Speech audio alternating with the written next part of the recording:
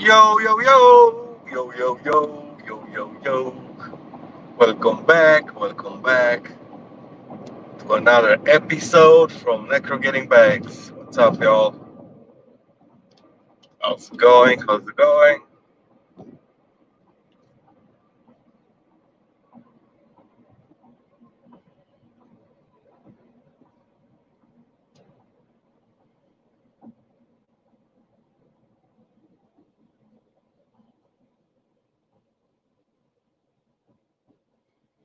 Yo, yo, yo, yo, yo, yo.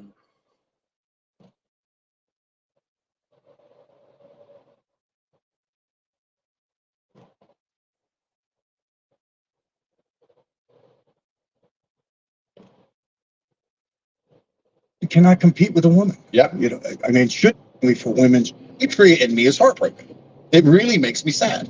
The hypocrisy and all of that is we have a country that's supposed to be standing strongly for women's rights until you get a trans involved, and then you don't hear anything about the women anymore. Absolutely. And it's so absurd. A man cannot compete with a woman. Yeah. Shouldn't compete with a woman. A woman can't compete with him in sports like that. It's a known fact, but yet they're forcing it on everybody there. And it's, what gets me, Andrew, more than anything? Listen, I was on the street. I was a gangster for 20 years. I make no bones about it. That's who I was. But that's who I was. I admit to it. That's who I was. The hypocrisy in these people right now is what gets me more than anything. They're such frauds and they're such liars. They get up there, and you know what would get me? Politicians get up there now daily, a daily basis. I had a thing, I read an article. In 17 minutes, Biden got on the air and lied 15 times. They fact check him. 15 lies in 17 minutes. And you talk to people about that and they say, well, it's politics. I said, it's not politics. It's lying. Yep. If your partner lies to you once, maybe twice, third time, fourth time, you're done. 100%. These guys lie to you every single day and you support it. You say it's politics. It's not. It's lying. And the worst part about it, they lie to the detriment of the people that they're supposed to be benefiting. Yep. And that's why I've been ranting and raving about it. I almost lost my tour in the United Kingdom because of this whole thing. I have to believe that I've been very vocal, like you, speaking up for what we think is right, and they're coming after you for it. That's the bottom line. Absolutely, because your ability to speak freely is directly correlated to your insignificance. Yeah. You can talk, nobody listens. People start to listen, you have to be careful what you say. Exactly. And then they'll come along and say, oh, this is a free country. Yeah, you can say what you want. And then they'll attack you anyway if you say things they don't like. The free speech psyop, it's very interesting what you said about lying in politics. I'll talk about that in a second. But the free speech psyop is interesting because America as a country is unified by two things. One is money. And two is this idea of freedom, which doesn't truly exist, I believe. But other nations may be unified by a language or a color or a flag or a national interest, whatever. But America is unified by the idea that most people believe they can get rich one day. And they're unified by this idea that they are freer than everybody else. So I think to keep this scam alive, they have to allow people to do stupid things they can't do in other places. Because you can't truly criticize from a vocal platform the leadership without getting cracked. That's the same in every country in the world. America's no better. So to pretend they're better than a country like Saudi or Russia, they'll say, but you can change your name and put a wig on. So we're free. Yeah. So they'll allow you to do insignificant garbage, but they won't allow you to stand up and do anything that's important. And then they'll say, but we're free because look at this garbage you can do that nobody wants to do anyway, unless they're psyoped into it. It's really interesting what you said about politics and liars. That's the ultimate slave mind. When you say people go, it's politics. They've got us to a point now where we think it's perfectly acceptable and perfectly normal for the people that we hire to represent us to just lie the entire time. Exactly. And I mean, that's fraud, isn't it? I don't know. You're representing my constituency and you vote against our interests every single time. 100% fraud.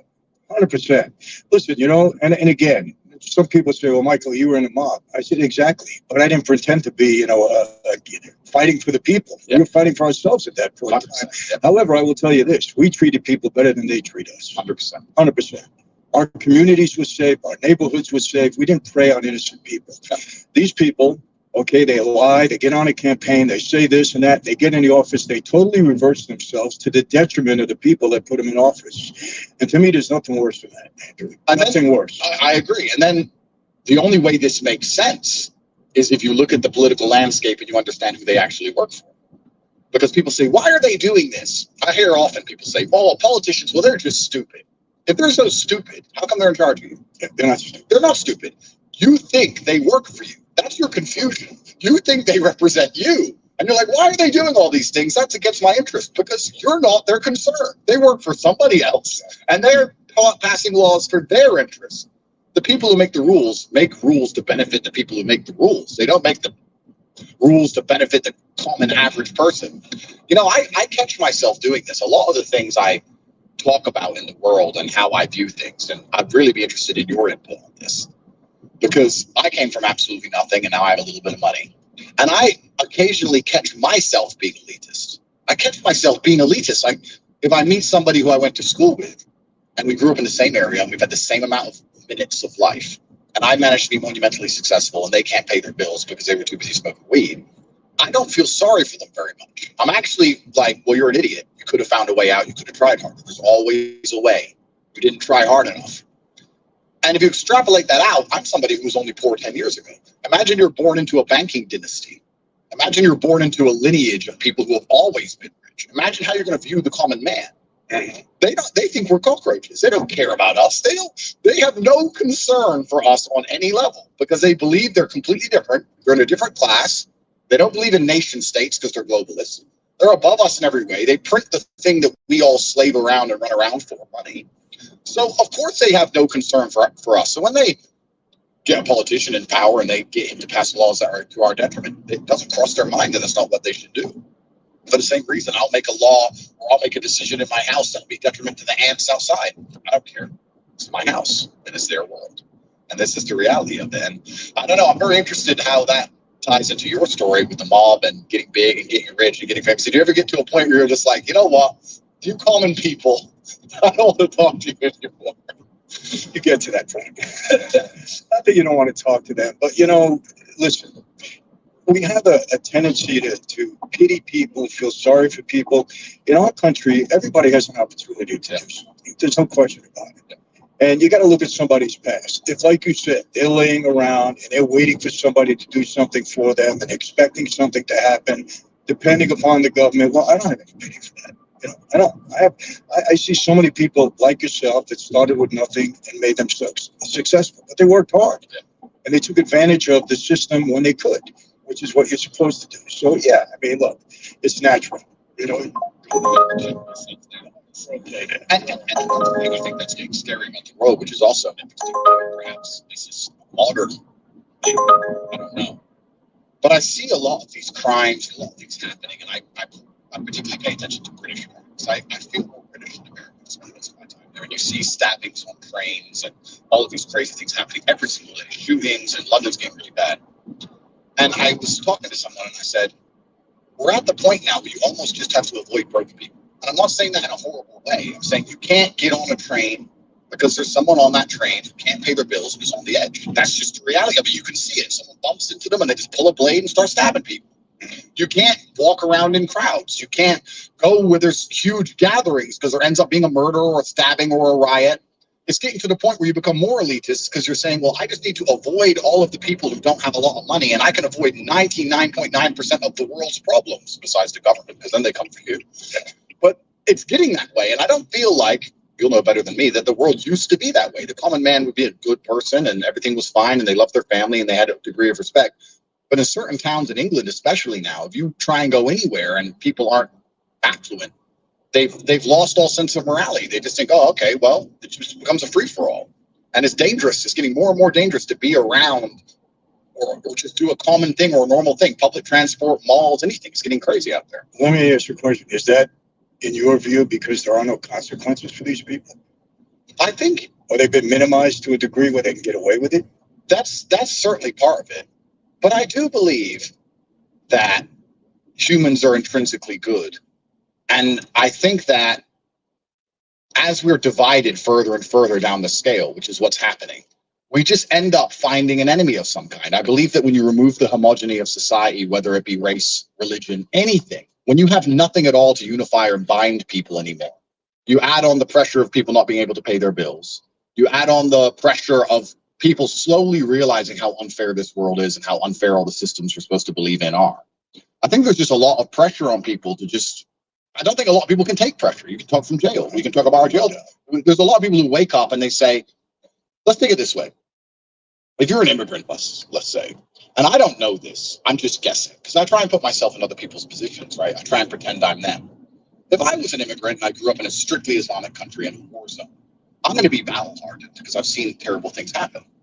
And I'm going to have this view of the West as this utopia of beautiful women and money and all this other garbage, right? And I'm going to leave my land, I'm going to go to England, and I'm going to realize that, one, I don't have really very much money. Other people may have some money, but I don't.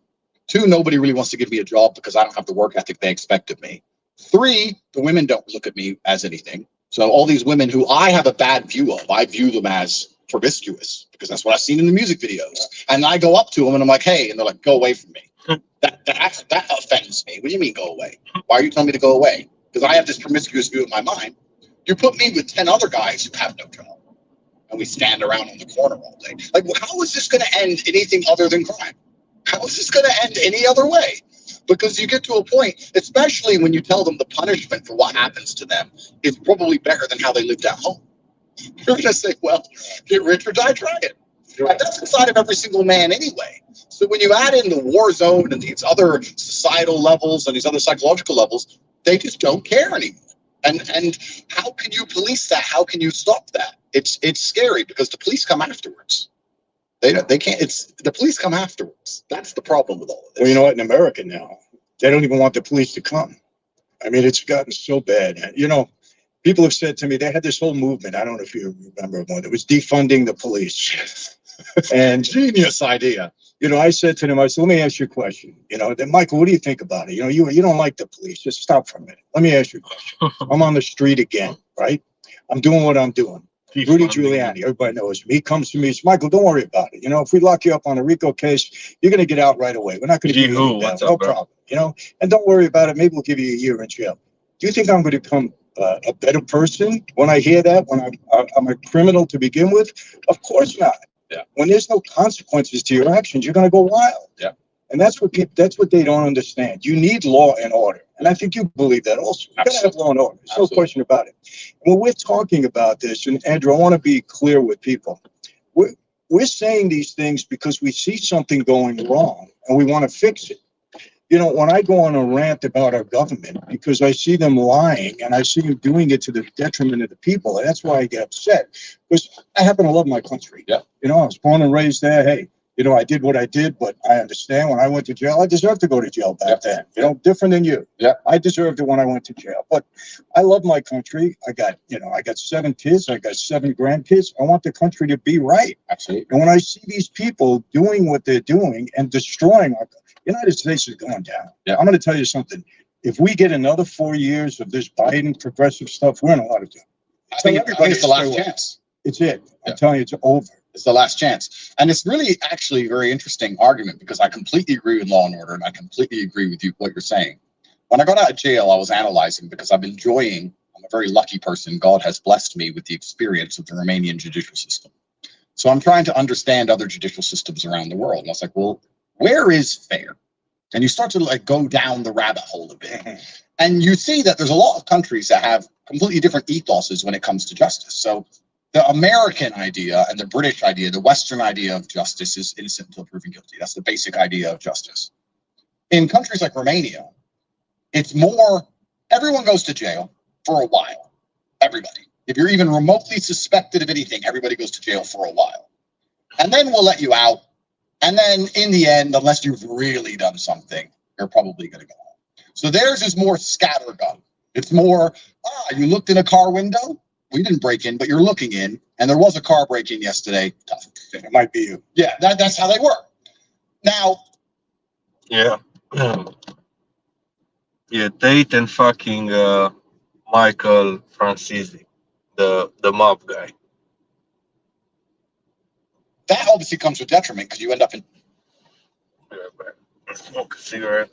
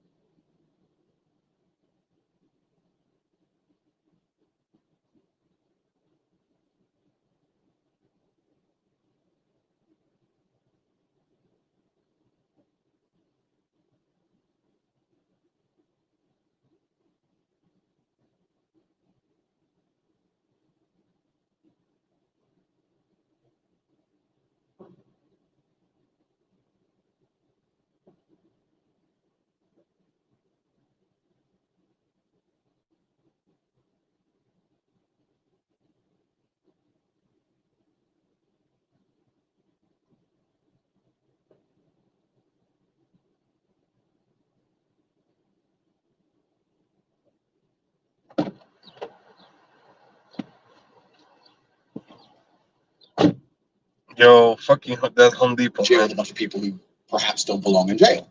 But then I look at the society here. We're in the poorest country in Europe. I walk around with $1 million watch. I had a $5 million Bugatti out parked on the street.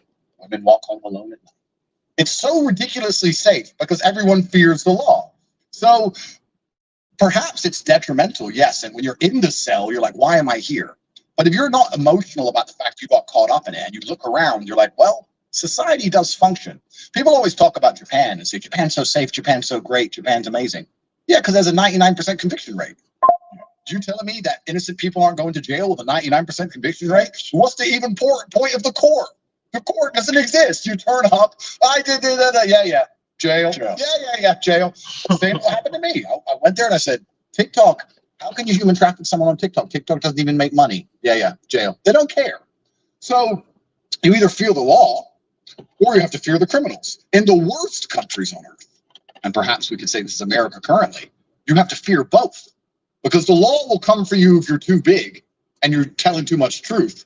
And the criminals will come after you if you're too rich. So you're living there with two enemies. Right. You know, that's the worst position to be in. At least in a country like Japan, you know, as long as I don't upset the law, I'll probably be okay. Yeah. Let me tell you what happened to you. It's the same way that guys in organized crime, same thing happens. I'll tell you what happened. Normally, a crime is committed and they go out and investigate and find out who the perpetrators are, right? When you get to be somebody like yourself, there isn't a crime. They're investigating you, trying to figure out if you did anything wrong. Correct. It goes the opposite way. Yeah. That's what they do with guys like us. Okay, he's a bad guy. Let's figure out what he did. Yeah. So they start investigating, surveillance, all that, until they can nail you with something. That's what happened to you. I said this to many people. I said, you don't understand it. You don't know the system, whether you're Romania, US, or it's the same thing. When you get high profile like that, this is what they do. 100%. They do not get a crime and try and find the name. They get a name and try and find the crime. Exactly. And most people have no idea how all of these things work. They have no idea how ridiculous the legal code is in every country. You don't know the law. You can live in America your whole life. You don't know the law. You may think you know the law, but you don't. And when you go to a court, it's all subjective. They can have a page of law, and they can have someone in there at 10 a.m. who goes home, and they have someone in there at 11 a.m. who goes to jail. And he can go to jail for 2 years, and the next guy in at midday, he goes to jail for 4 years. It's all subjective. Exactly. And that's what's so scary about it. They tried to pin a bunch of crimes on us. They tried the financial route. They tried this. They tried that.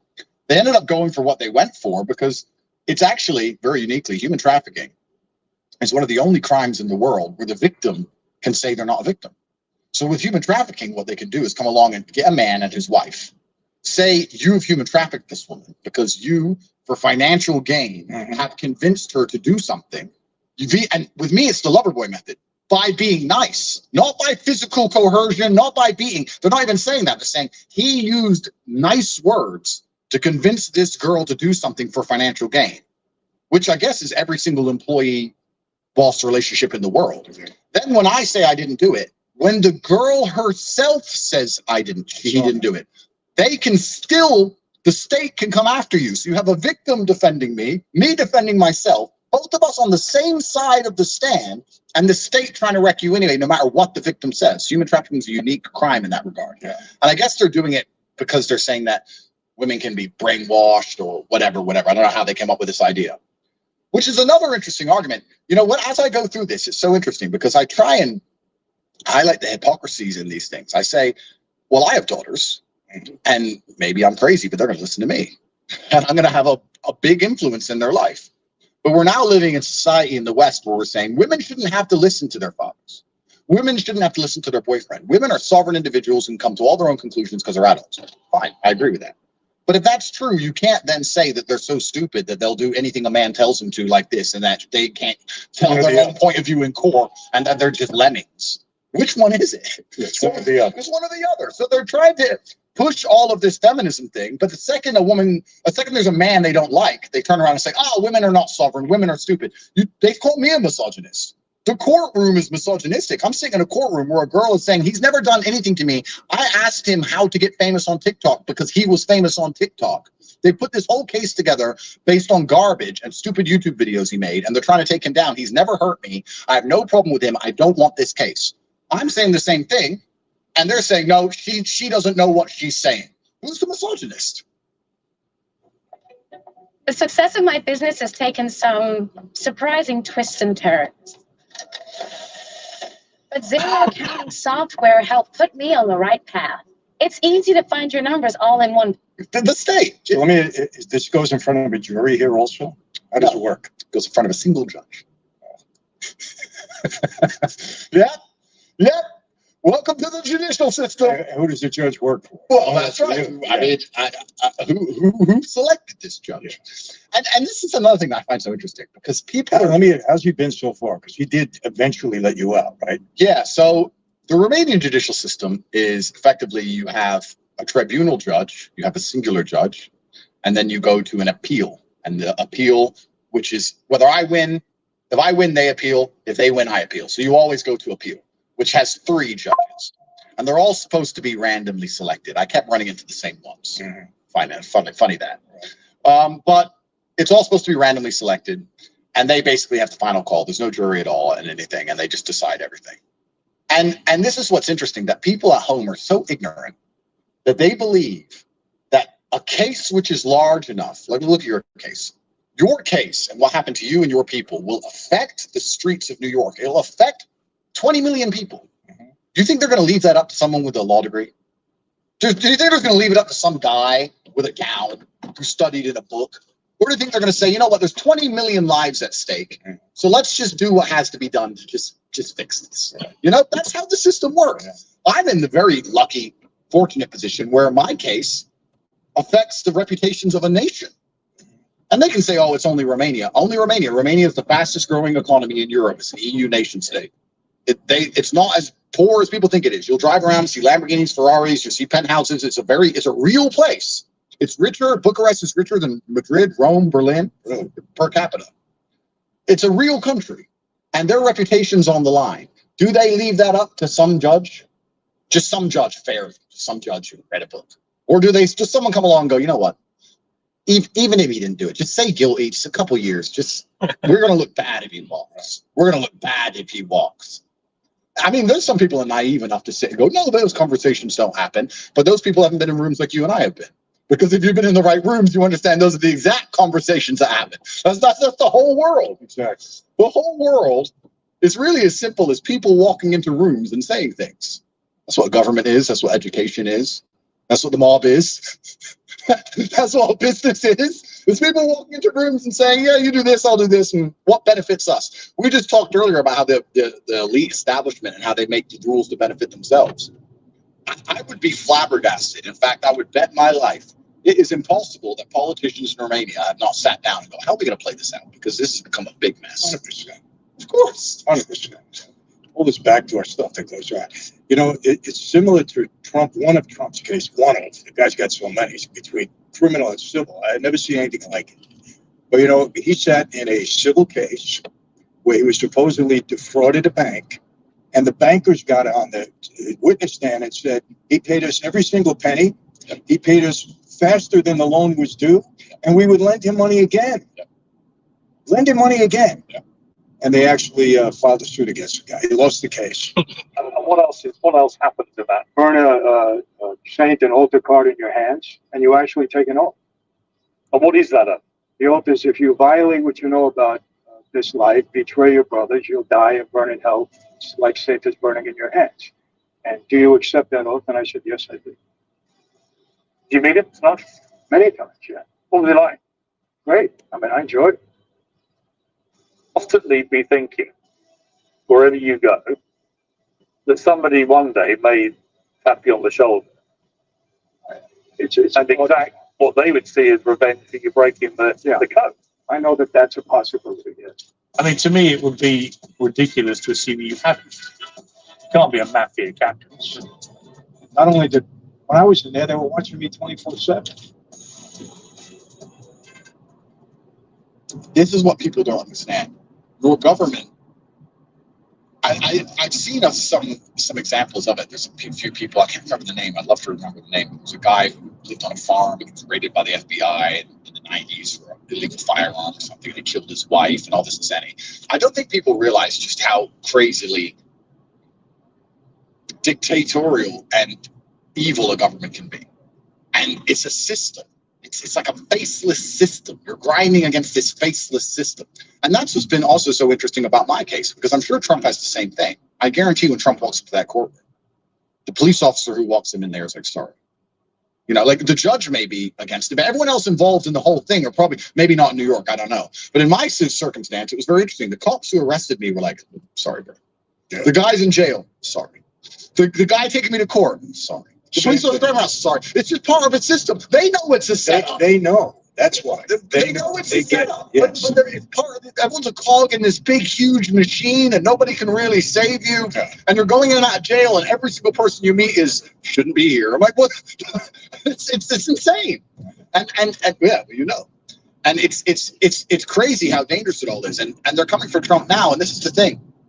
You don't know the law, and the law is so ridiculously subjective. They can get anybody for anything at any time. That's what people don't realize. That I have the most ignorant thing you could say is, well, just follow the law. Just follow what? You haven't read the law. How are you going to follow a book you've never read? You don't know what the law is. And if they want you and they pick you up, you're going to learn very quickly that you've been breaking laws the whole time. Every single person, I guarantee there's nobody who's lived a full year besides the United States who's breaking some law. I don't think there's anybody that goes through a day without breaking something. There's so many laws on the books that are antiquated, but they're still there. They're still laws. And that is ridiculous. If you ever read some of these stats from the lab, you'd say, this was probably 200 years ago, but it's still a law on the books. Right. But, I tell you this, and people need to understand this. And I know this about you, Andrew, because I've been following closely. We're not ranting because we just, we're revolutionaries. We're not revolutionaries. We see something going wrong. Yeah. We happen to care about people. Okay, care about our families, and we want to make it right. Yeah. And that's the only thing. That's what this is all about. There's two things that you always have to worry about in the country, and it's happening in the United States big time. Number one, when the party in power starts weaponizing Department of Justice, the legal system, and law enforcement to go after their political enemies or the enemies that just don't agree with their ideology, and like yourself, we're vocal about it. Yeah. That's very dangerous, number one. And number two, whenever the media goes along and doesn't report the news, but plays cover for the people in power, because then people don't really know what's going on. They don't know what's going on. Yeah. And, you look at social media. I've had, I can't tell you how many people, why are you sitting down with Andrew? I said, well, why is Andrew sitting down with me? I was a former gangster. He could say, I don't want to bother with you. I said, why do you ask such a dumb question? I tell him, we're sitting down because we're having a conversation because there's something there to be talked about. And what do you care what I'm saying? I got to tell you, this too. Social media has exposed the lunacy in the world. Absolutely. There's no question about it. Absolutely. Some of the things you hear. The problem is people judge you from what they see or what they hear from someone else on social media. Yep. And it gets into their brain and you can't get it out. And this is the ultimate position of the slave mind. Because there are people who have a visceral reaction of anger towards me or towards you or towards anyone you can name. And they feel an emotion, right? An emotion's a real thing. Anger is a real thing. They'll feel a visceral emotion for a person they've never met based on an edited news segment from a propaganda organization. They're going to sit there and go, well, this propagandist just told me this, and now I feel rage towards this person I've never met. They haven't investigated anything. They haven't dived down the rabbit hole. They don't care. They just instantly comply and believe. If they can make you feel emotions with a short edited clip, well, then you are the enemy of freedom. You are the exact type of people they want. So they can play clips on the news. You get angry and do whatever they tell you to do. You're the worst person in the world. And another thing that people just lack so much brain. If they were come to me and say, Michael's got a new case, he's back on the streets, crime boss today. They put it all over the news, tell your past, you're a crime boss today. And they say, look, here's an indictment. The police wrote this, and the media wrote that. So I don't care about any of it. It's all a lie. It's all a scam because it's a one-sided story. People are going to be full-grown adults and not understand that one-sided stories always end one way. You can't ask the media or the police anything about anybody. And then the scary thing about all of this is what we were talking about earlier. If you actually do a crime, like a bad, heinous thing, you rob a grandma, they seem to let you off. They don't seem to punish you like they used to. No. And that's a really big rabbit hole to go down as to why they're doing that and why they're trying to make society so unsafe. Perhaps it's because the only thing the human mind will accept a reduction in freedom for is safety. The only thing that will make you say, okay, take my freedom, but make me safe. So the worse things get, the more dangerous it becomes to leave your house. You might end up agreeing to being locked in your house. And okay, you deliver my food, you deliver my bugs, and I'll stay home because it's dangerous out there. That's the only thing we'll give up freedom for is safety. So that's why it's getting more and more crazy by the day. El Salvador, the president of El Salvador, has proved you can fix any mess. He cleaned it all up. Are there some innocent people in jail, like we were talking earlier about Romania, Japan, etc.? Probably. But he's fixed it. I don't know if you ever watched his speeches. No. Oh, El Salvador went from the most dangerous country in the Western Hemisphere to the safest. And what length of time? A year and a half. He just turned up, built a mega prison, said if you have a tattoo, or you're related to a gangster, or you're in a house with a gangster, you're all going to jail. And he just locked up everyone, head to toe, everybody. And now it's the safest country. And he's saying now they're going through the judicial process. They're going to do some jail. And some people who are innocent are going to eventually get out. And everyone tells me that I violated human rights. That's fine. What about the human rights of the people who are getting murdered on the streets? We had the highest homicide rate in the world. Everyone was dying. Everyone talks about human rights, and the BBC and everyone wants to come along and ask me about human rights. I fix human rights because people can walk all around with their children now. So he took drastic measures to get something done. I'm not saying America should do that, but I'm saying I'm sure with the monumental resource they have and the amount of time they spend going after Bitcoin millionaires like Roger Ver, or in trying to convince the Romanian embassy to put me in jail for talking online, or keeping an eye on every single person who's a Trump supporter. Perhaps they could, I don't know, stop grandmas getting murdered if they wanted to. All they need to do is go.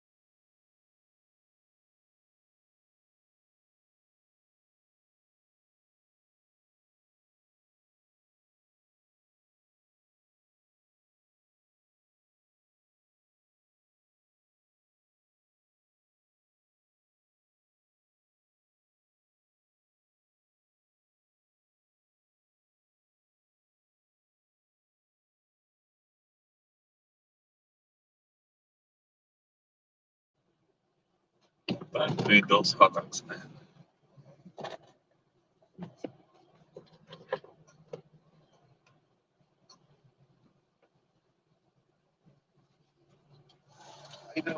Good idea, man. Okay. Thanks, man.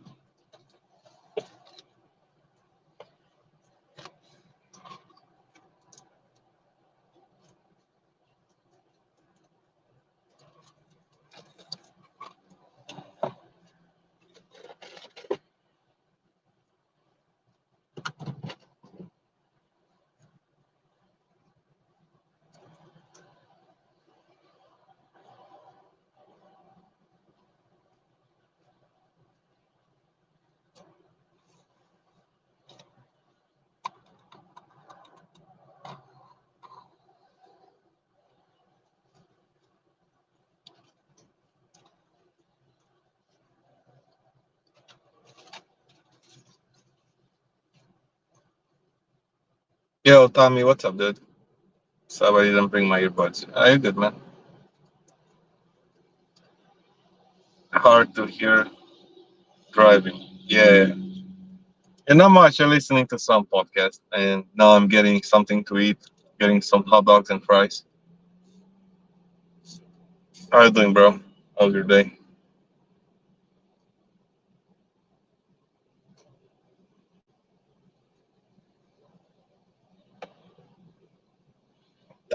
It's early for Tommy, man, to make an appearance.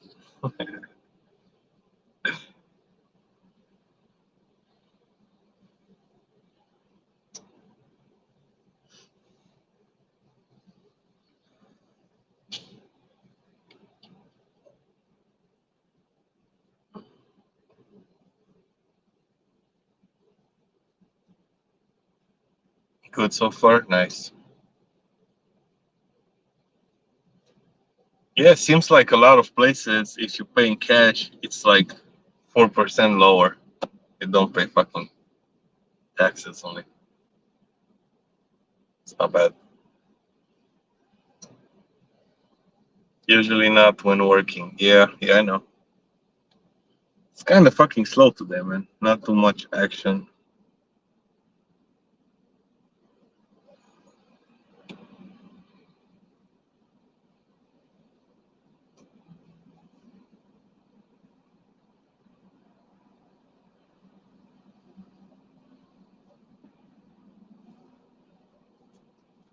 It's gonna be dinner time. It's gonna be fucking busy.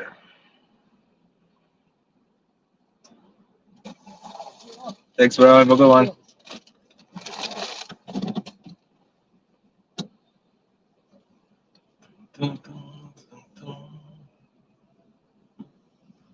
Oh man, can't wait. So fucking hungry. That's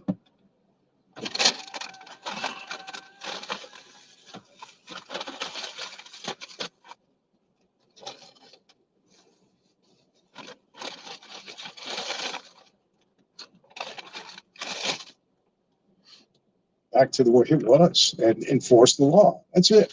They don't have to do anything real drastic. They have to stop minimizing what they're doing now. You know, yeah, it's amazing.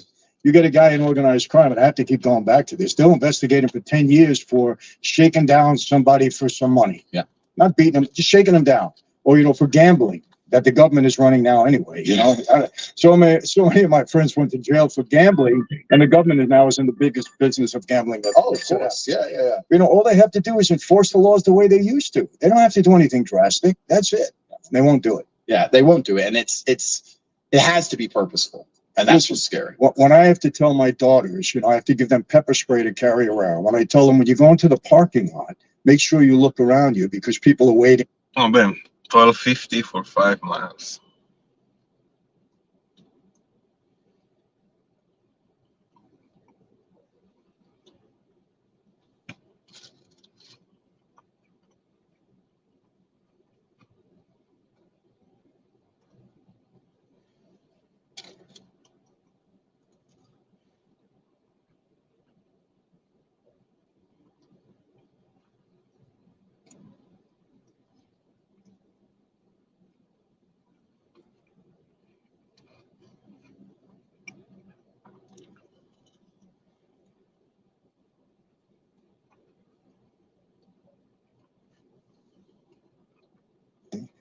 Buy your car to grab you and either kidnap you, human trafficking. Yeah. That's real human trafficking. 100%. When they throw you in the car and drive you away, your car. And that's happening in affluent neighborhoods in California, where I live.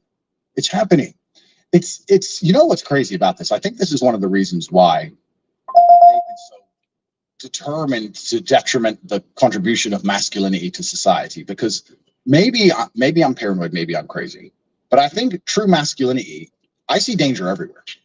If I walk from my car to the restaurant, my heart beats a little bit. Like if I get out of my car, I'm the same way. I could totally relate. I've got guards with guns. I've got security with me. I can't carry a weapon. I'm on bail, but I have 3 men with guns, and I still get out of the car. And I'm the same. If you have that healthy degree of fear and protectivism inside of a society, inside of the societal mechanism for making laws, you're going to be a lot more careful about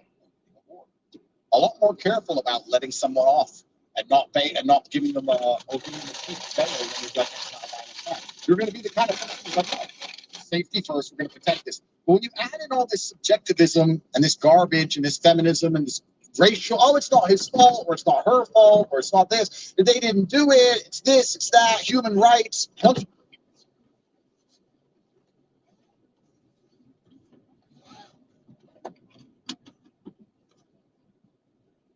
garbage, you're removing the masculine capability to just protect what it cares about.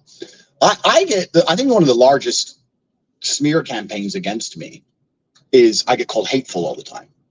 The BBC who hate me. The BBC hate me. They're the propaganda arm of the British government, and the British members of parliament stand around in parliament. It's the only time I watch those clowns. And they sit around talking about me.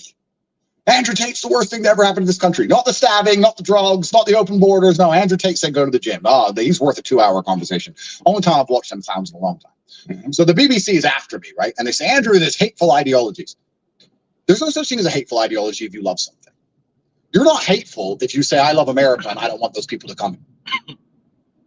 You hate immigrants. No, I love America. There's no light without dark. There's no equal and opposite forces. If you love anything on the planet, you'll be called hateful against something else. The only people who aren't hateful are people who don't love anything and don't stand up for anything. The people who are just empty vessels waiting for the slave mine programming to convince them to be mad at us. If you love anything, you're a hateful person against something else. They'll call you hateful because they'll weaponize it and they'll try and take away the love aspect. I don't hate anybody or anything. I think it was with Piers when I said that my girlfriend doesn't work. So why don't you? Huh? My girlfriend doesn't work. Damn, sounds like a rich guy. Yeah, it's fucking Tate is talking with the mob guy, the Michael Firenze or whatever.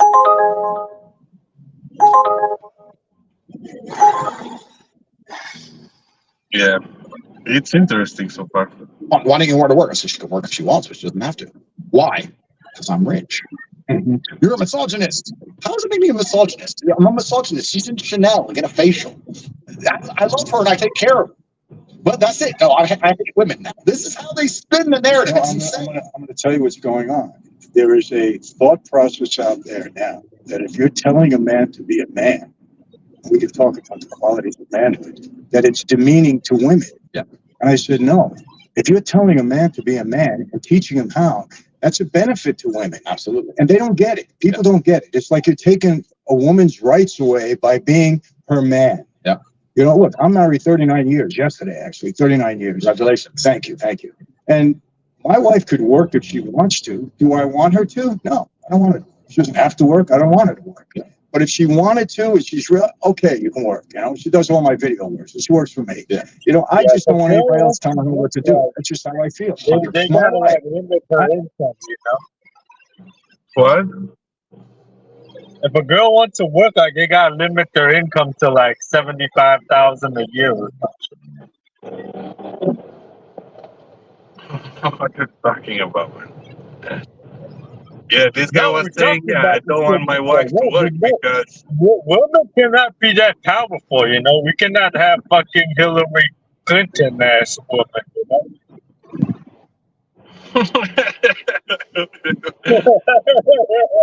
Fucking salary. That's. I don't want another man or anybody else telling her what to do. Okay, is that a misogynist? Most people would say yes. Yeah. Why? There's a large proportion of the population who would try and say you're a bad person. Yeah, why? And they do this because they're pitting us against each other.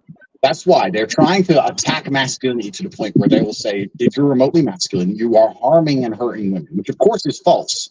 But they try and keep the genders divided. That's what they want to do, because genders being united when you're two different parts of a perfect whole, that's the basis of society in the first place. We can talk about government, we can talk about all these things, but it starts with a man loving a woman, having a child. And then they decide to buy a house. If they can buy a house, as opposed to what's currently happening because they can't afford any of them, if they can buy a house, they're now interested in the schools, they're interested in the roads, they're interested in the town, they'll go to the local county fair. The town can be extrapolated out to the state, to the city, to the government, etc. It starts with that. They've broken us at the nucleus of the cell. Men and women no longer get along because we have completely different ideas. And you can blame either gender, but truthfully, it's a race to the bottom for both genders, I think. Gender dynamics are now so fundamentally broken in Western society. So how can you build a society on the top of it? How can you build a society on the top of women who don't want to listen to their man ever? Men who don't want to marry a woman because she's either going to financially wreck him or he's not going to feel like the king of his own household, which is what a man wants. Why would you marry a woman who says, I'm not going to listen to you? Well, then why am I marrying you? What's the point in any of this now? You go down the rabbit hole of hedonistic insanity, this hedonistic sex and garbage. This is why we're in the position we're in the West, right? Because you can also tie that in with the broken genetic that you have. You tie that into the female empowerment, telling them that they're better than men at everything. All the time, and everything that happens to them is a man's fault. And that's where you have fake rape charges and fake claims. How can this possibly be fixed when you have millions and millions of people having hedonistic empty sex on drugs and alcohol? Right. Telling men, and then telling the woman if they regret it at any point further on in their life, it's the man's fault. At the same time, she's the men in every single possible way. I think people are psyop Sex in the City, the internet, and other garbage. How? Of course, you're going to have millions and millions of fake rape claims and fake kidnapping, all this garbage, all these crazy things. Have you lost Medicaid or CHIP?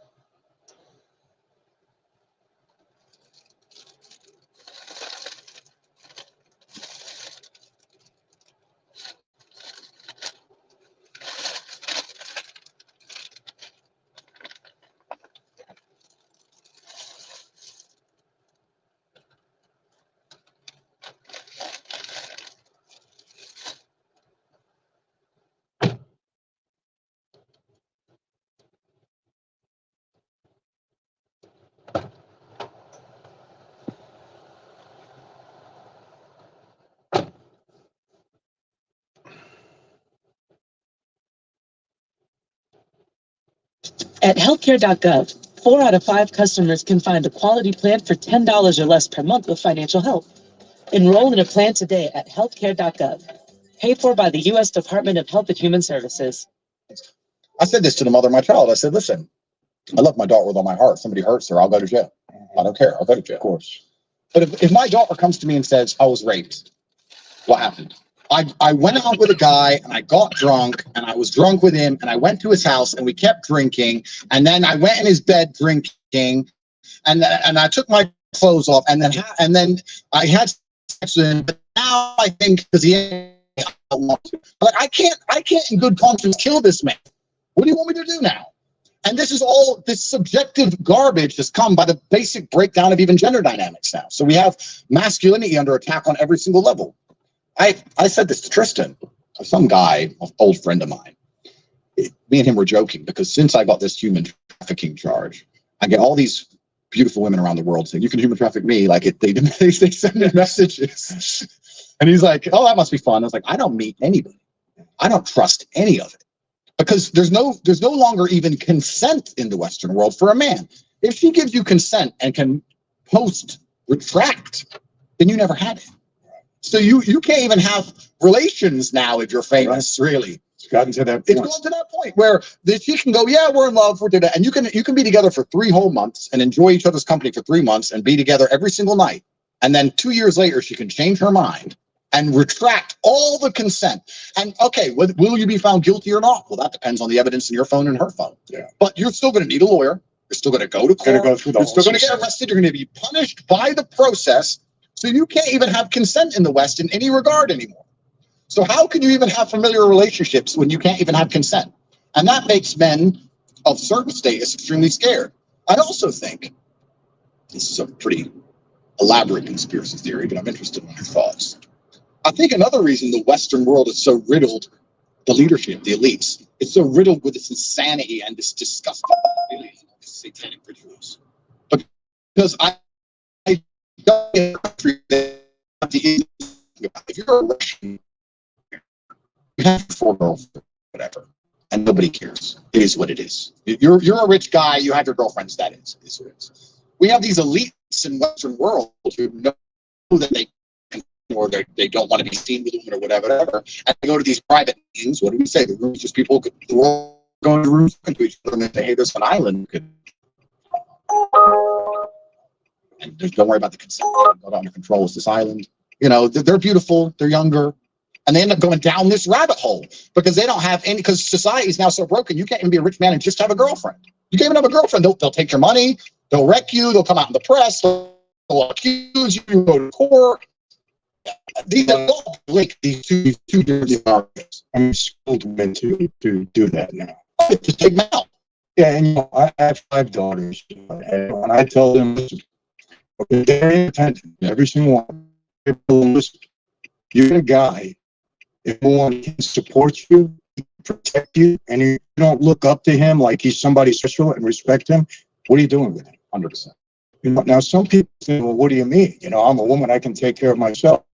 You take care of yourself, but that has nothing to do with what I just said. Yeah. You know, if you want a man to be a man, Yeah. It's not demeaning to you. It's not saying that he's better. He's a man. He's different. He has a different role in life. Absolutely. And people can't accept it. That's misogyny. That's being misogynistic to certain people. Oh, completely. I don't have to rely on a man. Well, why not? What's wrong with that?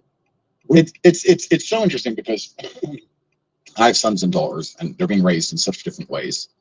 But my son is having a hard life because life's hard, right? Right. I walk past him. He's 3. I push him over. He gets up. It's like, "That's life, son. One day you're gonna go to jail. Get up." You know. But my daughters are princesses. Right? Like my daughter's 3, and she's saying, "I only want to fly private," and all this garbage. Right? She could be at 3. She's a nightmare. But I'm doing this on purpose because when he gets to a certain age, I'm gonna say, "Look, the gravy train ends the second you get a man. So you've lived a very nice life. You have all the things you want, and you have your bags and your cars, and your private jets, and you're very, very rich. But the second you get a boyfriend, the gravy train ends. If he can't pay for what you're used to, that's your decision. And you can't go back. You have to make a good call now, because I'll take care of you until another man comes. Then it's his job. You better make sure he has my kind of budgets because you're used to a certain lifestyle. This is my plan." I have the same thing, and she's standing right over there. That's the plan. Same thing. Yeah, because the son is a completely different, you know, they're from different mothers, and it's kind of unfair because the mother of my son's like, "If I had a girl, my life would be so much easier," because they're on jets and stuff, and you're like, "I don't want him on a jet." No, I don't want him on a jet. No, I don't want him on a jet. I want him to stand in line. Right. And it's amazing how different the upbringings between the two can be and how my upbringing was. I often try and talk about how my dad raised me, and in the modern world, people will say, "Oh, that's crazy, that's abusive, he was nuts." I really believe I had the best dad on the planet.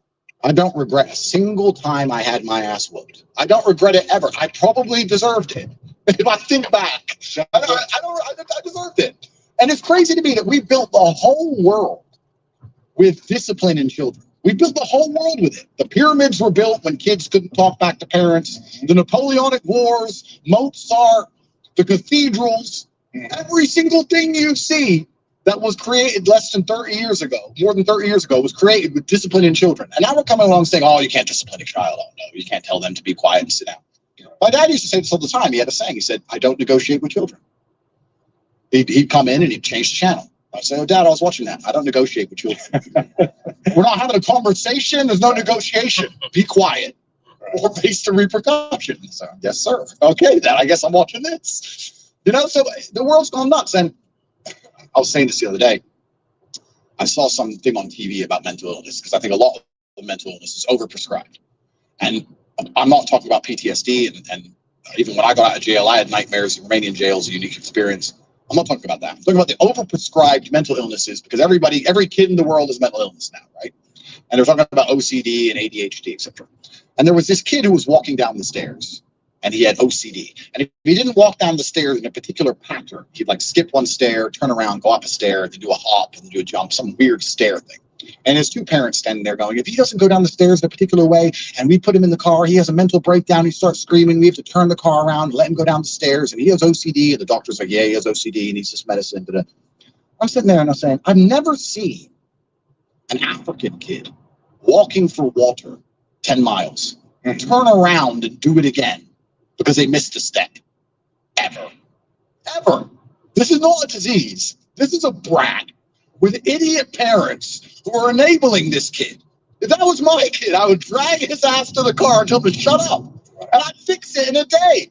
And we're sitting there with doctors, TV shows, pills. We can't, the world's lost its fucking mind. Absolutely. It's the same with ADHD. They say, oh, my kid can't concentrate. Well, I wonder why. Your child has video games, iPads. It's enjoying this very fun life. It goes to school and has to sit down with a boring book of math and doesn't want to. Duh. That's not ADHD. That's lack of discipline. It's lack of discipline. Well, you said something very interesting that people wouldn't think would come out of your mouth because you're a misogynist. You just said you treat your daughters like a princess. Absolutely. Okay, so what's wrong with that? Well, I guess they're going to come along and somehow the mothers don't have to work. So I guess that makes me a terrible person somehow. Yeah. I don't know. It's all this weaponized virtue. It's truly insane. Yeah, and people think people will turn that around to say that's demeaning to women because we're lowering their. Stanley, shut the fuck up, man. He's lying. His dad did beat his ass. Yeah, he just said that his dad beat his ass.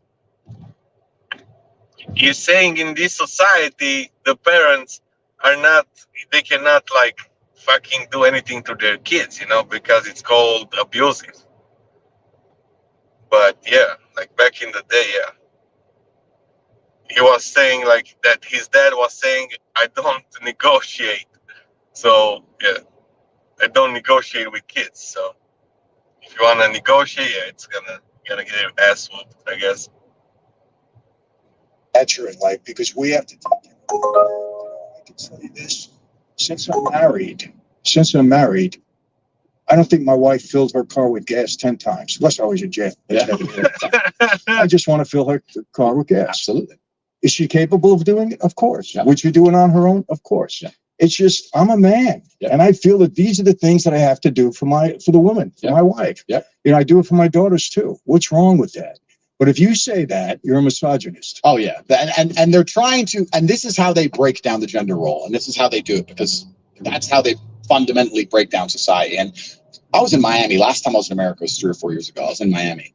I was with a friend of mine from Saudi Arabia, and we were in the club.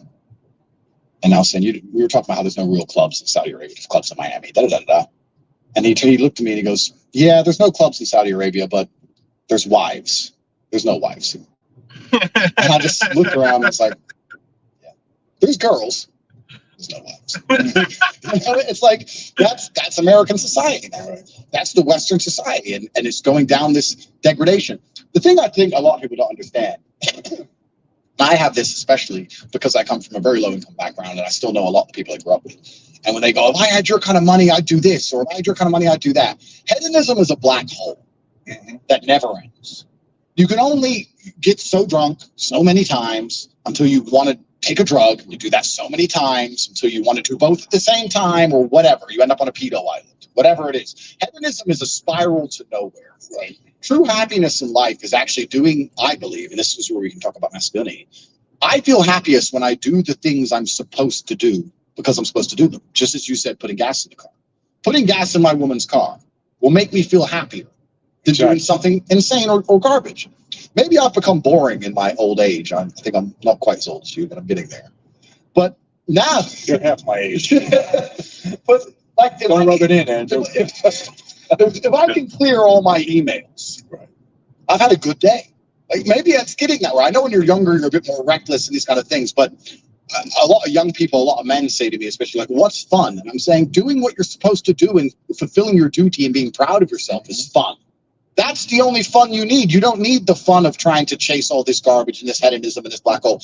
That doesn't lead anywhere. Did you do that for a while? For a while, yeah, certainly. So did I. You have to. Yeah. Until you get to a point where you realize, okay, this is never going to end. Am I going to continue to go down this path, or am I going to turn around and just skip it all? Right. Because it only ends badly. And I think that's also one of the problems with Western society, where the youth are obsessed with fun. If you look at other societies, the youth are not so obsessed with what's fun today. What's fun now? I need fun now. I'm bored. I want fun. You know, they're overstimulated, whatever it is. They're also selfish. They're also self-obsessed with how they feel. This teaching a whole society and teaching a large contingent of the youth that how they feel plays paramount over the world. If you feel sad, that's all that matters. Not, well, I feel sad, but it doesn't matter because I'm doing the right thing. I feel depressed or I feel stressed, but it doesn't matter because I'm dedicating myself. No. What matters is how you feel right now, which means they only want to be happy all the time. And if you're going to only chase happiness and you don't have any particular skills, you're going to end up just chasing hedonism, and this is where you end up. And it's insanity. I think one of the largest tenets of masculinity for the largest period of human time is ignoring how you feel. We feel things, but jobs be done, whether we are happy or sad. And this is also disappearing from the world. I'm stressed probably 6 days a week. I'm pissed off 6 days a week. But things need to be done. Right. So you just have to do them. And when you have a whole contingent of the youth obsessed with only being happy, I think this is one.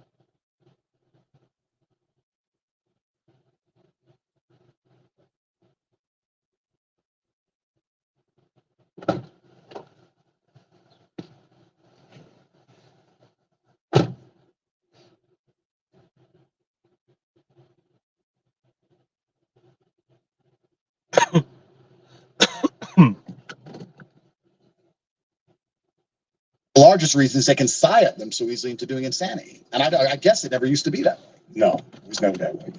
Without getting into the cause, I don't know if you know what's going on in the United States. A lot of protesting going on in universities. Yeah. Without getting into the cause, these kids are protesting, okay, breaking into the building, staying there, and then demanding that food be brought into them, Of course. blankets be brought into them. And I'm saying, are these kids so entitled that they think they can, protest and wreck the school for other people that can't get to class, and then they're demanding food and blankets and all these crazy things. I'm saying this world has gone upside down. Yeah, it wouldn't last in most of the places. And the closer that, it's actually interesting because I think humans, or maybe this is just me coping, maybe this is cope, but I think we're designed to struggle a bit. Because the closer you are to struggle, the more sensible you are. And gender roles all fix themselves in struggle, right? If you have 10 men and 10 women and they crash on a deserted island, the men do the man stuff, the women do the woman stuff. There's no discussion about gender roles because you're going to die. So the men have to go hunting. The women are going to try and sew a blanket, whatever, because we're going to die now. So we don't have time to talk about whose job's what. Also, if you meet somebody who's had a hard life, they seem to be pretty wise. Yeah. Had a hard life.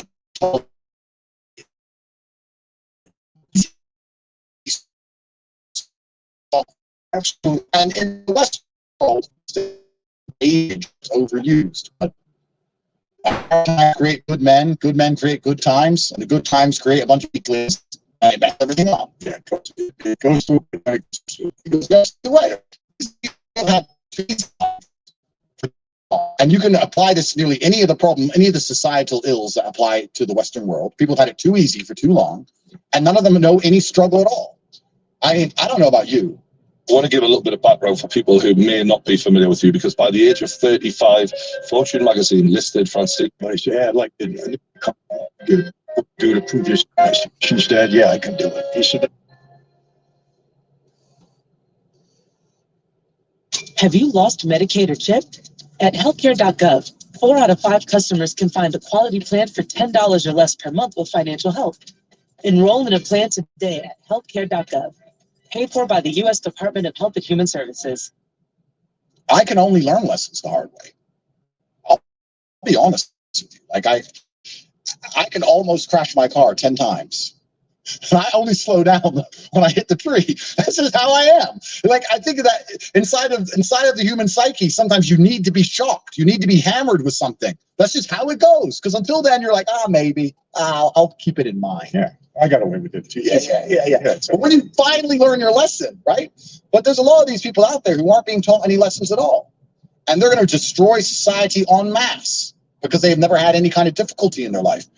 And what is life without difficulty in the first place? What is life? What is the point of life without difficulty? One of the things that's comforted me in all my garbage is actually, I watched one of your videos, and I was watching one of your videos a couple of years ago, and I remembered it in jail. Because perhaps I'm wrong, correct me, but I don't think you regret any of the bad things that happened to you. Not at all. Because it makes you who you are. Yeah, not at all. So people say, Andrew, what are you going to do if they lock you up for 10 years in Rehovot, the worst jail in Europe? I say, well, that's going to be a story. That's going to be fun. Maybe I'm crazy. Let me ask you, how much time are you facing if all this 8 to 10. comes down? 8 to 10. And what do you do on that? Yeah. So 8 to 10 years in Romania, that'd probably be around 5 or 6 years. It's like 2/3.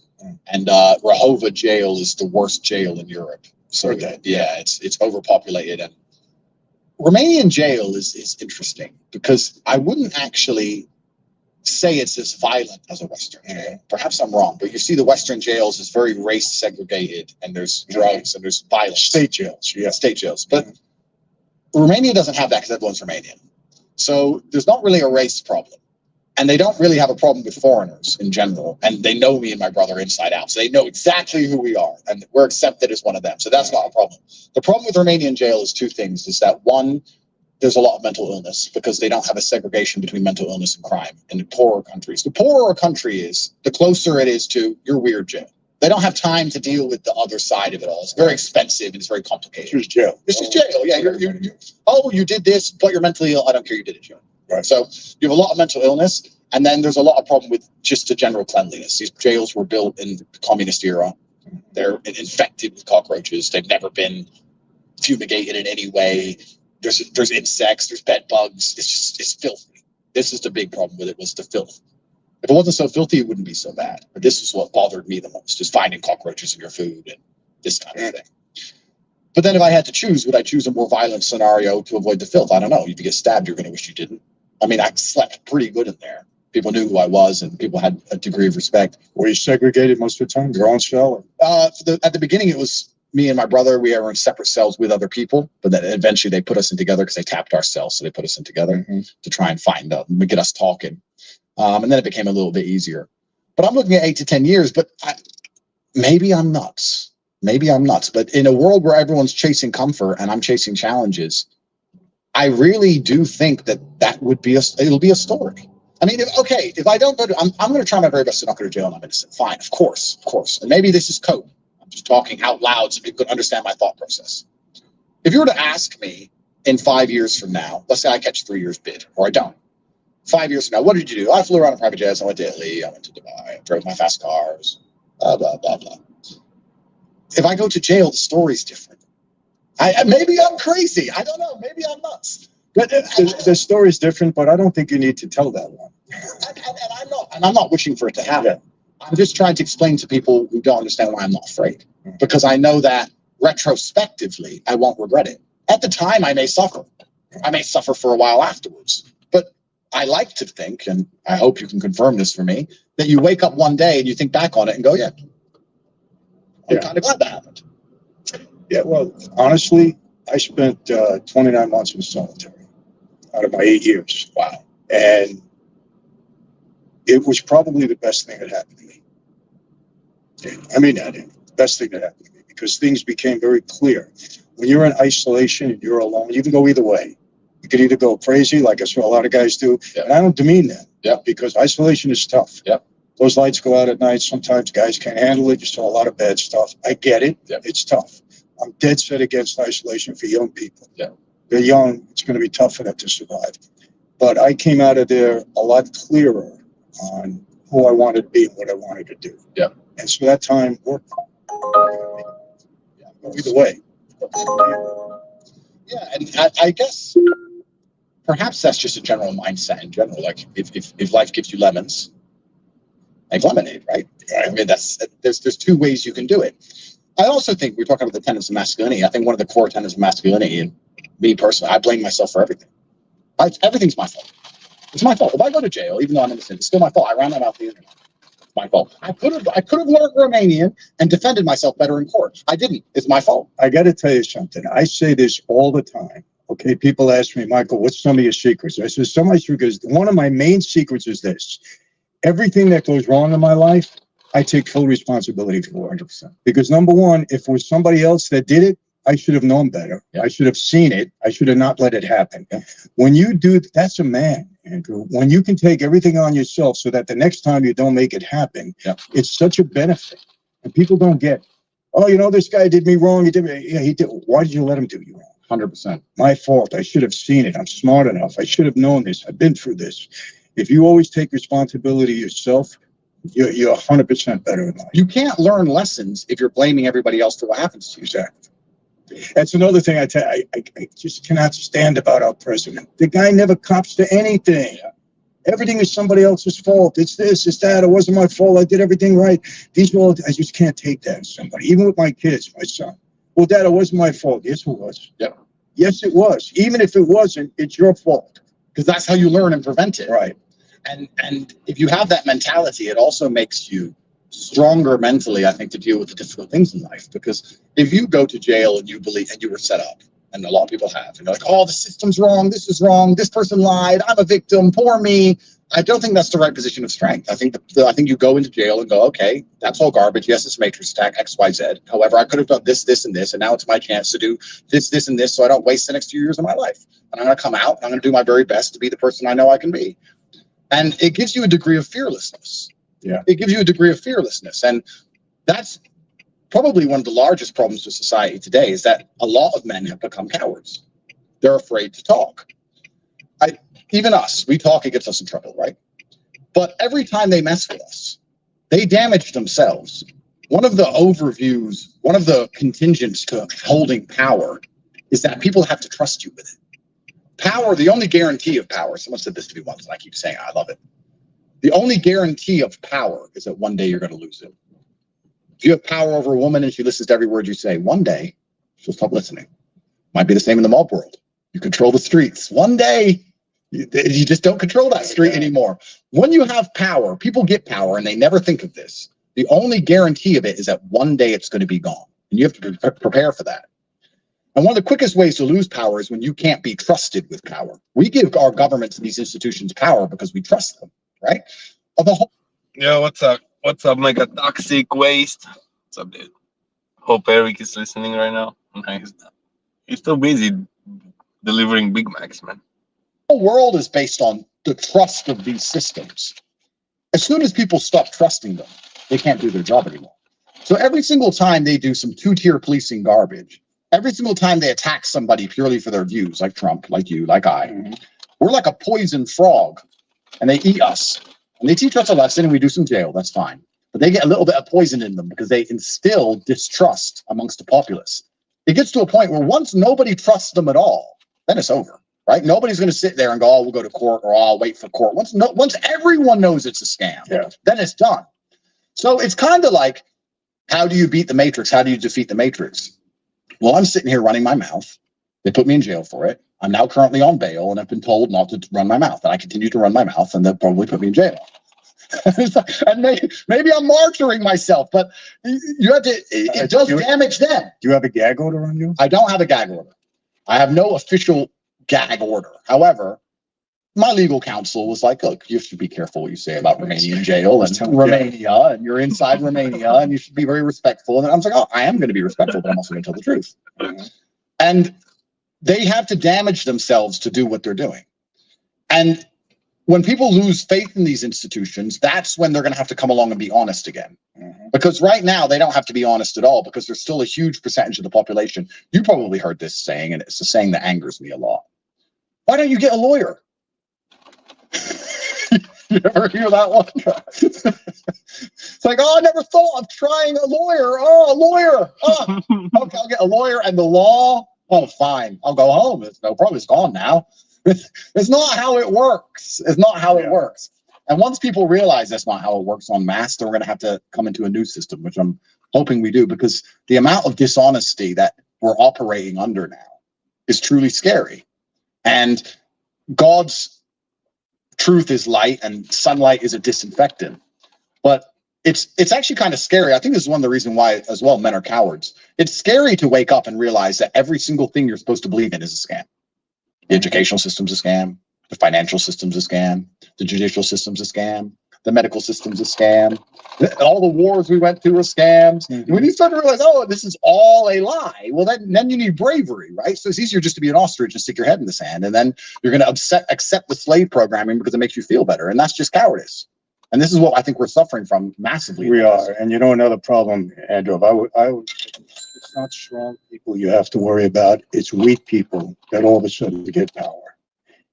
The weak people that get power and don't understand how to use it, and it puffs them up, and they think, okay, I'm God now. I'm Godzilla. I can do anything I want. And those are the people that you have to worry about. It's like a drug they're not used to. Exactly. If you're a powerful person, you go through life and you've always been treated with a degree of respect, and you have a degree of respect back. But if you're the kind of person who's never been respected and you get some power, you're evil. You're evil. You literally become a psychopath. You're evil. You cannot trust weak people with power, absolutely. And that's what's so scary, because I guess in the hierarchies of old, up until very modern times, it would be extremely difficult for a weak person to obtain power. No. But now we have these hierarchies where everything's so messed up and turned on its head, where the only people in power are weak. Well, that's it, because we have a generation of weak people that are now getting power. And that's the problem. And also, when a weak man can be... See, anyone who does not understand that they're attacking Trump because he's a good guy has a mental deficiency. It's very simple. You don't have to agree with all of his policies. There's some things he says I don't personally agree with. Fine, who cares? Of course, you don't have to agree with everything. The point is, they're attacking him because he's on the good team. Because the reason they like weak people in power is because weak people can be intimidated and scared, which is why they want them to be in power. So when they go to these backdoor meetings, people walking into rooms and saying things, they comply with the true masters, and they work for the person they're supposed to work for, which is the globalized finance, and not their contingency, not their constituency. That's what they want. So having weak leaders is dangerous, because weak people do the most evil, because they're too scared to stand up. They're too scared to stand up and fight against evil. It's really interesting that the world is so brutally simple. And truthfully, a lot of it comes down to the capability, or at least the propensity, or at least a lack of fear of violence. I was having a conversation with a girl, and she was saying that, oh, men like wars, men go to wars. Oh, yeah, it's all men's fault. Men go to wars. Okay. You don't understand the world very much. But the world is, everything is war. And the reason you get to drive around in your little Mercedes and live in a peaceful society is because there's an underpinning of violence everywhere. Everyone understands that if they do certain things, it eventually will end up in a violent scenario. If you speed on the highway and they give you a ticket and you don't pay the ticket and they add more money and you don't pay it and they tell you to go to court and you don't go, and then they come and say, come to go to court, and you say no. They'll come to arrest you and you say, I don't want to be arrested. And then eventually, violence. We have all this paperwork on top, and we have all these nice facade. But when it gets down to it, it ends up in violence. It doesn't matter if it's the legal system or your life. I'm sure you try and talk to somebody and I don't want to get in trouble. Yeah, it all ends up in violence. This is the underpinning. And when you have men who are afraid of violence, then they're always going to have the opinion they're told to have. They'll say 2 + 2 is 5. And if you say it's 4, we're going to fight. You're scared of a fight. Well, then 2 + 2 is 5. And a fight doesn't mean win. It means fight. Fight means fight. I can't win when the police raid my house. I mean, I could try and win and get in a shootout and die, if that would be beneficial to me in any way. But I'm not scared of getting my ass kicked. So maybe that's the difference. Come, put me in jail then. And if you have enough people who aren't scared of even just losing a fight, you can win the fight. But we have so many people who are scared of fighting at all. Have you lost Medicaid or CHIP? At healthcare.gov, 4 out of 5 customers can find a quality plan for $10 or less per month with financial help. Enroll in a plan today at healthcare.gov. Paid for by the U.S. Department of Health and Human Services. All. The number of people who were saying COVID, yeah, I know it's a scam, but why is there a but? You know that's it. You know it's a scam. That's the beginning and end to me. And I was perhaps, now I think back, I was perhaps too risky during that period because I was nuts from day one before we even knew it was a scam. I was ready. If it was real, I'd be dead. I'd be the first guy to have died. Number one, I got on a plane here in an empty airport on an empty plane, the last plane out of Romania, and flew to Sweden, which was wide open and never closed up. And I'm running around Swedish nightclubs with champagne, an idiot. So if it was real, I'd be dead. I'd be the first dead guy. Luckily, it turned out to be a scam, so I was a genius. So perhaps I was too brave. Perhaps I should have waited a while. But for 3 years, they got away with that because a bunch of people were like, yeah, but I don't want to lose my job, or I don't want to get in trouble, or what if the police knock on my door, or what if? Let them show their hypocrisy. If enough of you stand up and make them, they can't arrest everybody. They can't do it to everybody. There has to come a point in society where you sit and say, we know this is garbage. And this is what's actually most scary about America now, because I think America this year is going to be telling it's going to go down in history as a pivotal point in America, in the empire of America, because empires rise and empires fall.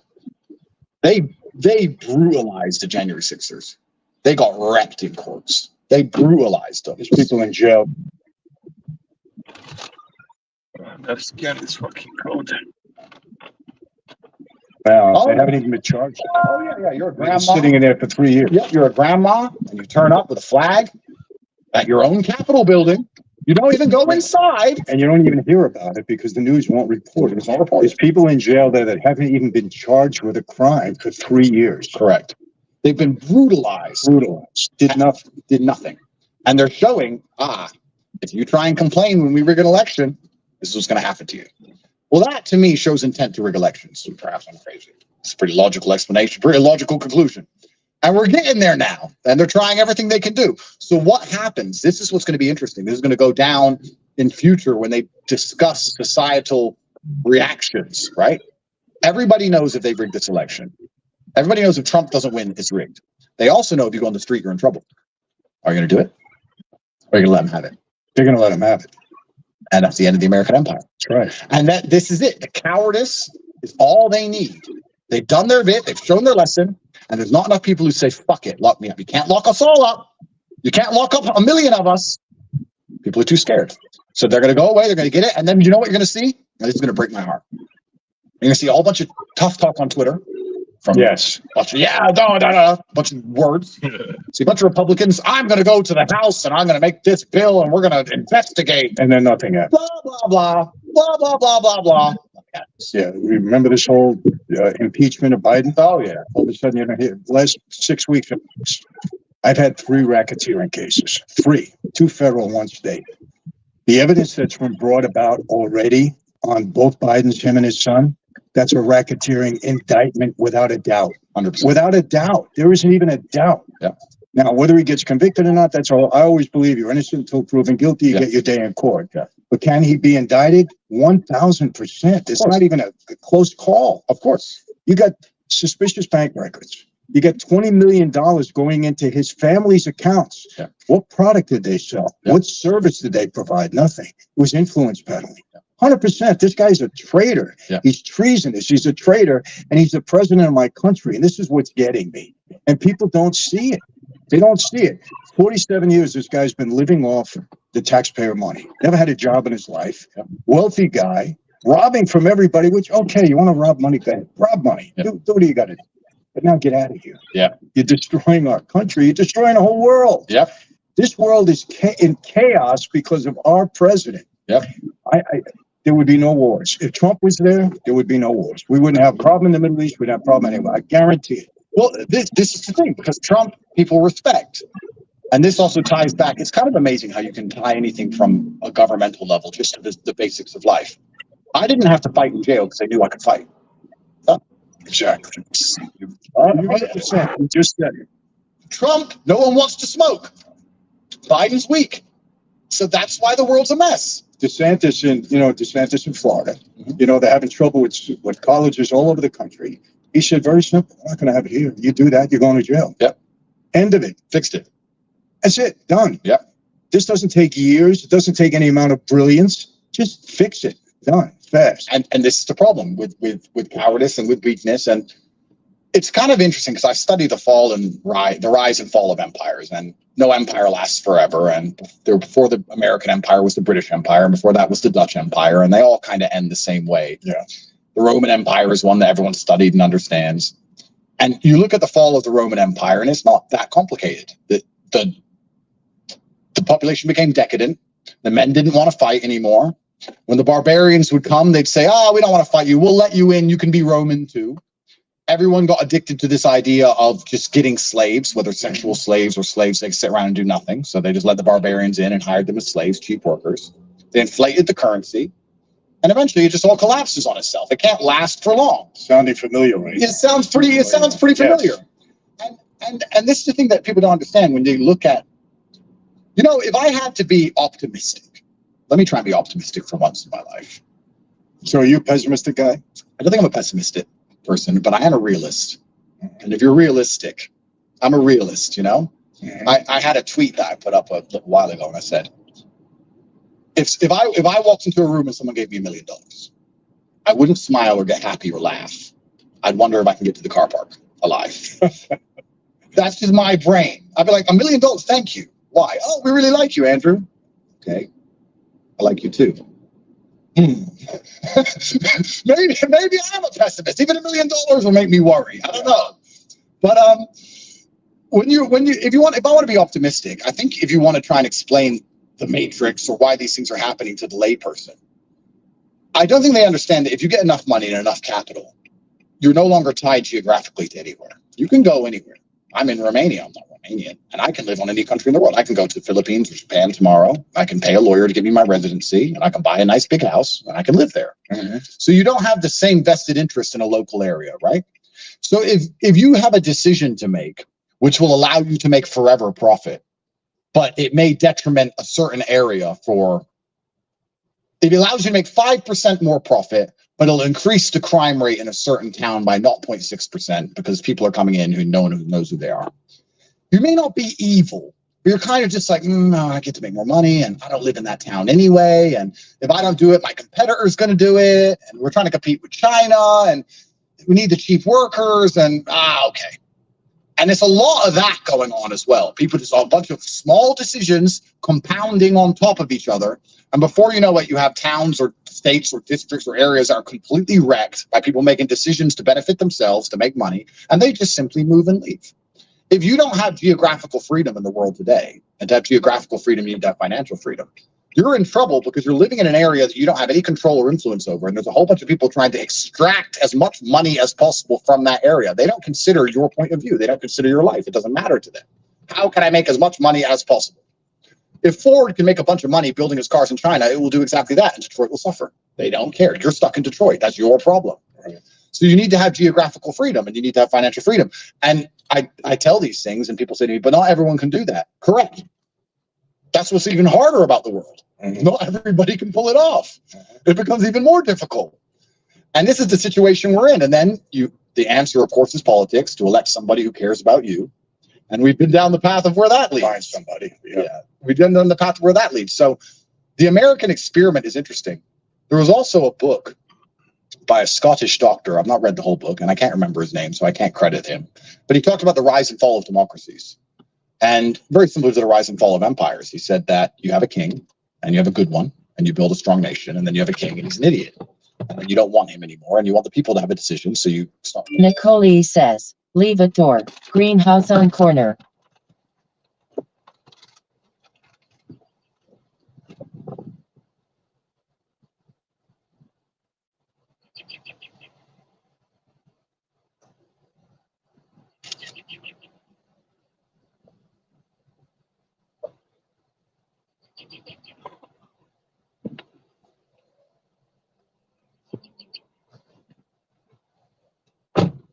People vote in somebody who's probably good the first time around.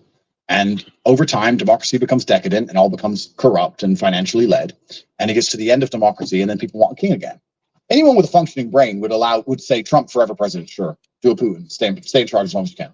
Anyone with a brain would say that right now. Everybody would. We'd all go back to a king tomorrow. Exactly. So the democracy falls, and you try and go back to a king, and eventually another king comes. No one likes him, goes back to the democracy. The world is so cyclical. And I guess with an understanding of this, you can also understand the beauty of life, because good times don't last forever. Neither do the bad times. It's gonna come, it's gonna go, and you just have to be ready to ride the storm and enjoy it for what it is. And maybe when you go truly crazy, you can enjoy the bad times as much as you can enjoy the good times, because there's no light without dark. I don't know about you, but my brother and I, our best stories are being broke. In fact, being rich only has any value at all because we were broke. If I buy a Lamborghini, I don't care. But if I buy a Lamborghini and then laugh about how I didn't have a car, now I want the car. There's no light without dark. There's no joy without pain. I can't, sooner or later, 10 years, 15 years, 20 years, tomorrow, who knows, I'm going to be free from this place, and I'm going to enjoy my freedom again. When I was free, that's the beauty of life, isn't it? Yeah, no, you're right. And I think with that understanding, you no longer fear the bad things. And then when you don't fear bad things, you can find something to stand up for and something to believe in.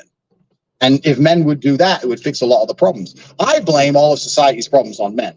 I'm a misogynist, but I blame the men, personally. Call me a misogynist, but I think it's all the men's fault. Because the men are the protectors. And you're supposed to protect a society and prevent this shit from happening. By hook or by crook. So I was in Moldova, which is a country next door to here.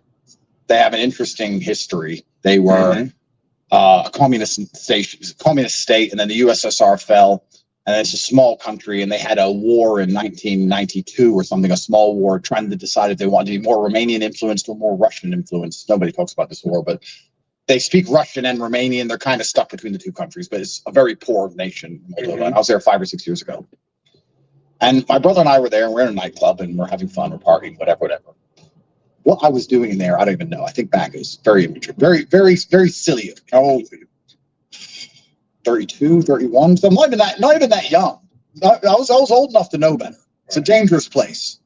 And we're there and we're partying and whatever. And we had these 3 or 4 girls we met, and we left the club with them, and we were walking down the street. And then these 10 Russian guys started screaming in Russian at the girls. And we're like, what are they saying? And the girls start running their mouths back in Russian. I'm interested in standing there saying, what's going on? The guys start walking towards us. Me and T look at each other like, okay, we're in a bit of trouble. You're going. Yeah. And the guy comes up and he goes, you come for bang bang? You come for bang bang? I'm like, what? And throws a punch and smacks Tristan clean in the face. And then the other guy goes to punch me. I move, I grab him by the jacket. I'm holding this one guy. The other 9 are running over. And Tristan wobbles, but he's okay. And I pushed him back, and we both ran off in the other direction. We were outnumbered 15-1, maybe 15-2. It was crazy. The girls started screaming, whatever. We only backed up. We didn't run far. We ran like 5 or 6 meters, and we stood there now, and we're facing all 15 of these men.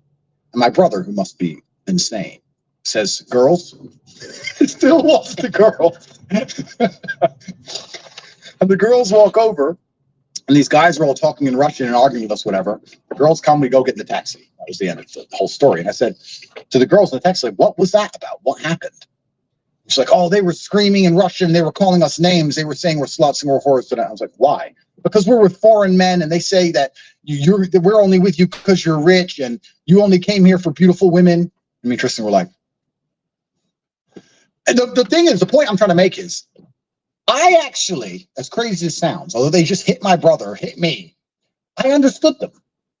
I know that sounds nuts, but the nationalistic view of them was, there's no reason for American men to be here, and those women like his money.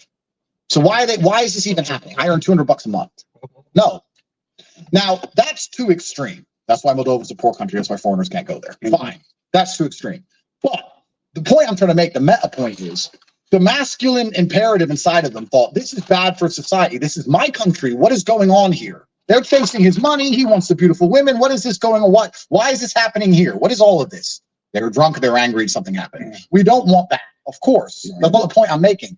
The point I'm making is that the general masculine theme is protection and protectiveness. But you can't be protective anymore.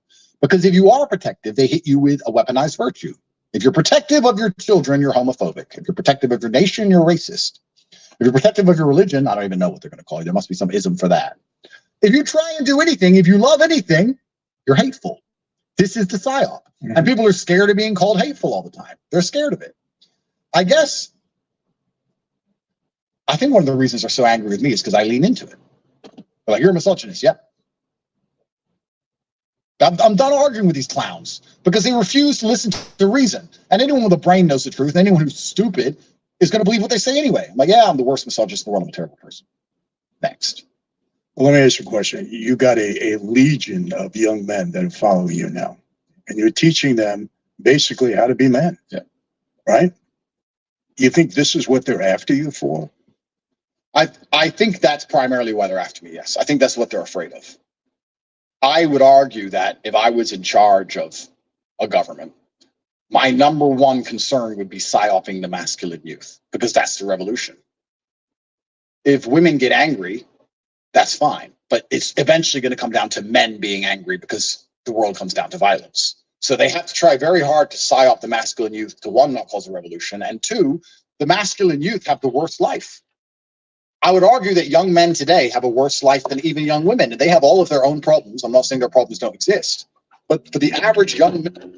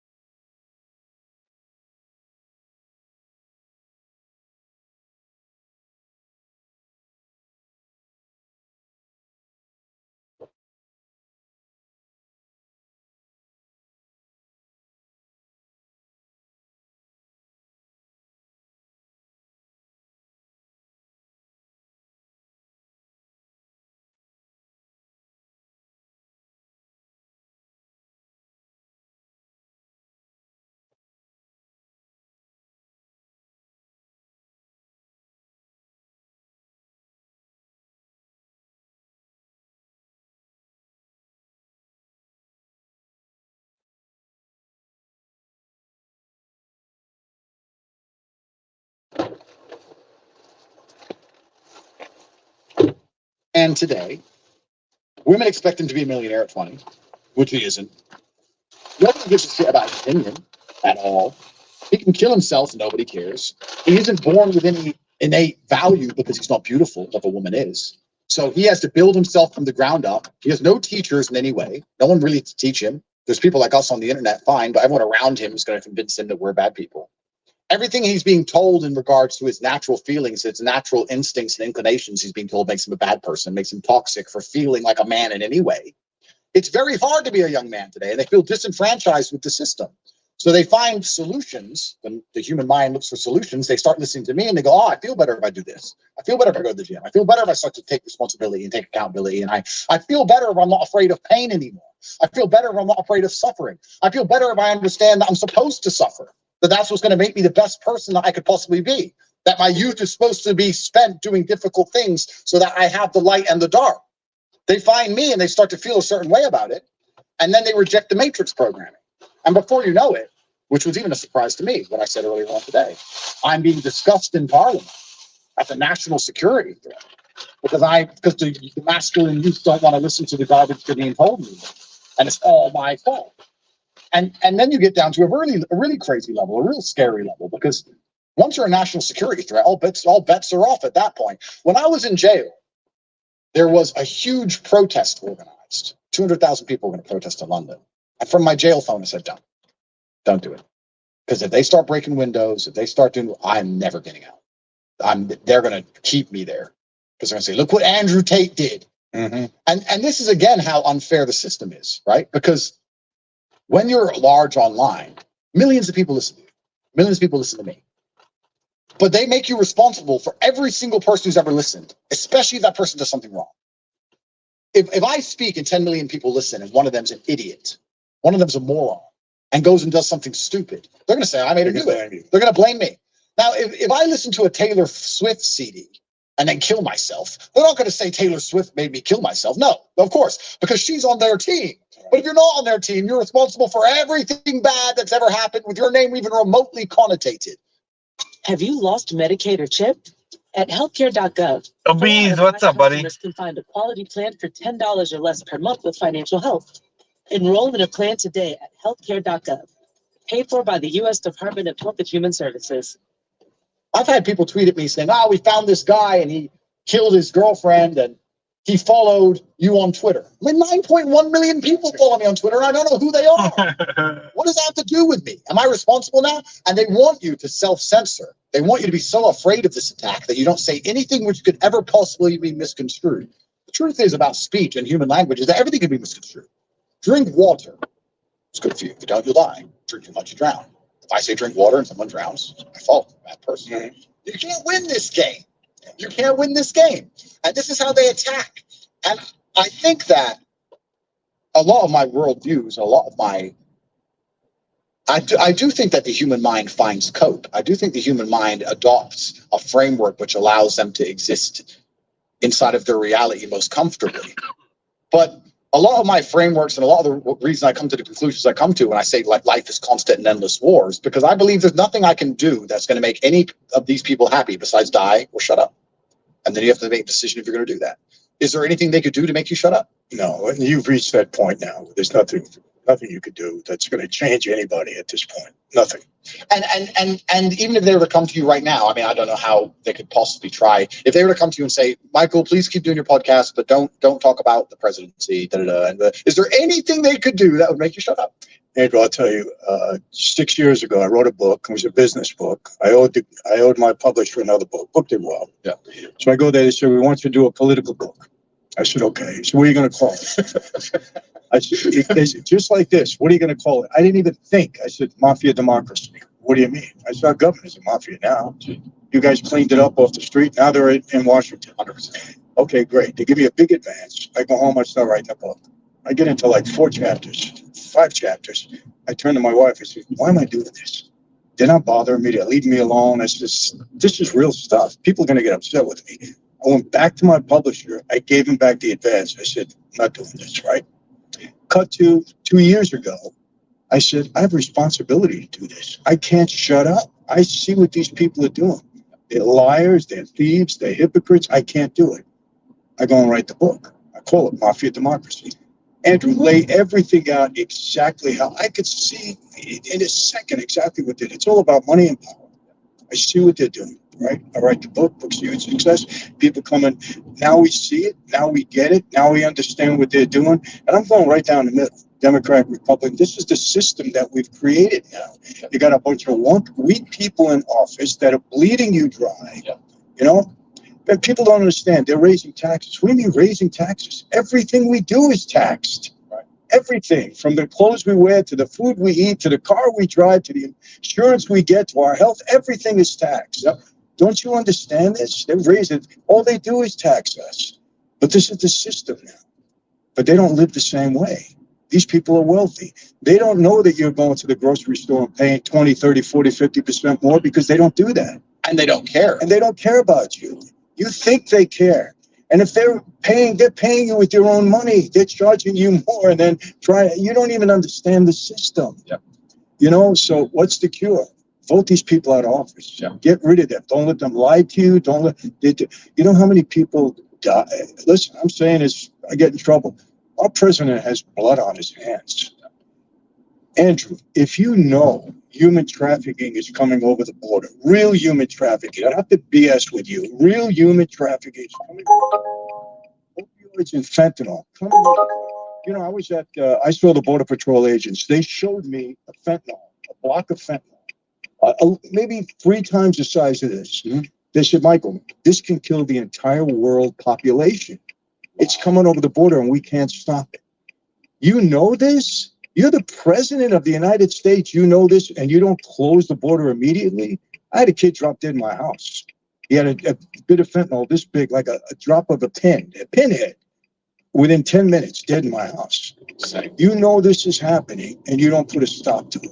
You know there's human trafficking. You're in charge of this whole country, the welfare of people that trusted you and put you in office. You don't stop it immediately. What more evidence do you need? And this is where the whole conversation gets spiritual. But you see, but then they get mad at us for talking about it because it's the truth and they can't accept that. That's right. They want to shoot the messenger. No. You know, but how do you just sit there and say, well, you know, my life is good, I'm just going to keep quiet? I can't do it. Because you'd have to be soulless. I can't do it. And this is where the whole conversation gets spiritual, because when I say the people in charge are demonic, they're 100% demonic. They worship Satan, whether they admit it or recognize it or not. They do. It's absolutely demonic. And people say, you're crazy. What do you mean? A bunch of Satan worshipers. The scenario you just described could only be accepted by Satan worship. Someone who has no concern for anything but themselves. And if you look at the Satanic Church, a lot of it is down to just absolute selfishness. The Satanic Church will teach you all that matters is you and how you feel. Exactly. And you don't have to care about anyone else. If it makes you happy, that's fine. Which is, we can tie back to our earlier conversation about hedonism and people being obsessed and self-obsessed. This is why they push certain things they push. This is the reason why they try and convince the whole population they're depressed. Depression is a low energy state. You're not going to go to revolution if you're depressed. If you're depressed, you're obsessed only with how you feel. You're self-obsessed now. You're a depressed person. You don't want to go outside. You don't want to do anything. You don't care about the world. Right. You only care about you. You're worshiping Satan if you're going to sit there depressed. I don't care if I'm depressed. I have things to do, and I am not going to allow people I care about to be at detriment. It doesn't matter. It doesn't matter. I'm a full-grown man. I have things to do. So they're trying to push all of this, and it is demonic and it's satanic. And once you go down this rabbit hole, it's amazing. You can start with fiat currency, or you can start with the false democracy. You can start with all these things. It has to end up at God, because there has to be an equal and opposite force. There's so much evil in the world. There has to be an equal and opposite force, which is God. And the only thing that can actually fix a society and maintain a society is the belief in something bigger and more powerful than a government or money, is God. And this is why you look at this, the countries who have thrown God away, how quickly they're declining, as opposed to the countries who still have God and still believe in God. And this is why it's such an important, it's a spiritual battle. It truly is spirit. It's good against evil. It's that simple. 100%. It's good people against evil people. And another thing that's always given me comfort is you understand that truthfully all you own is your soul anyway. I mean, I can tell you from experience, and you probably know better than me. You don't own that car, you don't own that house, you don't own the money in that bank. Piss off the government and you will see how quickly you don't own a thing. A judge who you've never heard of will stamp a piece of paper you've never read, and you are on your ass. That's it. You don't own anything besides how you feel when you look in the mirror. That's all you own. The rest of it is garbage. You own your body, perhaps, if you don't let them inject you with anything, and you own your soul if you get to stand up for what you believe in and what you say. I get to look in the mirror and go, yeah, maybe I got myself in trouble, but I meant what I said. I meant every word I have ever said, even if now I retrospectively disagree with some of the things I've said because I've grown as a person.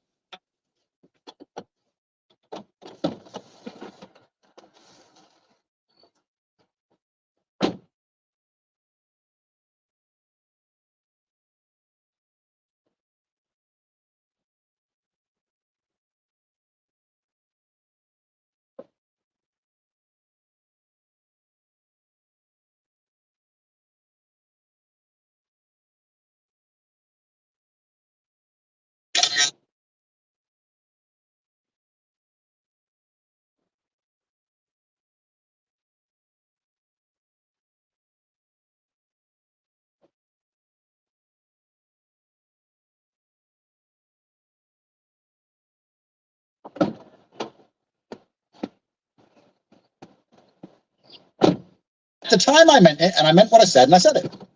It is what it is. You can take my cars, you can take my house, you can take all my money. Doesn't matter. Because that's what you truly own. They have people so obsessed with this idea of owning this garbage they don't own anyway. And that's the thing, because that's how they force you to comply, right? If you tell too much truth on Twitter, you lose your job, you lose your job, you lose your mortgage. You can't pay the house, you lose everything. Right? So they have people self-obsessed with all of these unimportant things that they don't really even own. Yes, you're right. And this is where spirituality is so important.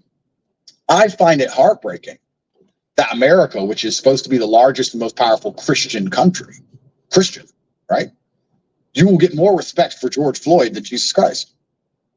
I find it heartbreaking that you can mock Jesus in the open. Yeah. I find it, yeah, free speech, blah, blah, blah. There's free speech, but no, I don't think you should be walking around insulting the God of the country you live in. You can't do that in an Islamic country. You can't do that in nearly any religion's country. Only in these first world Christian nations are they going to allow their prophets to be mocked. Say, well, no, oops. They'll put up satanic statues in churches. Yeah, They did that's this. fine. And the guy, a Christian, destroyed the statue. He got charged. Yeah. He got charged. Andrew, it's happening every day in America. You could tell you, God forbid you say something against a transsexual. Oh yeah. That's the real religion. Absolutely. But talk about Jesus, talk about God, nobody cares. That's right. The real religion is LGBT. You can't destroy that flag. You can't talk bad about that. That's become a religion. You're right. It is. They make it sacred. Absolutely. You have your priests and priestesses. You have your religious doctrine, and they're trying to convince everybody to join. You know, This is good talk, man.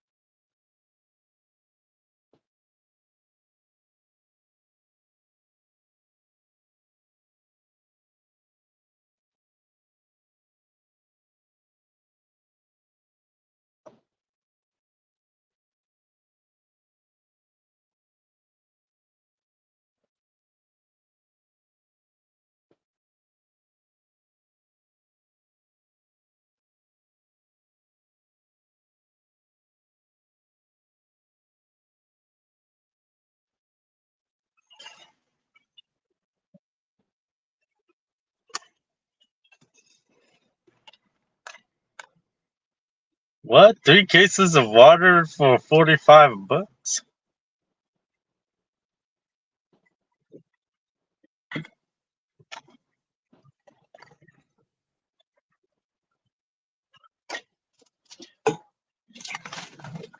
Yeah, I knew you white guys trying to take control of me, man, saying I need Jesus.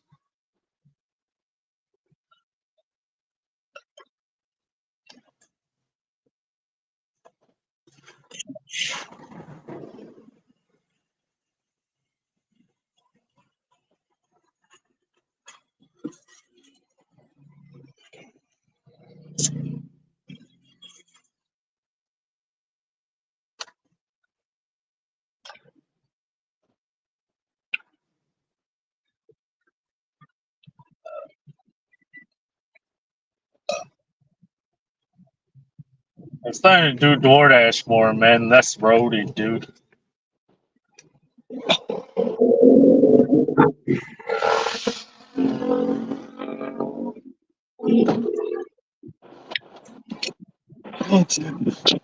Those guys are fucking funny, man. They have those little kids from church helping the restaurant, like opening doors, taking orders to tables.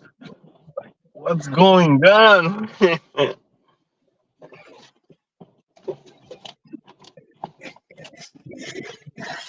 Yeah, they're just volunteering, dude. They're just because Yeah, if you want to start, you can legally start working when you're like 14 years old. bro, You know, they're like, so they have like 12 years old or some 14. I don't know, man. There's fucking small kids.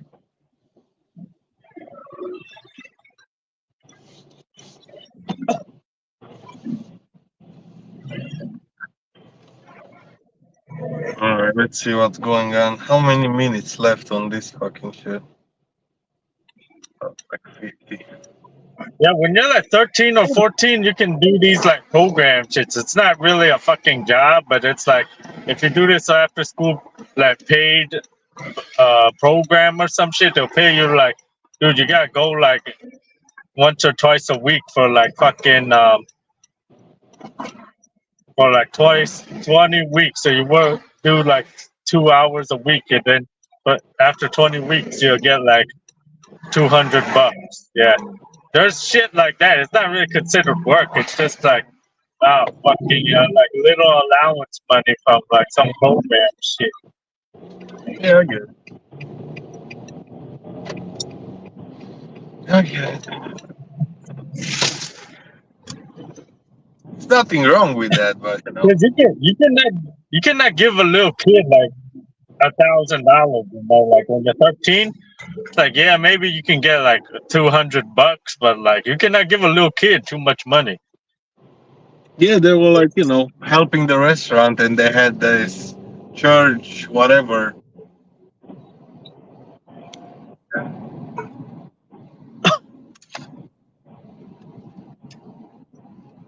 Yeah, there's Let's no see. problem with that as long as they don't have to do the cooking and the mopping and fucking cleaning. Like as long as they don't have to do too much, like Nah, they're man, just taking the orders, they're they're just just cleaning taking the like they order can get and open the door.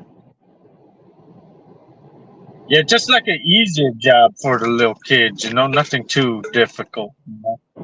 Yeah, Like but more they're getting lifting like used to it, 50 pounds, That's good because they understand how the restaurant works and, how money are made and shit like that. Yeah, I mean, No, but what sucks is like the kids that like they have no choice. Like they have to do the fucking like one day they have to work the restaurant no matter what. Like I think they should have a choice. If they don't want to inherit the business, then they don't have to. But some kids they don't have no choice. Like right after high school, yeah, no college, no nothing. You just come work at the fucking restaurant, yeah. and then they never get to meet anybody in their life. It's just that their life is just like working their parents' restaurant. No getting to meet girls or fucking have friends or nothing. Just that fucking restaurant. Yeah. I don't know why anybody thinks this is controversial, and I'm sure this is going to get me canceled for the 50th time, but luckily I do not care anymore. So do it. When they say the gays are after your kids, no, we're not. Of course they are, because they can't have their own. Mm-hmm. So how do they have a future of a movement unless they get your kids? They need you as a straight man to dedicate his life to a woman, to have children, to raise those children, to pay for those children, to protect those children, to provide for those children, to be responsible for those children all those years, so that they can come along and psyop those kids into ending your genetic bloodline and doing whatever they want. They want your kids. Of course they do. There's no other kids to take. Of course they want your kids. And the reason they try and get the kids is because their ideology is such bullshit that they have to go after the young, impressionable minds. They can't go after a 30-year-old who's lived in a normal world. No, they have to go after a child. Yeah. And you're not allowed to, once again, tell your children to not adhere to these things. No, This is, you're not no, you're not, that's against Trump. That's a crime. They're going to send your kid to a school, which is effectively an indoctrination camp now. And they're going to indoctrinate them with this garbage. I saw a video on YouTube, and it was a dad trying to argue with his two daughters about LGBT rights or something, what they learned in school, and he was trying to fix them. And I guess he thought the video was a wholesome video because he was fixing their minds and, you know, look, this is what we have to do. It pissed me off, and it wasn't even me. I was like, they poisoned your kids' brains. You're sitting here trying to fix it. Why fix it? Why is this happening? I'd take them out of school the same day. It's insane. You don't even have to sit there and do this. I'd be in jail already. 100%. It's crazy. And they're starting in the 5th grade. No, I'm sorry. They're starting when they're 5 or 6 years old. They're putting this trash in public schools, teaching them about LGBTQ, or whatever the heck they call it, gays and everything. And they're even talking about sex when the kids are 5 years old. That's right. That's 5 years old. I can't, Andrew, it drives me crazy. I mean, I've seen a lot of garbage on the street, but I've never seen anything like this. This is more demonic. This is demonic. And this is more evil than anything you see on the street. On the street, there's a guy involved in some business. He's involved with bad guys. He's a bad guy. Something happens, whatever. Children trying to learn about math. It's truly demonic. The agenda is completely demonic and satanic. And it's anti-human. The reason they push this LGBT stuff so hard is because it's anti-human. It'll reduce the population. People won't have kids. It'll divide the genders further. It'll attack masculinity. It ticks a lot of boxes for them. What they want is they want machines in charge of everything. They want AI to come along, and they want robots in charge. They want a slave class of people below the robots, and they want to tell the robots what to do. Things are bad enough now. Imagine when the police force is robotic. Yeah. What are you going to do then? Terminator, Skynet. It's coming. It's coming. It's going to be over for humanity. We're in a large last period where people can stand up and say, we will not accept. And they're still sitting there going, maybe it'll be okay. It's not going to be okay if you don't do anything about it. It's funny because you talk about God. One of the guys I live with is a very devout Christian. We talk about which you once were, right? Well, I was an atheist. Okay. And then I educated myself. And then I was a Christian for a while. But I think I reverted to that because I was raised Christian. So I was like, I believe in God again, so I'm a Christian. And then I read the Bible, and then I read the Quran. And then I found infinity with Islam. And it's a very interesting conversation because in a lot of ways, they're a lot more similar than people realize. They're actually very similar. But I don't feel qualified to discuss Islam like that because it's a very complicated religion, and I'm a revert. I'm only 2 years in, and I'm learning. But one of the guys who lives with me is a devout Christian, and we often have these conversations and we talk about these things. And your brother's a Christian. My brother's a Christian, that's right. And he says, when we talk about these things, he goes, Jesus is coming back. It's fine. Jesus is coming back. So I'm like, but Christian nations need to stand up for themselves, and you need to do something. You need to fight. He goes, but Jesus is coming back. And I said, I don't prescribe to that particular mentality. And it reminds me of a story from my dad. Well, let me ask you a question. When you say you don't prescribe to that mentality, do you not believe Jesus is coming back, or you just don't believe in that mentality you just described? I do believe, let's say I believe Jesus was coming back. That wouldn't mean I don't take action. That wouldn't mean I just wait. I agree with that. I don't agree with it's going to be fine. It'll be fixed by Jesus. I'll give you a quick example. My father was a world-class chess player, a professional chess player. I used to go with him to chess tournaments. We were at a chess tournament. I think we were in Chicago, Illinois. And I must have been about 8 years old. And Azerbaijani grandmaster turned up, and he looked visibly shaken. And he's from Azerbaijan, so he was not used to driving on ice. And he came in, and he looked visibly shaken. And my dad and his friends were standing there, all the chess players, and he said, "What's the matter?" And he goes, "God, just take my life. God, just take my life." And we're like, "What happened?" He said, I was driving on the bridge and I lost control on the ice and I was heading towards the edge of the bridge and the car wasn't responding and I just closed my eyes and I prayed to God and I opened my eyes and I stopped just before I went off the bridge. I broke the barrier. I nearly went off the bridge. God saved my life. That was some bullshit. And I remember my dad said, maybe God saved your life, but I wouldn't have taken my hand off the wheel. And that was his mentality. And I remember him saying, I was only 8. I remember him saying that and walking off. And I talked to him about it on the way home. What does that mean? He goes, well, God has a plan. That's great, but I'm going to do my very best while I'm here. And God will allow me to God, succeed. man, that's some bullshit. It says he got lucky and his fucking car stopped him. Perhaps you should let yourself That bullshit there and stand up and do something. Perhaps. I don't know. Maybe I'm wrong. But it truly breaks my heart when these things are happening. Well, no, you're right, because faith without works is not, it's meaningless. But let me ask you, very interesting, because you said you believe Jesus is coming back, and yet So does Islam. They do. Yeah. So they believe that Jesus is the Son of God. Yeah. Okay. They believe he was a messenger. They don't believe he's the Son of God. I have to be. I don't want to say anything incorrect, because if I say anything incorrect, the world jumps all over me. But they do believe he was a messenger. They believe he was a prophet, along with Muhammad and along with Moses. They believe in a lot of the same things. I guess the very simplistic way to understand or explain Islam is they believe in the Bible. They believe in all of it. They just wrote one more book afterwards by one more messenger, Muhammad, peace be upon him. And in his book, he said, Christians are right. Bullshit. But Fuck off. that's the very simplistic view. I don't think the problem is Islam versus Christian. I don't think the problem is God versus God. I think the main problem with the world today is godless versus believers. I think if you have somebody who believes in God, all the religions have a basic tenet of look after your family, do the right thing, God is watching, there is sin, there are some things more important than money. You know, like in Islam, we don't have bursary, for example. There's no interest allowed. It says in the Quran, if you have a society based on interest and based on debt and based on banking, you're going to be controlled by evil. It says in the Quran, 14th century. So like there's certain, you have spiritual beliefs. If you don't have any spiritual belief, you're only going to worship money. There's nowhere else to go, right? And if you worship money, you're corruptible. So I think that people who are spiritual as opposed to people who are atheistic is the main problem, because the atheists aren't even atheistic. They worship LGBT, money, government, feminism, abortion, whatever insanity. They have their religions. They're just evil. So there's no such thing as an atheist. Anyway, they just have completely insane religions. I believe that people who believe in God versus people who don't is the main problem.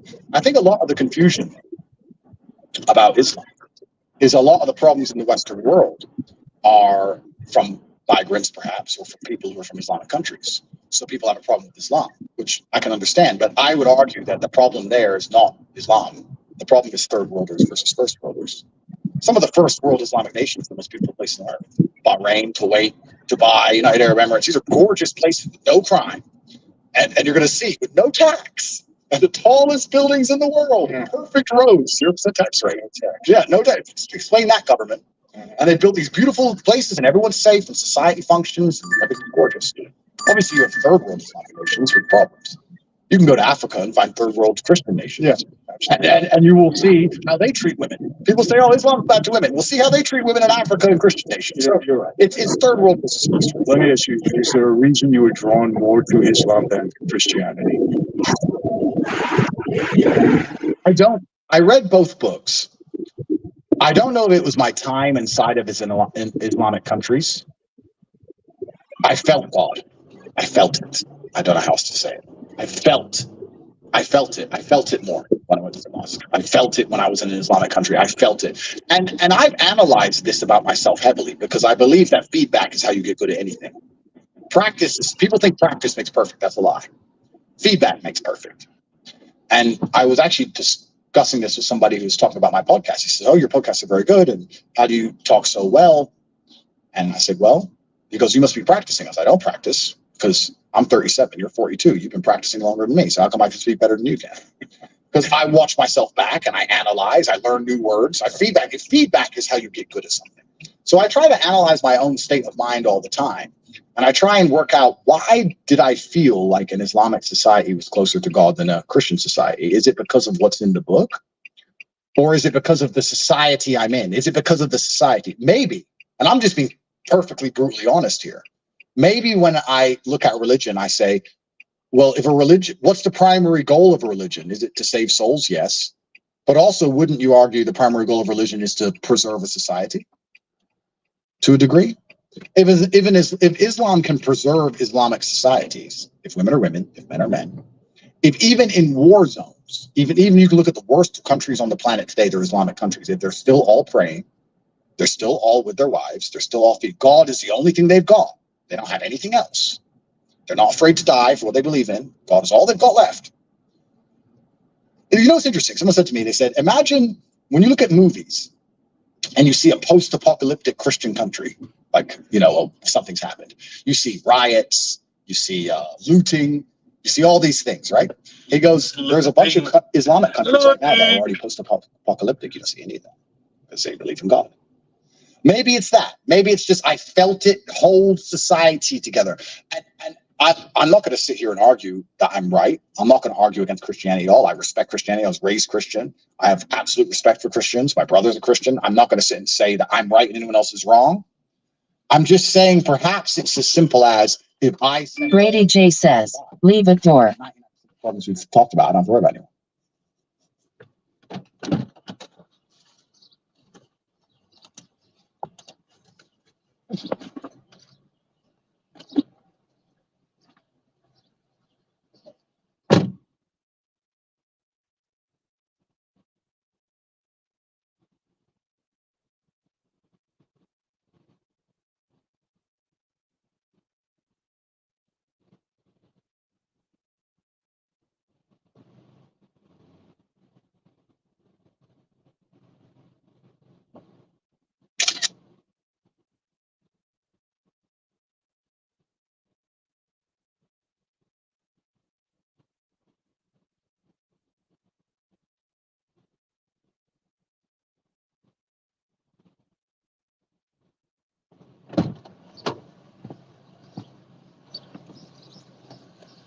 Jesus has been emailing you, Sam.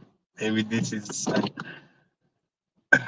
Maybe it's that simple. It's like, okay, well, Let me tell you the one thing that separates Christianity that's scary to everything else on earth, in my view. If Christians are right, and the only way to get to heaven, which I know you believe in, you believe in heaven and hell, is through Jesus Christ, then every other religion could be good. There's no question about that. But the separation is that if you don't believe Jesus is the Son of God, that's right. then you don't get to heaven. That's right. And that's scary. Yeah. And you know, when I was in the hole, I kind of challenged God at that moment. You know, because my wife was Christian, my mother-in-law Christian. They were telling me, and I didn't have time for that. But now I'm getting in there, and you know what I developed, Andrew? I developed a healthy fear of hell. Yeah. You're in the hole. If this is it, if this is the rest of eternity like this, only a million times worse, and even if it isn't worse, this is it. Yeah. I'm here alone by myself, separated from everyone I love, and this is it. Eternal nothing. I said, I need to find out what's true. And at that point in time, I had my Bible in there. I had my wife send me every book you can imagine, Christian faith, Hindu, Muslim, everything. I was reading everything. And for me, the separation was, okay, all of this makes sense. But if Jesus is the only way up to heaven and I reject that, then no matter how good I am, no matter what else I do, I'm going nowhere. This is going to be eternity for me. Right. So this is the separation. And I think people have to make that choice. It's a super interesting conversation, and I can't wait. I'd love for us to do a podcast in a couple more years when I've read them both a couple more times, and I know I have more to learn. This is on one subject where I'm 100% a student. But remember this, the only thing I want to tell you, I'm sure your brother told you this. Oh yeah, every day. Everything could be right. 100%, million good people, the countries are good, everything. And you know what? You know, you're more safe in a country. The United States is not safe anymore. Yeah. There's a lot of Christians there, a lot of people that profess to be Christians, but really aren't Christians. Yeah. Because you can say you're a Christian, but if you're living in a pattern of sin, if you're not living like a Christian, you're not a Christian. That doesn't matter. But that's the one separation. I understand. And that's important. And that's something you really need to figure out and think about. Because if he is the only way to heaven, no matter how good you are, no matter how great the country is, doesn't matter. How religious is the mob? How what? How religious is the mob? You know, the funny thing, guys used to go to church. I mean, I grew up a Catholic from kindergarten right through high school. I was an altar boy the whole bit. But for me, Catholicism was like a subject in school. You know, a lot of rules, a lot of regulations. You're going to hell. You don't do this. It was like, okay, I got it. Okay, but don't bother me with it right now, you know. But yet you see guys that, you know, maybe last night they had to kill somebody, and then on Ash Wednesday they got ashes on their head. I always thought that was kind of ironic, but you saw a lot of that. You know, Did they truly believe? They believed in God. Yeah, they believed in God, no question about it. But did they act that way? No. How did they reconcile that? How did they put the two together? I'll tell you how we reconcile it. You know, Halloween night, 1975, I take a blood oath. You know, and I devote my life to the mafia, Cosa Nostra. And when you take that oath, you say this: no matter what, this comes first before anything else in my life. If your mother is sick and dying, you're at her bedside, we call you, you got to leave your mother and go there. That's the commitment you're making, right? Okay. So you're told straight out, you make a mistake, we have policy in that life. You never mess with anybody's wife, daughter, sister, mother. Death. Yeah. You sell drugs right now, you're going to die. During my era, you weren't allowed to deal with drugs. It's a great rule. Couldn't do it. Right? Well, guys doing it on the side, sneaking around, yeah. But you couldn't do it, right?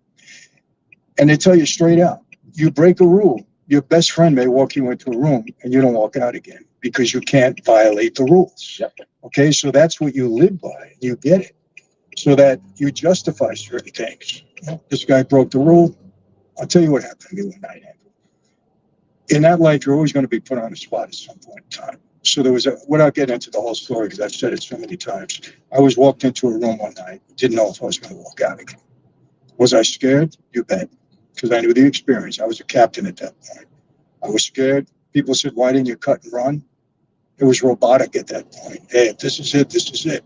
You know, gonna die, I'm gonna die. I had to walk down the stairs into a basement apartment. When that door opened, I knew the setup. I said, this might be my last breath. I don't know how I didn't faint. I'm going to be honest with you. And I'm not a scary guy. I could live up to things. But anyway, I'm here. It worked out. But I get in the car with the guy that drove me there, who was my best friend, good friend. I knew him my whole life. And when I got in the car, he had driven me there. And I was ready to blast him. I was saying, you didn't prepare me for any of this, right? And he said, Mike, stop. Before you say anything, he said, this could have been real serious. You held yourself in there really well tonight. Could have been a problem. Now, he says that to me. I said, you knew that? You're driving me possibly to my death. You're my good friend. I know you my whole life. You do that to me? And he turned around, he looked at me, and he said, if it was the other way around, would you have told me? I said, no. He said, it's the life we lead, right? So, but that's, you're so programmed that even if your best friend violates something, you're gonna take that guy out. And but you justify it. Well, he knew the rules. Yeah. Shouldn't have broke the rules. Yeah. I knew the rules. Tried to get away with it. Didn't get away with it. The problem is there's a lot of treachery in that life. People die for other reasons, politics, the whole thing. You know, a lot of stuff happens. But, you know, you justify what you're doing. So even if you're a Catholic, okay, well, listen, we both played by the rules. This guy knew it. That guy, so what I did wasn't bad. Yeah. We're a disciplined society. We're men. We act like men. Yeah, we're not supposed to break the rules. So you justify it, even though 10 Commandments, murder is murder. Well, in my case, it's okay. You can't justify it, but you do. So were guys religious? I mean, they still could have killed somebody and still believe they were religious because he broke the rule. Yeah, it's interesting. I know exactly what you're saying. I know exactly what you're talking about. I have some questions. I don't know if you can answer them. Sure. I want to ask. What did you do with all that money? What did you spend it on? Why is that one of the first questions I get asked all the time? You're making all that money. It's the 80s, 90s, whatever it is. What do you spend it on? I don't know. What do you even buy? Well, you know, I had 3 homes. And, I had a house in Florida, a house in New York, a house in California. I had my own jet plane. Yeah. You're familiar with that? Yeah. I had a helicopter. I had 3 boats. You know, so I spent money. You know, I did at that time. I was young and I was enjoying it. But listen, you know how they exaggerate in their life, right? There was a story out in, I think it was the Long Island Press, so that I made $2 billion. You know, that we defrauded the government out of $2 billion and all this stuff. It wasn't that much. Yeah. A lot of money, but it wasn't that much. But, you know, listen, everybody believes, they wrote a book about an investigator that tried to find where I had my money buried, or I shouldn't say buried, but in different banks around the world. And they couldn't find it. And they actually wrote a book, and the investigator that hired him.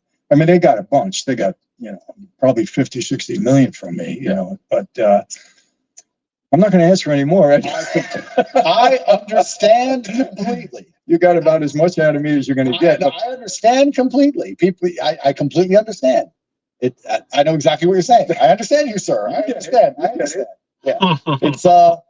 It's kind of, I don't know. The reason I asked that question is I don't know if the world was easier then than it is now. But if you have any money now, trying to keep hold of it. I don't trust it. I don't trust the banks. Listen, what happens in America? Just what happened 2 years ago. Thursday afternoon, I forget the name of the bank. I didn't have any money in that bank. Everything is fine. The bank manager gets on, the CEO of the bank, on Thursday afternoon. Don't worry about it. These are all nonsense. Not so. Your money is safe, 100%. Friday morning, the bank goes under. Yep. They lie to you. Yep. You can't trust these people. Yep. Stock market, the same thing. I know. I mean, I've had guys on, Right, man. Hey, how you doing, man?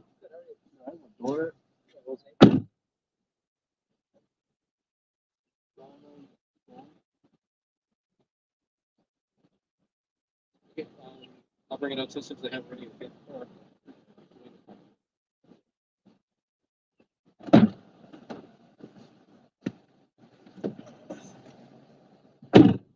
It's good. that we were doing things with penny stocks and everything. What's up, DG? So I don't trust these people. I'm not saying, you don't want to throw the blanket over everybody. Yeah. But does stuff go on, does stuff go on like that? Are these people dishonest? 100%. Yeah. Why do you want to trust them?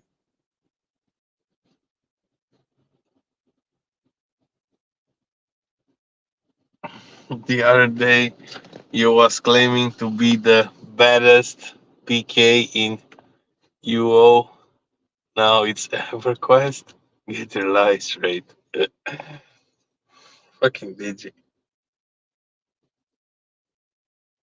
Yo, Digi, you have to fucking be the dwarf, man. In WoW.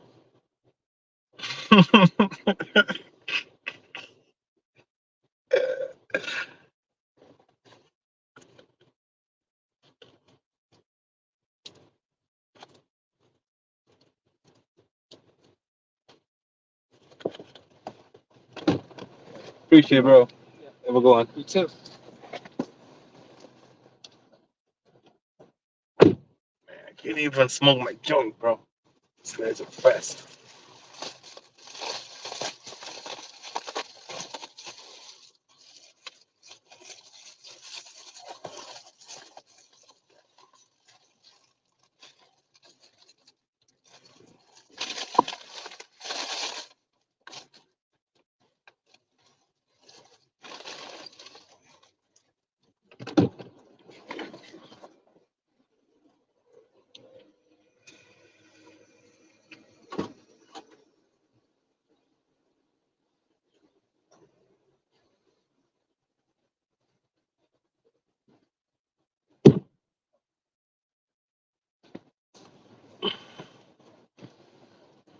EverQuest 2 came way later, third. Don't be mad, I was better at UO than you. Why did I take your silver sword? Fucking Digi.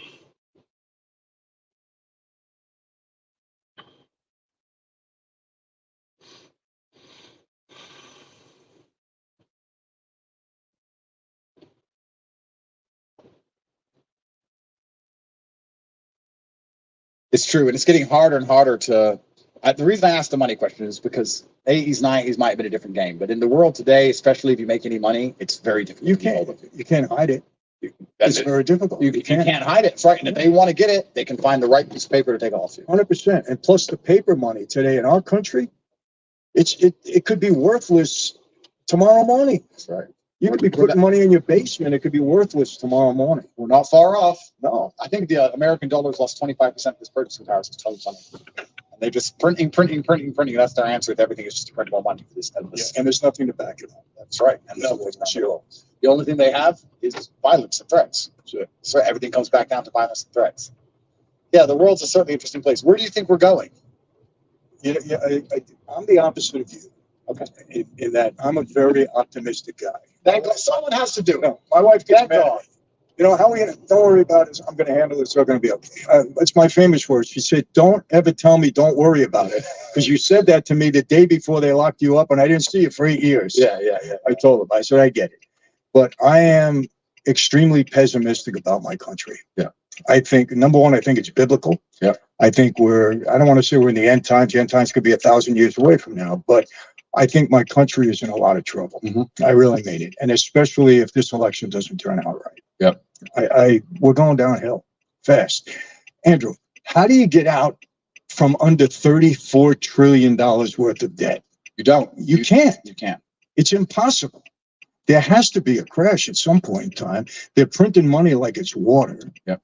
The money really doesn't have any value. It's an imaginary value at this point. Ponzi scheme. Yep. You know, so how do you get out from under it? You don't. And they have no intention of fixing it. They don't know how to fix it. They don't want to fix it because it doesn't affect them. Yep. So what are you going to do? You know, you hate to say, people have asked me, you know, Michael, would you trust Trump with your daughter? I said, what a stupid question. Why do I have to trust him with my daughter? What does that have to do with him being a president of the United States and doing a job for my country? Yep. Well, you know, 15 years ago, you got this guy. What do I care what he did 15 years ago in a hotel with a woman?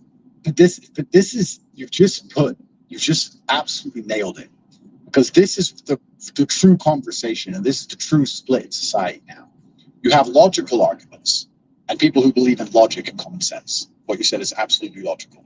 He can be the president of the United States and he can fix the country. It has nothing to do because that doesn't have to meet my daughters. And you have emotional arguments. And emotional arguments are absolutely subjective and they throw everything out the water. And you ignore all of the general rules of life and exceptions disprove rules. And it's all insanity with emotional arguments. And that's what they do. This is why they try and destroy masculinity, which is logical, and push all of these constant emotional arguments with nearly every silo. Let's look at a silo. Climate change. Whether climate change is true or not isn't even the conversation we need to have. Because when they pass legislation regarding climate change, it's a Trojan horse for a bunch of things that have nothing to do with the climate. Absolutely nothing. They want to raise taxes, raise their wages, destroy your ability to go anywhere, take away your freedom, all for the climate. And if you sit down and logically say, please explain to me how me paying more taxes will stop the sun from being hot, they'll answer and say, oh, but don't you care about trees? Emotional argument. Oh, you like trees, right? Yeah. I'll go, the trees. So you don't care about trees? How do you feel about trees? It's all emotional. They throw all logic out the window. So when someone says that stupid asinine, when someone asks you that asinine question, yeah, it's emotionality. They're thinking with their emotional side of their brain. They're not being logical. No, and let me tell you why it's so scary now. Trump has a record. He spent 4 years as president. He has a record. Yeah. The other guy has a record. Okay? It should be a shot. Compare the two records. You sit down with somebody and say, tell me why you hate Donald Trump. They really can't answer you. What did this guy do? Did he murder somebody in your family? Did he rape your wife? What did he do that this unreal hatred is out there for him? I don't get it. Yeah. They can't answer you because there is no answer. The guy has a record. He was a good president. Forget anything else he did in his life. Well, you know, he was involved with the mob. So what? If he was, first of all, he wasn't. I know that for a fact. Yeah. He and I had the same attorney at one time, Roy Cohen. I met Donald once for 5 minutes at a club, said hello. He didn't do anything with the mob. People think if you know somebody that all of a sudden you're connected and you're doing all these bad things. Yeah. He never did any. Do you know what they did to me?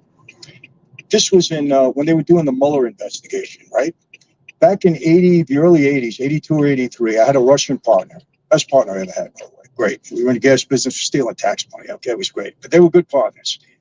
We paid $6 million for a couple of condos in Trump Towers, right? Nice. He had a KGB relative or something. Do you know that during the Mueller investigation, now this is in the early 80s, they came to me and said, we know you and Bogatin spent $6 million at Trump Towers. Actually, in 1982, it's like 30-something years ago. What about it? Well, what was the connection between, you and Donald and this Russian guy? I says, wait a second. Russian Mueller investigation.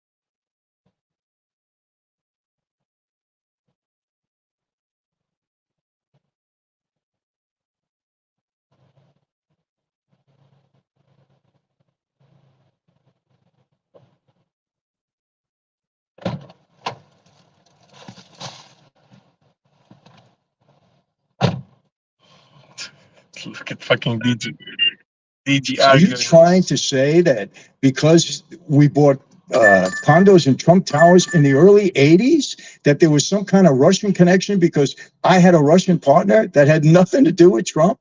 I said, do me a favor, subpoena me. I want to go in front of the Mueller investigation and talk about this. Yes, yeah, I said, you people are insane. absolutely. Insane. That's how far they stretch. Another thing, they have these laws they pass. Friday night, they get a bill. 1,200 pages. Saturday morning, they're voting on it. Yep. They didn't even read it. Of course not. How could you trust these people? And I try to have this argument. I said, listen, I'm all for you. I'm for your family. I'm for this country. You have to be able to see what's going on here and don't let them pull the wool over your eyes. That's right. But the primary weapon they use to dispute that perfect logic is an emotional argument. They'll say, oh, yeah, but some people who cross the border are good people. We never said they weren't. That has nothing to do Nothing at all to do border with security. anything. That's nothing to do with it. No. They try and inject this emotionality because emotionality allows them to pull off their psyops most easily, which is why they're so afraid of masculinity. Because masculinity, we reject the emotional side of our brains if we know we have a larger purpose. Emotionally, we want to get off the Titanic. But logically, we know it's not our job. We're not supposed to. We have to stay on the Titanic. That's the masculine mind. The female mind is more prone to, call me a misogynist, emotionality, which is their superpower. That's what they're good at.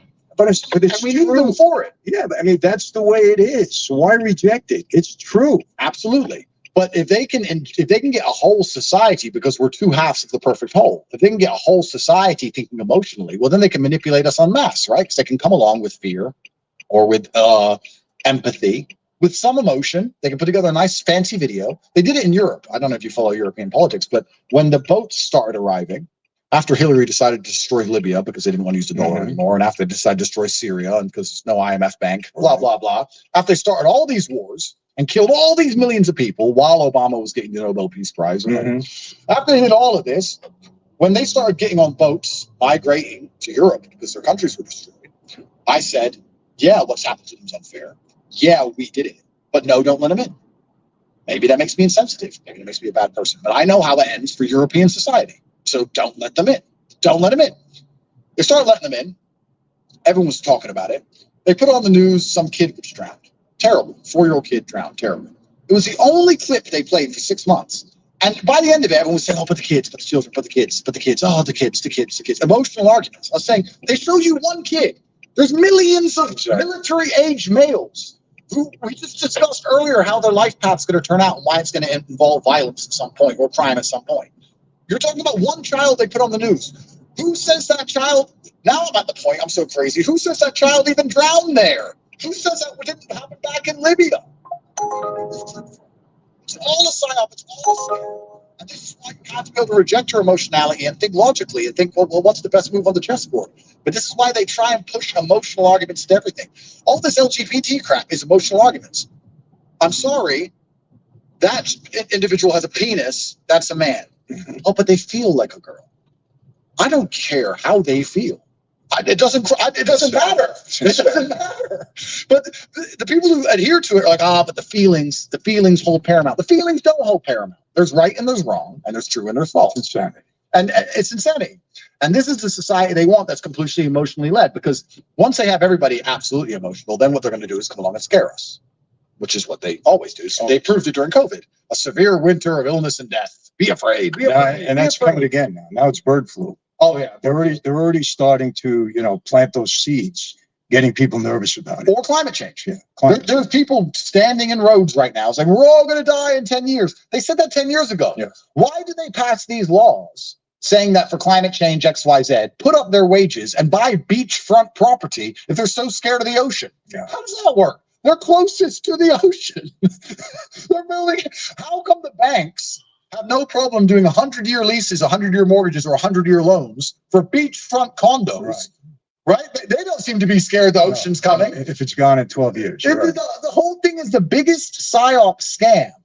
And we're now at a point with government and authority, it's actually kind of scary, where you can't trust them to make a law on anything, because every single law they pass is Trojan horsed. Every single one is psyoped. There's not a single law they'll pass about anything that if you were to read those 1,200 pages, you wouldn't start going, wait, what's this? Why is this in here? What's this garbage? They do it with absolutely everything. Every single bill they pass, every single dollar they print, there's a whole bunch of junk in there. We've completely lost control of the democratic process. Nobody. Yo.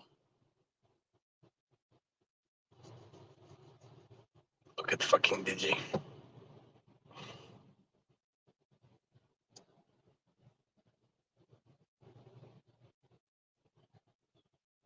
Is there any game you're good at it, Digi?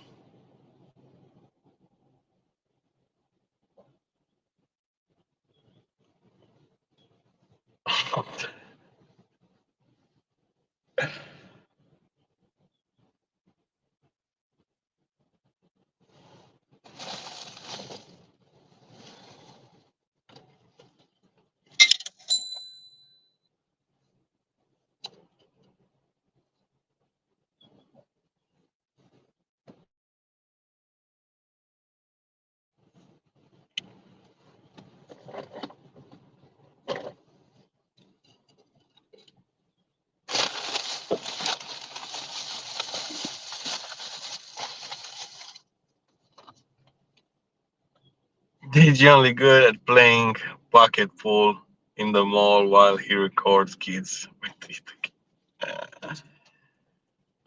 yeah, man. Fucking last night I had a trans guy that came here and tried to troll us a little bit, troll me or whatever. He's someone from Kik, bro. And I asked him, like, hey, what you identify as? Oh, you were here. Okay, yeah. I was thinking to ask him, what's your stage of your transformation? But, and Sam get attacked by donkeys, yeah. Holy fuck. Yeah, man.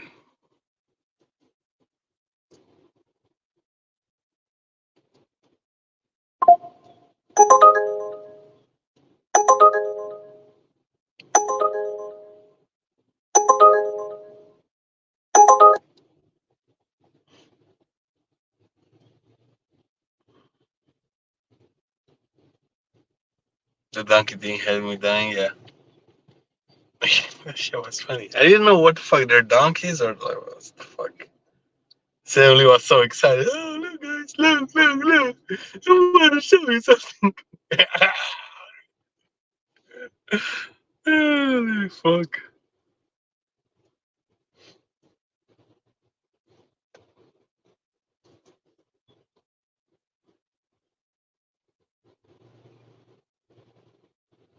Yeah, that shit was funny. Even knows what laws are passed. Nobody knows anything anymore. They're having a clue. And what they're doing too, Andrew, most of the people, okay, are trying to feed their families. Yeah. They don't have time to look at all of this. Right. You and I, we have the luxury. We can watch the news. We can talk to, we can see, we can do that. That's right. These people don't have a clue. That's right. They don't have a clue. And you know what? You can't blame them. They're trying to put food on their table. They're trying to pay for their mortgage. Which is getting harder and harder. It's getting harder and harder. So they're not paying attention. So somebody gets up there and says, oh, I'm going to do this, that. Oh, okay. You got my vote. They believe. They're distracted by the permanent rat race. Yeah. I don't even know how most people are surviving anymore. I remember. I don't get it. I don't know. And I've looked at a bunch of statistics about the oncoming financial crash, and they're saying that most people aren't. Most bills are unpaid. Credit card debt's higher than ever. Car defaults higher than ever. Mortgage default higher than ever. It's all about the blow up of 2008. But I think back to when I was, say, 21 or 22. My brother had a job. I had a job. Both low income jobs. We both made about $1,000 a month. We had $2,000. We had a car between us. We had an apartment. We had food. We went to training every day. We had clothes, and we survived. I don't even know how much I spend now because I know I've lost touch with reality. But to have a nice car and a nice house and to pay your bills and pay your taxes and to be able to go on a few holidays and to have some clothes and to put gas in your cars and have a little bit spare for emergencies, you need 15, 20, 25,000 a month. Easy. To live the most basic, normal life. It's insane. Nobody can make this money. No. At one time, that was a lot of money. Oh, you'd be a very rich man on 20 grand a month. You're surviving now on that. It's absolutely crazy how quickly that's happening. I know. And it's good to a point. I wanted to see, this is about a year. Who the fuck spends 20 grand a fucking month, bro? Yeah, right. They definitely lost touch with reality.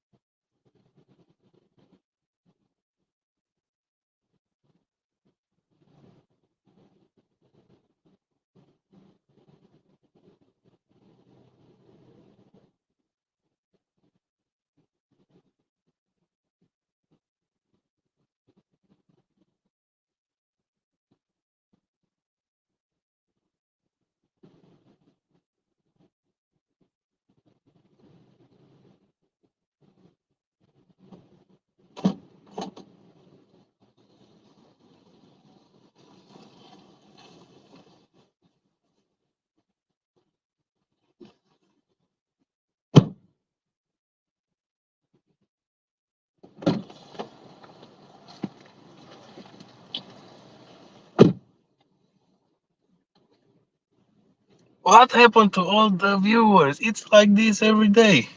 Why do you care, man? Get the fuck out of here, man. Fucking hot facts. Don't you have to fucking do an racist interview? Fucking moron. Fucking moron from YouTube, bro. That's what you are. Mr. Rubber Reese.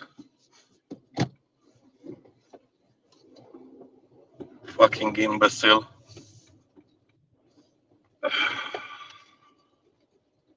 Who the fuck got time for Rubber Reese, man?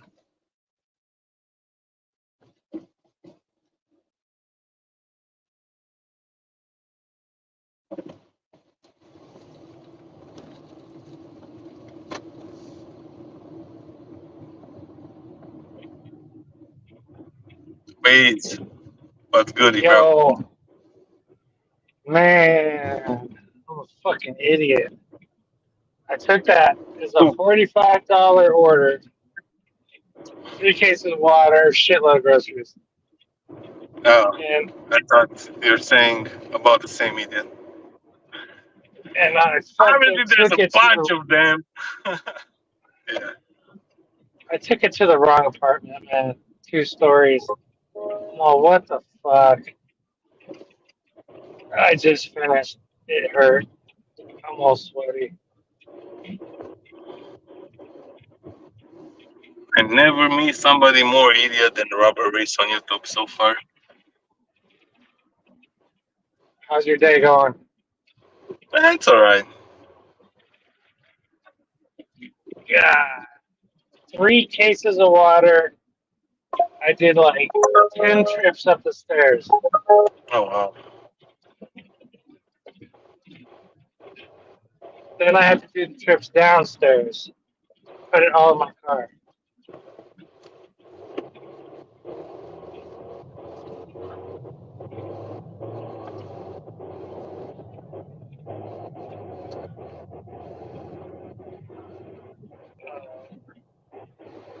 It was 100 degrees too. Fuck, I'm an idiot.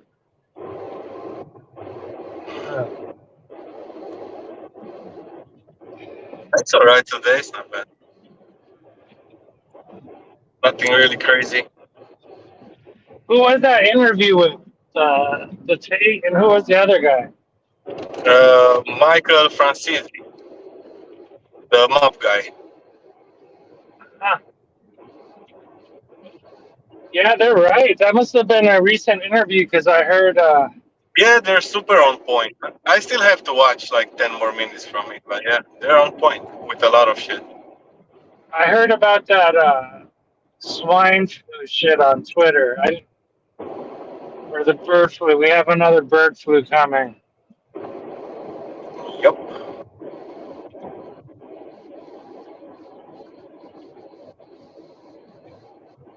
But I'm not going to get a shot. I'm not going to wear a mask.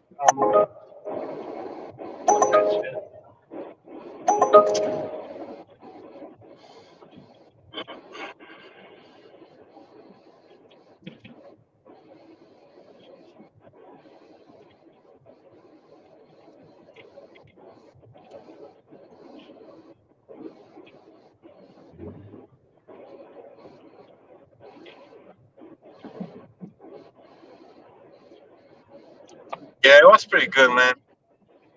Yeah, I agree with a lot of whatever they're saying. I'm agreeing with them. That's for sure. Yeah. Yeah. I agree with some points. Yeah.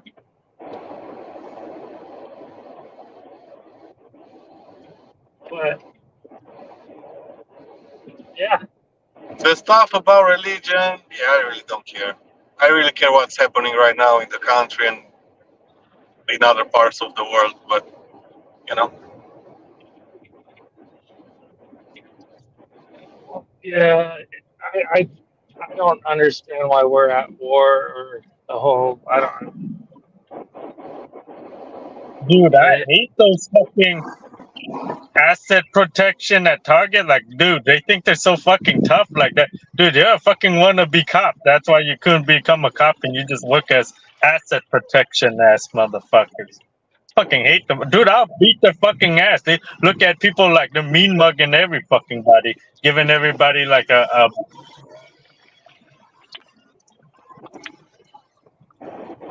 I fucking hate those asset protection motherfuckers, man. You know, at Target, them Yeah, you know it's asset not easy protection to be a cop. You motherfuckers have to pass some tests, right?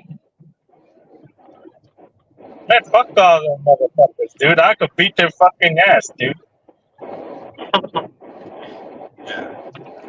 Not even cops, like you look at cops will smile sometimes. But those fucking asset protection motherfuckers, dude, they're just so fucking serious. Fuck them all, dude. Even security, they'll be like, have a nice day sometimes, you know, like fucking asset protection mother. Fuck them all, dude. Somebody should just go into stores and sneak up on them and just like sucker punch them and fucking run away. Fuck them all, dude. Fucking bitch ass. Dude, all they do is look at people with like a mean fucking face, dude, like smile or some shit. They're not paid to fucking smile. Dude, fuck them then. Fuck them. They're just fucking bunch of guardians of the store. Guarding what? If somebody steals some shit, they're not gonna do Guarding shit, dude. business.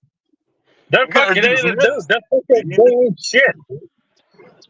They're Because weak. if they That's would, why they cannot be a fucking cop. They're dude, weak they ass have a fucking fucking people. girl, dude. They have a fucking girl asset protection trying to look like a guy type of motherfucker, dude. Like, well, who the fuck is she gonna stop? It's like some small girl. Yeah, bro. They're just fucking failure of the society, and they cannot be a cop, and they just get a ball job. No, even like the mall security. You've been to the mall and the security at least they have like nice like the eyebrows ain't like aggressive eyebrows, you know.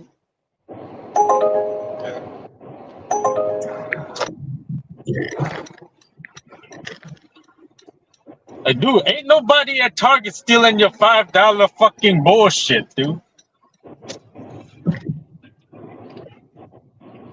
And even if we was, they ain't gonna do shit.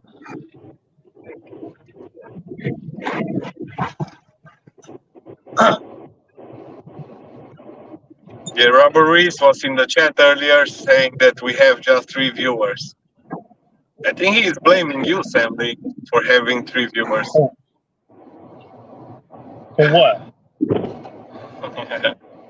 Because we are having 3 viewers. He's like fucking. He's being a bitch No, in man, the because chat. That he motherfucker. wasn't talking about anything at first because he was That just playing the fucking Andrew bitch, Tate man. philosophy, and then everybody was like, The fake news of the economy, bro. no, because Fucking no. bitch. There were some people in here at first, man. But then, like for like 2-3 hours, he just was playing the Andrew Tate shit.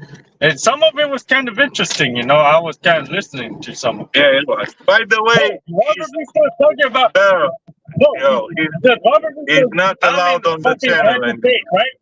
No, Andrew Tate was saying some bullshit about the religion and shit, and then that threw everybody up. Like, oh, here he comes with this fucking religion bullshit, and the guy fucking because Jesus, he didn't fucking go off the fucking bullshit, dude. He hit the brakes and got lucky, dude. It had nothing to do with fucking God, dude. That's fucking bullshit talk. Yo, He hit Stanley, the brakes listen and he didn't fall off the fucking bridge because he got lucky. The brakes fucking he did not slip and he got fucking lucky. Nothing has to do with fucking God. Yo, Fucking shut up, bullshit talking, dude. Jesus tits. What are you talking If about, Robert Bray? Reese come up here, don't bring him up, man. Talking about. He's like, what happened to all the viewers? No. Because when they're promoting bullshit like that, oh, you're trying to promote God. You try to say Sam Lee believing in Jesus. Man, fuck all that. I told you I'm not believing in that shit. Yeah, listen, bro. If he wanna come In up chat, here, to don't do that bring him up. religion talk, people are like, what the fuck, dude? Bro, People you're are like, what the fucking fuck? deaf, Stop it with bro. all that Don't religion bring talking him up if bullshit. he's coming up here. Are you fucking deaf? You understand what I'm saying? Don't bring him up on the panel. He's banned. If he's gonna be Who? backstage, robberies, man. Yeah, we're done, son. He's not allowed anymore. What happened with Robert Reese, dude? He's keep talking shit in the chat, man. Fucking leaving comments on my video. He's just a troll. He's just a bitch. So he's not allowed here anymore. You got that? Can you keep that in your mind? You don't forget it in the 5 seconds? All right, cool.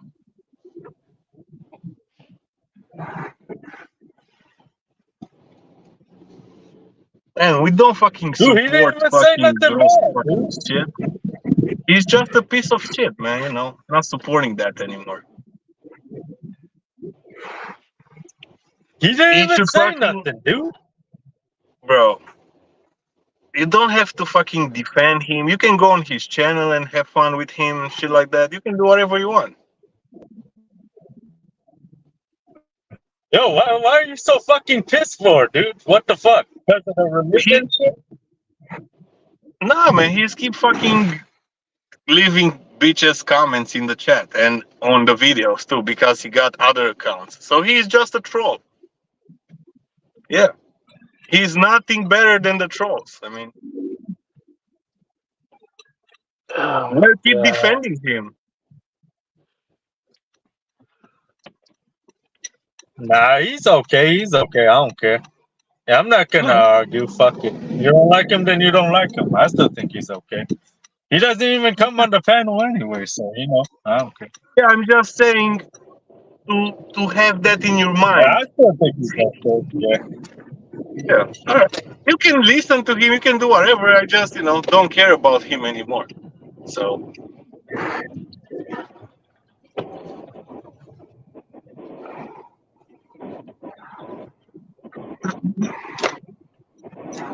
Man, I'm so out of shape.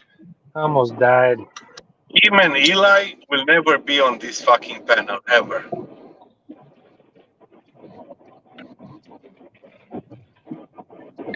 Yo, what's going on with you today, man? Why are you so fit? Yeah, because I'm done with the stupid Dude, it's people, not a big and deal, I'm dude. making it clear.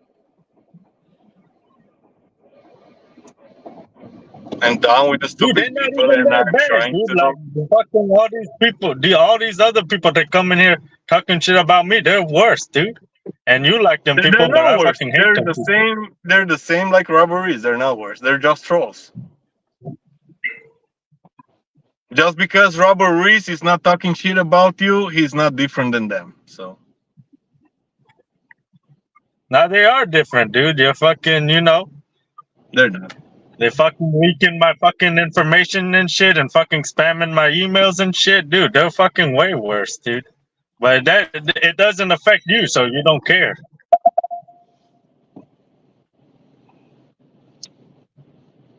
Hmm.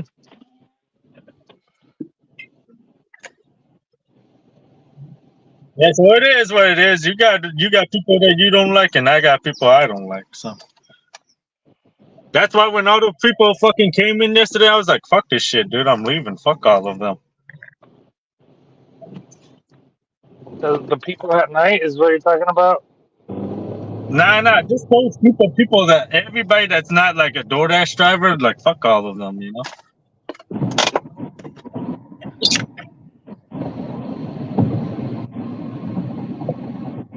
How you know it's Robert Reese, dude?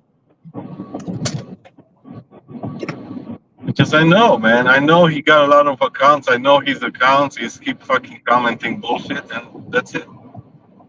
I don't play around with fucking stupid people, and we're done, bro. He burned the bridge, and that's it. Now he can swim in the fucking water with the gators. I don't give a fuck. When did he type? Like the other night or something? Been a couple Like days or fucking few minutes ago. Oh, you have like 3 viewers. What happened? What happened with the people? Like Since when the fuck do you care? I think the space is so small, and a lot of people are fighting for viewership. I don't Yeah, think you that's are. stupid. I They're don't think you fucking are. retarded. Like, yeah, I don't know. I like It's what's all his name? good, man. They can have their fucking channel. I like William. Or what's his name? Yeah, William. Yeah, That William is gonna Dash. be here, man. Yeah, He's pretty chill. He's pretty like chill. Just a chill yeah. person. We gotta have like more other people during this summer coming here and being on the panel. We don't need all the fucking yelling and screaming from other people talking over Oh, us all the fucking time. it's gonna get worse. You know why? Why? It's election year. Yeah, I don't. And it's like when I posted that Twitter thing last night. I wasn't trying to be racist. It was just it was on one of Elon's threads on Twitter. It's just I thought it was funny.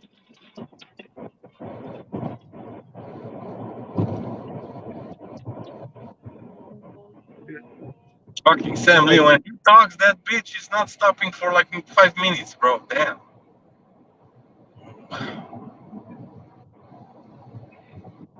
When you tell yeah, he needs somebody to listen, you got something to say. He's keep blabbering like an idiot. It's like, what the fuck, bro? You deaf? No. he could be like he very he very well could be. I well not deaf, but like he could have ear blockage. I had that before. Yeah, I guess. Like Yeah. like I lived with my brother in his studio. He's like, man, turn the TV down. I'm like, he's like, what are you fucking deaf? I'm like, no, I can hear it fine. And it was just, I had like, it was blocking my ear. Then, like, I had to go to the doctor, and I gave birth to a big old piece of earwax that had blocked. I was like half deaf. Damn. Yeah, that's nasty, And it, man. but it happened over like 3 weeks. I didn't, I just kept on turning the TV up, to where I could hear it fine. Yeah, there's like a small pump, like a fucking pump. You can put it in your ear and put some water in the pump and just give the pressure so you can get a better cleaning in your ears. Yeah, yeah. Yeah, you can use that so you can avoid going at the doctor. 24, 25.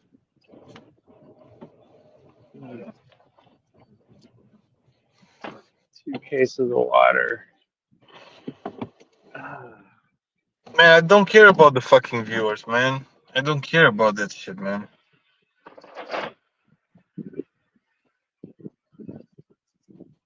I'm just here to have fun with my friends. And yeah, sometimes you're losing fucking people. Because they don't fucking matter.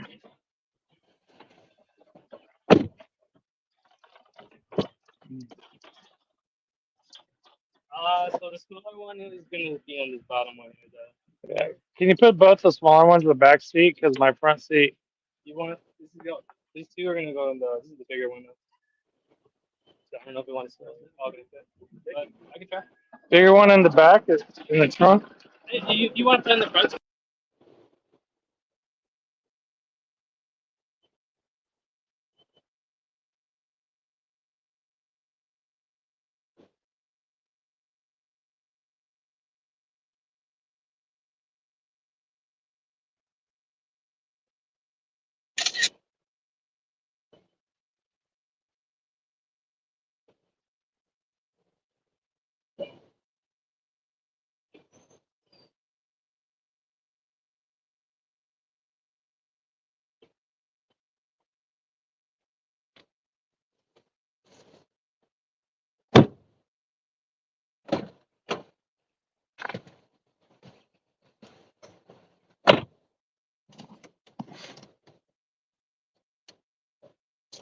Yeah, man. Some people are just going in circle, trying to get accepted.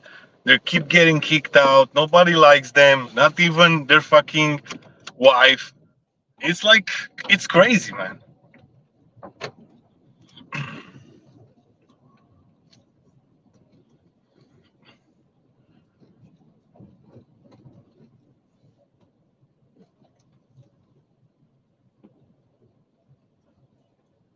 Who the fuck cares about the viewers and the shit? We're doing the live because I want to do the fucking live, man. Fucking idiot, man. Got me triggered. Fucking piece of shit. Go make a live and tell them how I fucking ban you.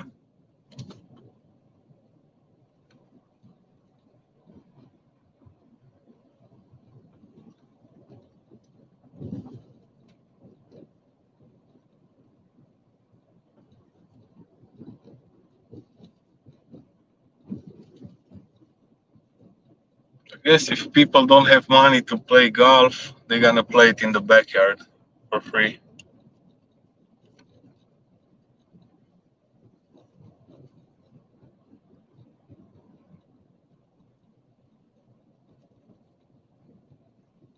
I know, man. Try to be a better person, bro. Try to do good shit around you. You know, Robberies was trying to be good for a while, and then he went crazy again. So I guess he's bipolar too or some shit. It's all right.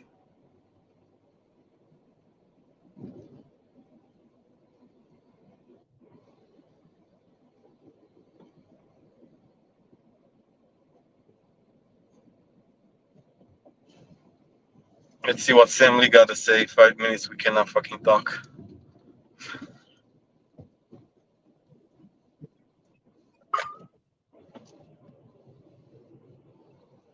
Yeah, I'm not no dick sucker, dude. Robert Reese is still cool. All right, bro. You know, that's your problem. Yeah. Still, nobody likes him in this fucking community, bro. And I try to make, to be in good standings with him, but he's just fucking burning the bridge, yeah, he can go fuck himself right now. Not even his wife likes him. That's weird. Come on, dude. That's dude. Why you gotta talk about his wife, dude? You don't talk about him, boy. Come on, She you said being it, kind of bro. too She fucked said it. up to him, She said it, dude. bro. Mr. Flex clipped that shit. Before the live started, her wife told him that shit, and then he started live, and we could hear that shit. So no, it's there. It's on the fucking internet, bro. It's actually on his lives. So yeah. No, I think his wife Whose is cool, man. channel is it on? She's cool with me.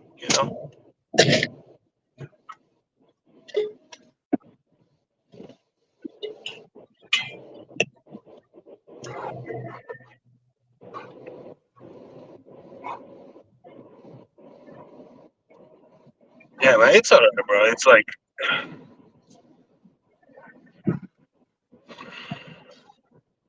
yeah, you realize you don't need all these people, around you, and that's it.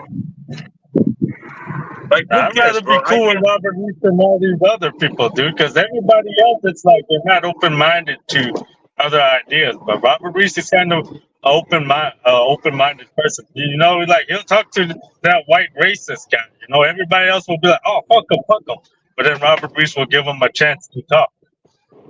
Man, Robert Ruiz will talk with the fucking rock if the rock gives him the time.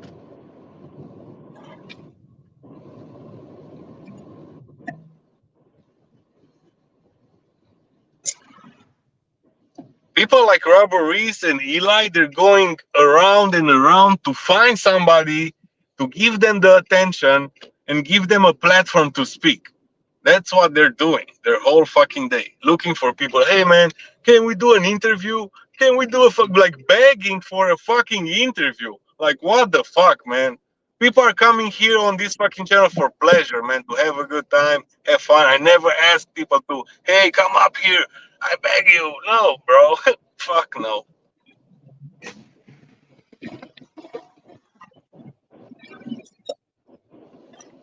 Yeah, just people, old school people, like that's what they do. You know, they're not really. This is kind of like hanging out online. It's kind of the new thing. You know, like the old school shit is like more like interview. You know, like oh yeah, let's set it up like interview podcast style. You know, that's what it's like. The younger people, that's what we do. You know, more casual type shit. You know, if you're not like some big YouTuber, you don't have to plan shit out. You just fucking do a hangout or some shit. Yeah, whatever, man.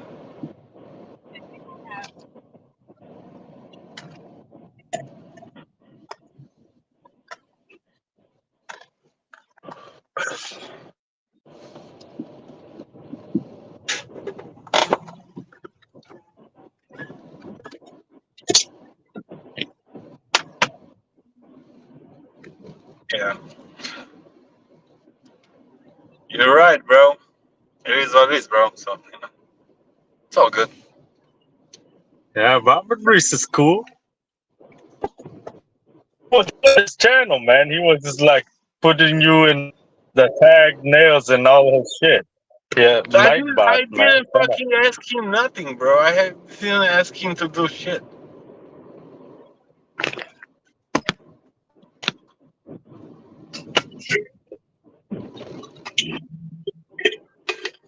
That's kind of fucked up, man. He never even said nothing bad about you. He just said the viewers was getting kind of low. Well, he's not lying. It's Bro, just last fucking, time, sometimes bro, people are busy, Sometimes people are busy and they can't watch.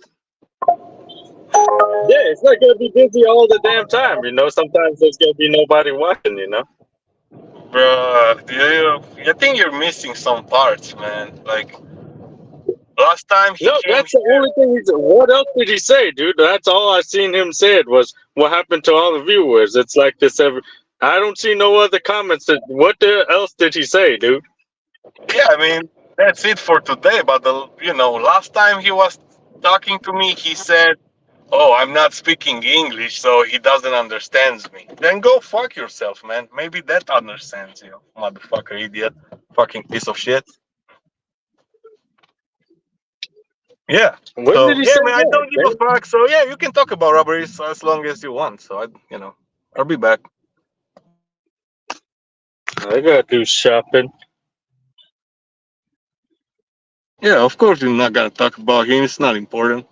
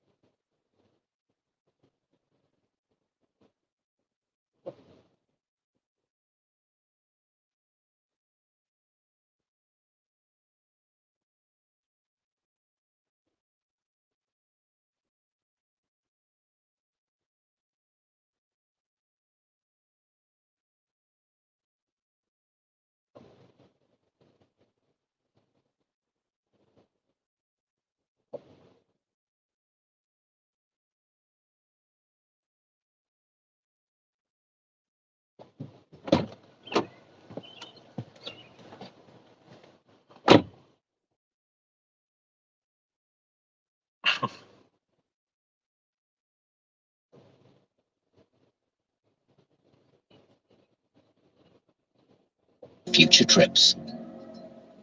Very young age, because they're seeing too much too early. And I can't even imagine myself at age 12 seeing all this. How would I end up? It's weird. Because they're saying to themselves, I'm never going to be in that position. You know, we're spending all that kind of money and doing, so they give up. They give up. And also not just they give up, but they sit and they think, well, that's all that matters. That's all I want. That's all that success is. I don't care about, and I try and make it very hard. That's why I always mention I was broke for the longest time. And that's when I actually became the person I am. I don't think money changes you. I think money amplifies you. I think if you're a real man and you get rich, you're a good man, like Trump, like us. If you're a pussy and you get rich, you become worse than ever. You become, like we talked, a weak, dictatorial, insane, evil person. We're surrounded by them. That's right. So you need all of the character building, bad times, being broke. You need all that before you're rich. The worst thing that can happen to you is you get rich at 19. Imagine a 19-year-old boy who's filthy rich. He's an idiot. So, but society's just got them all messed up. Mm-hmm. And I feel like they've lost vested interest in the future of themselves and society, which probably ties back into why people are getting away with what they're getting away with, because they look at the politicians and go, oh, it's a scam anyway, it's all lie, or who cares, it's all bullshit. I give up, I don't stand a chance anyway, I give up, I don't care. Let it all burn. Let's make memes and make fun of it. Seen a lot of that. That's all you see. There's like, the world is burning, instead of trying to put it out, let's just laugh at it burn. It's all just one big joke. It's all burning, oh well. Oops, who cares? There's a lot of that. And then you look at it from a global perspective. How can a Western country compete when its youth thinks that compared to a country whose youth don't believe that? A country whose youth believe, no, we're going to work hard, and we're going to dedicate ourselves, and our nation's going to take over. Because it's easy to become champ. It's hard to stay champ. Yeah. And that's the problem with America now. You're trying to stay champ. Well, there's people coming for your belt, Rocky. And, Mr. T's training, and he's built different because he's hungry. Mm-hmm. And we don't have that hunger in our society anymore. It's all gone. So how long can we truly possibly compete? You go deeper down the rabbit hole, you realize the only reason we're still competing is because we can print the dollar, and we can game the financial system, and we can lie and cheat, and we can print these dollars because we're a global reserve currency. How long is that going to last? Who knows? But I guess the thing that's interesting to me is, and I'd be interested in your point on this, how does American societal collapse look? Because in other countries, when society collapses, I feel like they have something to a degree that unifies them. Even if it's just a homogeny of their race or their color. I'll give it a very quick example. When I first moved to Romania, I said, there's two girls walking to the park, 3 in the morning. I was from and I was talking to a taxi driver, and I said, in London, girls don't walk alone. Is it normal here for girls to walk alone at night? And he said, those are Romanian girls. A Romanian man wouldn't hurt a Romanian girl. Don't see that in America. You won't hear that in America. You won't hear that in America or the West anywhere, because we're so divided now, right? So how does societal collapse in America even look? Because in other countries, I feel like if it collapses, there's still a degree of sanctity. Let's look at Russia and Ukraine. My opinion on that is semi-controversial. I totally understand why people did what he did. They try and say he's a bad guy. They always do that on the news. If you actually look at the history of it, he defended Russia. He may have attacked first, but he was defending himself. Blah, blah, blah. Ukraine has been getting hammered with these missiles, and they've lost their electricity, and they've been getting destroyed, and they're losing this war, and they're never going to win in a million years. Everyone knows it. They're a NATO puppet. We're sending their men to die to try and influence Russia. Blah, blah. It's a whole different argument. Has Ukraine had any mass riots? Any mass looting? They're at war. There's no police force. Everyone's standing in line with their hyperinflated currency, buying food in line. There's civil law and order because they're unified by God and they're unified by their belief and love for Ukraine. In America, if there's a tornado or a flood or anything, what ends up happening, Lou? Within 5 minutes. Within 5 minutes, it's just like, oh, crime. Straight back to crime. Like America can't handle. America's so fragile societally. It can't handle any struggle. It's falling apart with privilege. How's it going to survive the struggle? The eclipse that just happened a month ago, whatever. I saw on Twitter, they're saying the eclipse, there's a warning, stay in your house because of the eclipse. And I said, Tristan, isn't it crazy that a country has to warn people that if it gets dark for 2 minutes, crime might happen. Yes. If the sun goes down, crime will happen. Yes. It happens every day. But if it happens at a different time of day, society will break down.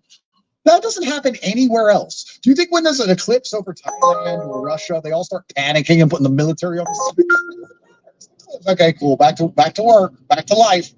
America's so fragile that I'm very interested in what your view on what the implosion will look like, because I think it's going to be worse than nearly anything we've ever seen. Unfortunately, we have forces in America now that hate America, just hate America, and they're very vocal about it. Nothing happens to them. You can say it, Let me tell you, for me, we are becoming a godless society. And when God is taken out of anywhere, and there's no belief in it, the country falls apart. That's what's happening now. He's being chased out. You can't talk to him about him. You can't mention him. If you go out and protest in front of an abortion clinic, you get locked up. And when I mean protest, just sit there and read the Bible to somebody. Yep. Go to jail for that. Yep. They lock you up for that. With free speech in a free country. Free speech in a free Christian country. Yeah. Yet you can protest, you can do anything, you're LGBTQ, you can, at the parade we had a parade. Do you know that they're walking around the LGBTQ? I don't even know the number, the alphabet, right? Do you know that they're in drag with practically no clothes on? This is a parade with families there. And they're doing all of this stuff right out in the open, and it's okay. If you say anything wrong about it, you get in trouble for it. Oh, it's a Trojan horse. It's a Trojan horse for sexual perversion. Yeah. So what's happening? The country is just, there's nothing there holding it together anymore. Yeah. There's really no national pride. Yeah. And if there is national pride, they're fighting against those that have no national pride. Right. So you see these two forces. So what's it going to look like? It's going to be a total collapse. I think so. It's total collapse. And this is why Trump's win is so important, because it's not just about the laws he'll pass. It's about the culture. It's about people believing in America. It's about people believing in Americanism. It's about people saying USA, USA, USA. It's about them believing in it's the culture that we need back. People need to be proud of America again. Trump can bring that. He can bring that because now the other side is demonizing those people that voted for Trump. This is half the country. You're dividing half the country instead of trying to bring people together. I always had two things on the street. You learn something. I learned this. The best way to defeat your enemies is to make them your friends. People don't understand this mentality. Okay. And obviously, keep your friends close, but your enemies closer. Yeah. So if your enemies that you still know your enemies, if they think you're their friend, well, then you can watch them. You could be careful. You could be on the alert with them. These people are not even smart enough to know that. Instead of demonizing half the country, calling out MAGA people, calling them deplorable, this is half the country that you're in control of. They don't want to bring people together. They want division. I'm telling you, this election, I'm concerned that there's going to be a violent eruption, whoever wins. Yep. Because I just went on Rumble recently. Mm-hmm. It was a good experience because you can speak your mind on there. Absolutely. You can say whatever you want to say. But if you see the comments, first of all, the comments are this long. Yeah. Okay. People are really aware of what's going on Rumble. There's lunatics too, but for the most part, they're aware. And if you see the anger, oh my gosh, the anger against the other side, and it goes both ways. Whatever happens in this election, there's going to be an eruption somewhere. There's no question. Absolutely. People are just too angry and too divided. And can you blame them? No. That's pretty true, man. Like even the baseball players, man. You're hitting that fucking ball every day with a bat, man. You should be pretty angry. Don't you think?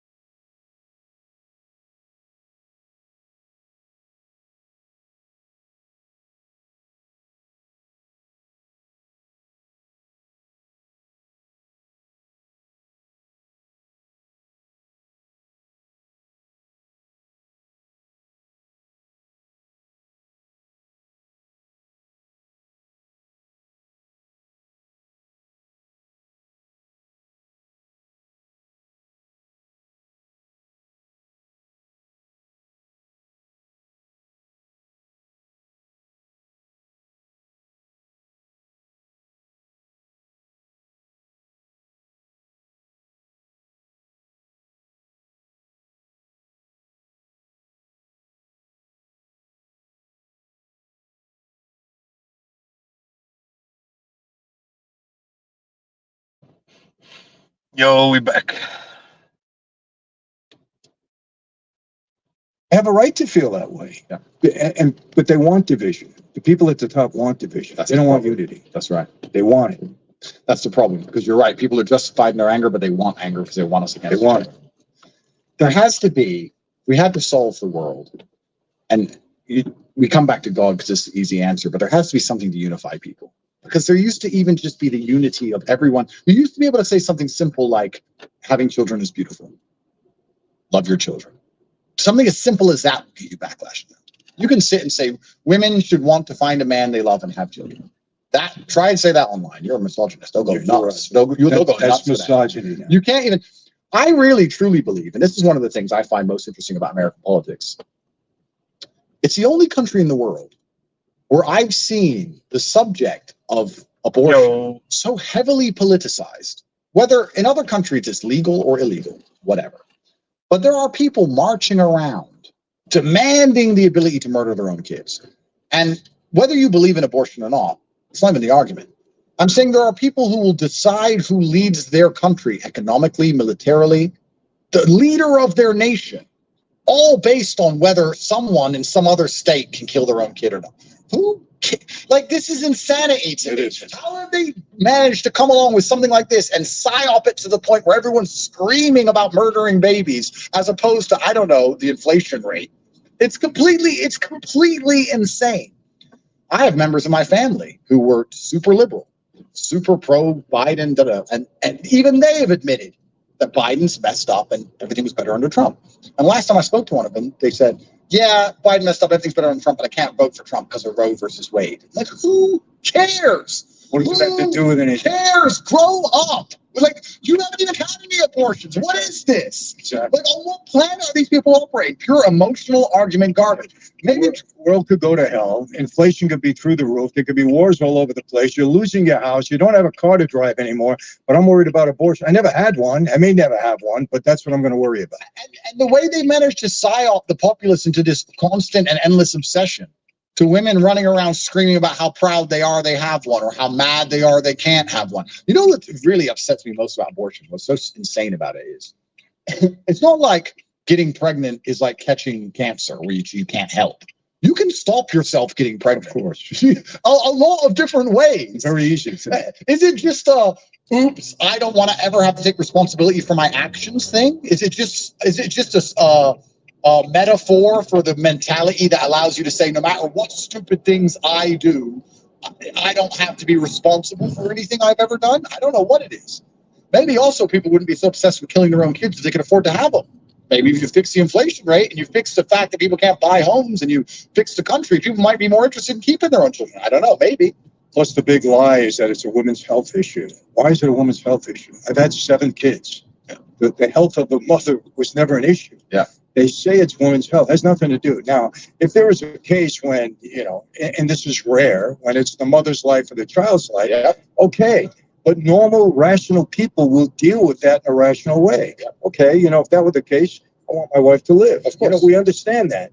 But every abortion issue is not a women's health issue, but that's what they keep. That's the centerpoint. Women's health. It has nothing to do with women's health. It has to do with, I want the kid or I don't want the kid. Period. And that's the final point of the demonic mindset, right? We talked earlier about selfishness. They're convincing young women to be so selfish, so self-obsessed, that they're proud of murdering their own children that they created, that they could have prevented even beginning to grow, and then putting on a t-shirt, look what I did, I'm a good person.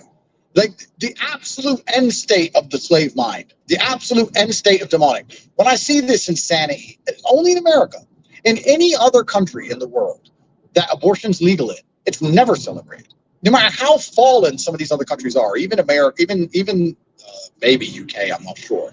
But if you were to go to Italy, France, or any of these other Western nations, if a woman has an abortion, it's a very unfortunate, unhappy event, and that's it. There's none of this celebration of it. There's none of this happy, look what I did. It's crazy how far the PSYOP has gotten in.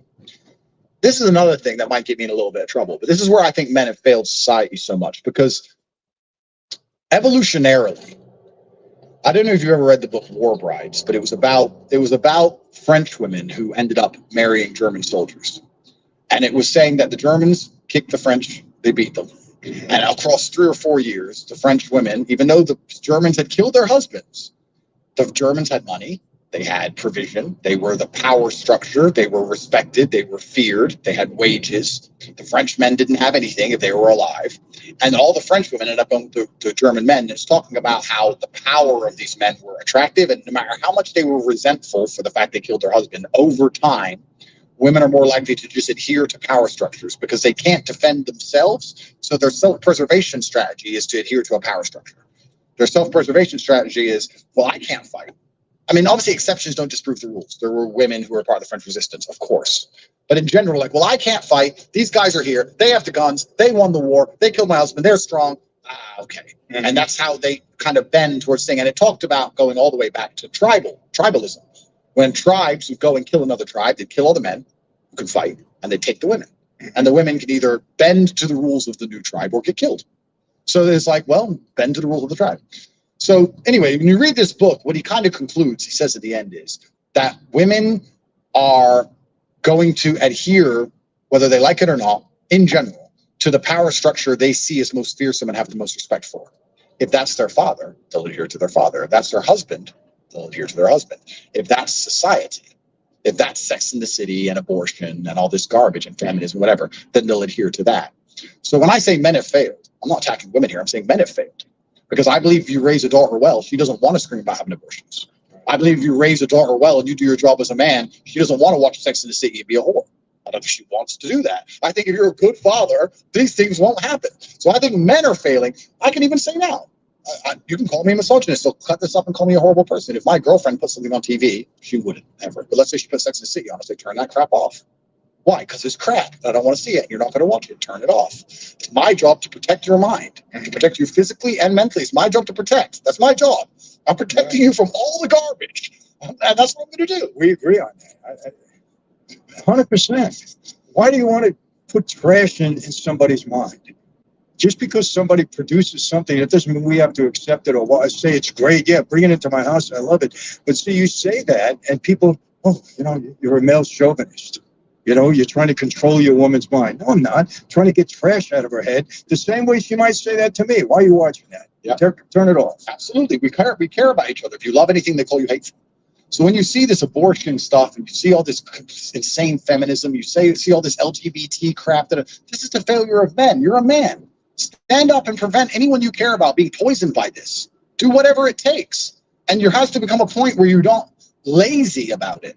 I watched that guy try to reprogram his daughters in his car on YouTube. Okay, he did a good job trying to reprogram them. Why are they going to that school? Why don't they move school? Oh, well, it's hard for them to move school. It's a long drive. Then drive them. Then do what it takes. There's a degree of apathy and laziness. Right. There's a degree of fear of being called a bad name. There's a degree of fear of being a coward. There's a degree of fear of their wife telling them off. I don't know what it is. But they're allowing these huge power structures, these dominant forces, which you see all over the internet, all in the educational system, all in the media, all over Netflix, to get control of the women they care about and send them insane. And they're sitting there and watching it happen. Most men aren't raising their kids. The school and internet is raising their kids. YouTube raises your children. The iPad raises your children. What's on the internet? Well, a lot of stuff, good and bad. All of it, right? You're busy, like you said, working your ass off for $1 trying to pay the bills. It's getting harder and harder. But I still think this is the failure of men. I'd really like to talk to one of these women if I ever get free from this and I ever do go to America. I can't wait to go to a feminist rally. And I'll just ask them the question. I'll say, why are you so happy to murder children? Well, do you know who your father is? Like, let's just talk. I hate to say, but I don't want to go there. I'll get in trouble if I say what I was going to say. But I want to get back to one thing, because this is important to me. And we're establishing a relationship now. I want to go back to religion for a minute. Sure. For a minute. Sure. And I know you have your brother, and I'm sure you've had very in-depth discussions about it. Yeah.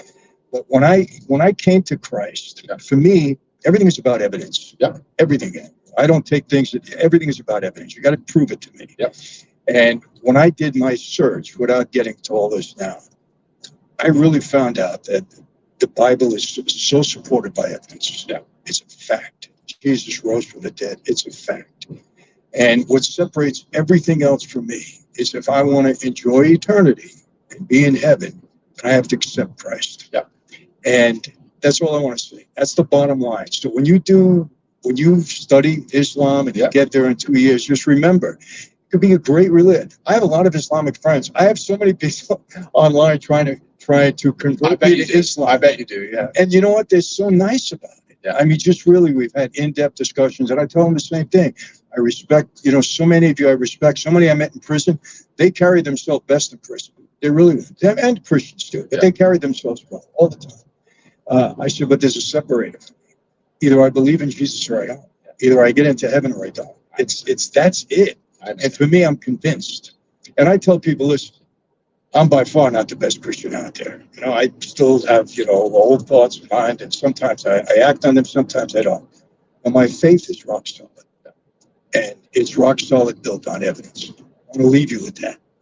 And that's a perfect way to end, because like I said, Bailey, who I live with, is a devout Christian. My brother as well. They're trying to say the same things, and I'm open to learning. I don't want to be closed-minded. I will come to my conclusions, and God will lead me where He leads me, and I'm open to it, and I love to hear it, and I have absolute respect for Christianity. I really do. Thank you, friend. Thank you. Thank you. All right, so there you have it. Like I said, Andrew is never in a loss for words, and I hope you really listen to what he has to say. I mean, he makes so much sense about so many things. When you talk about manhood, what is Andrew doing? He's teaching men how to be men. And how often have I said this? There's a thought process out there now, especially in America, that if you're teaching men to be men, that it's demeaning to women. And it's just the opposite. If you're teaching men how to be men, you're teaching them how to be providers. You're teaching them how to be protectors. You're teaching them how to be husbands. You're teaching them how to raise their children the right way. You're actually benefiting women. You're not demeaning women in any way, and Andrew doesn't do that. Listen to what he had to say, okay, without forming opinions or listening to somebody else or those people out there that feel threatened when men are men. That's not the right way to exist in this world. We need men to be men. We need women to be women. They're equal in many ways. They just have different roles. That's just the way it is. And Andrew has said nothing wrong in this conversation. As a matter of fact, I agree with everything that he said. We talk about a lot of different things. We talk about government. He's been through the system. So have I. Is it always bad? No. But if you get on the wrong side of people, it's happening in America. It's happening here in Romania at times. You get on the wrong side of people, your ideology is different, you speak up, you become important, people start to listen to you, your voice matters. What happens? You become a target. I try to tell people in America, I'm warning you all, listen to me. I'm not a prophet. I just see things happening. I've been through it. I understand. When the people in power start to weaponize the Department of Justice, law enforcement, federal agencies to go after their political enemies, we are in a very dangerous place. Donald Trump, I don't care if you hate the man. It's not about Donald Trump. It's about what they're doing to somebody who they're in fear of. That's the bottom line. They're in fear of this guy. They don't want him to be president. They can't beat him the right way. They feel they can't, so what do? Okay, 4 cases, unheard of. This is unprecedented in the history of our country, but it's not about Trump at this point.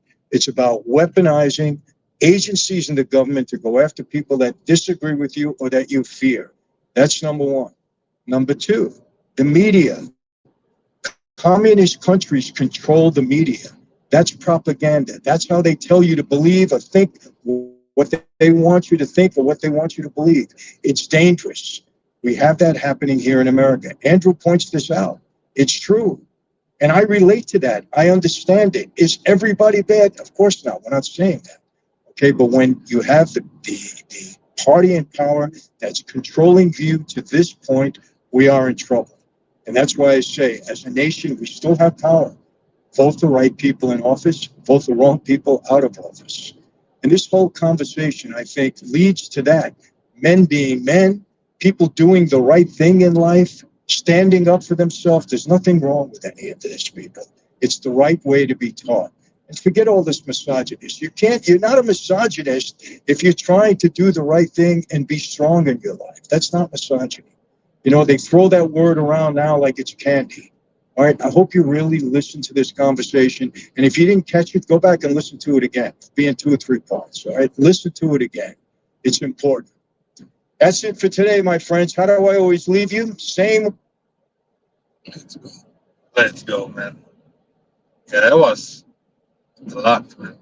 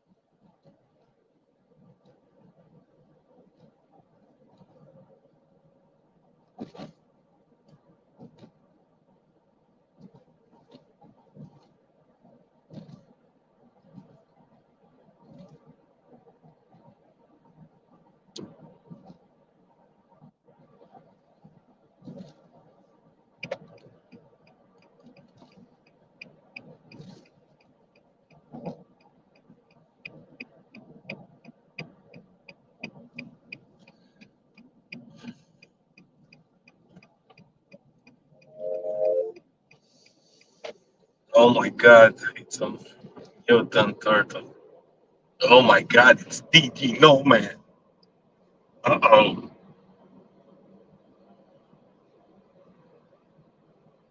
The ageless man.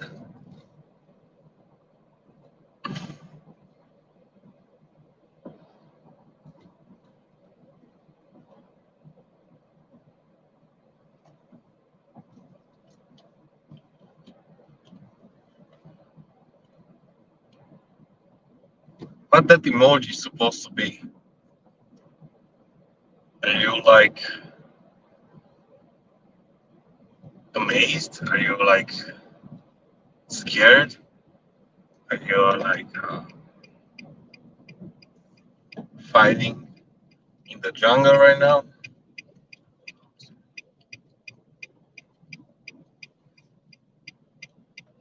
I hope to finally be old when I get this Walmart Sparkle. I'll probably be older than you when I'm gonna get in fucking Walmart Spark being a driver for them. So yeah.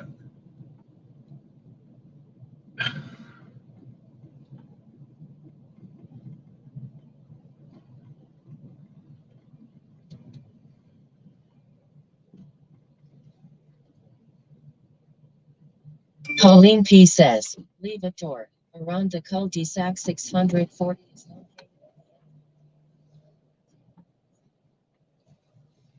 So much bullshit. That's my poor face. Poor face.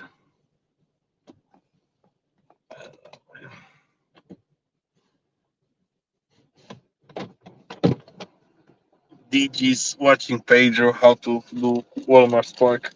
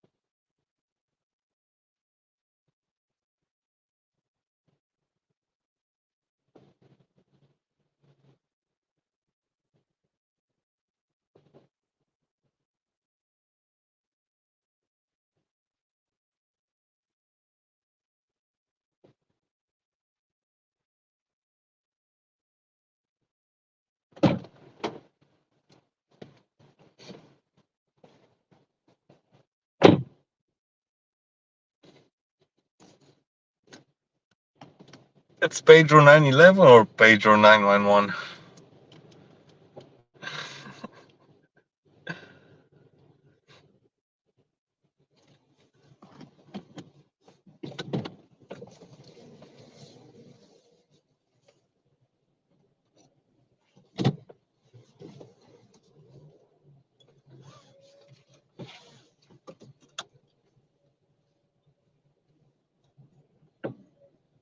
It's his new show. Oh yeah, okay.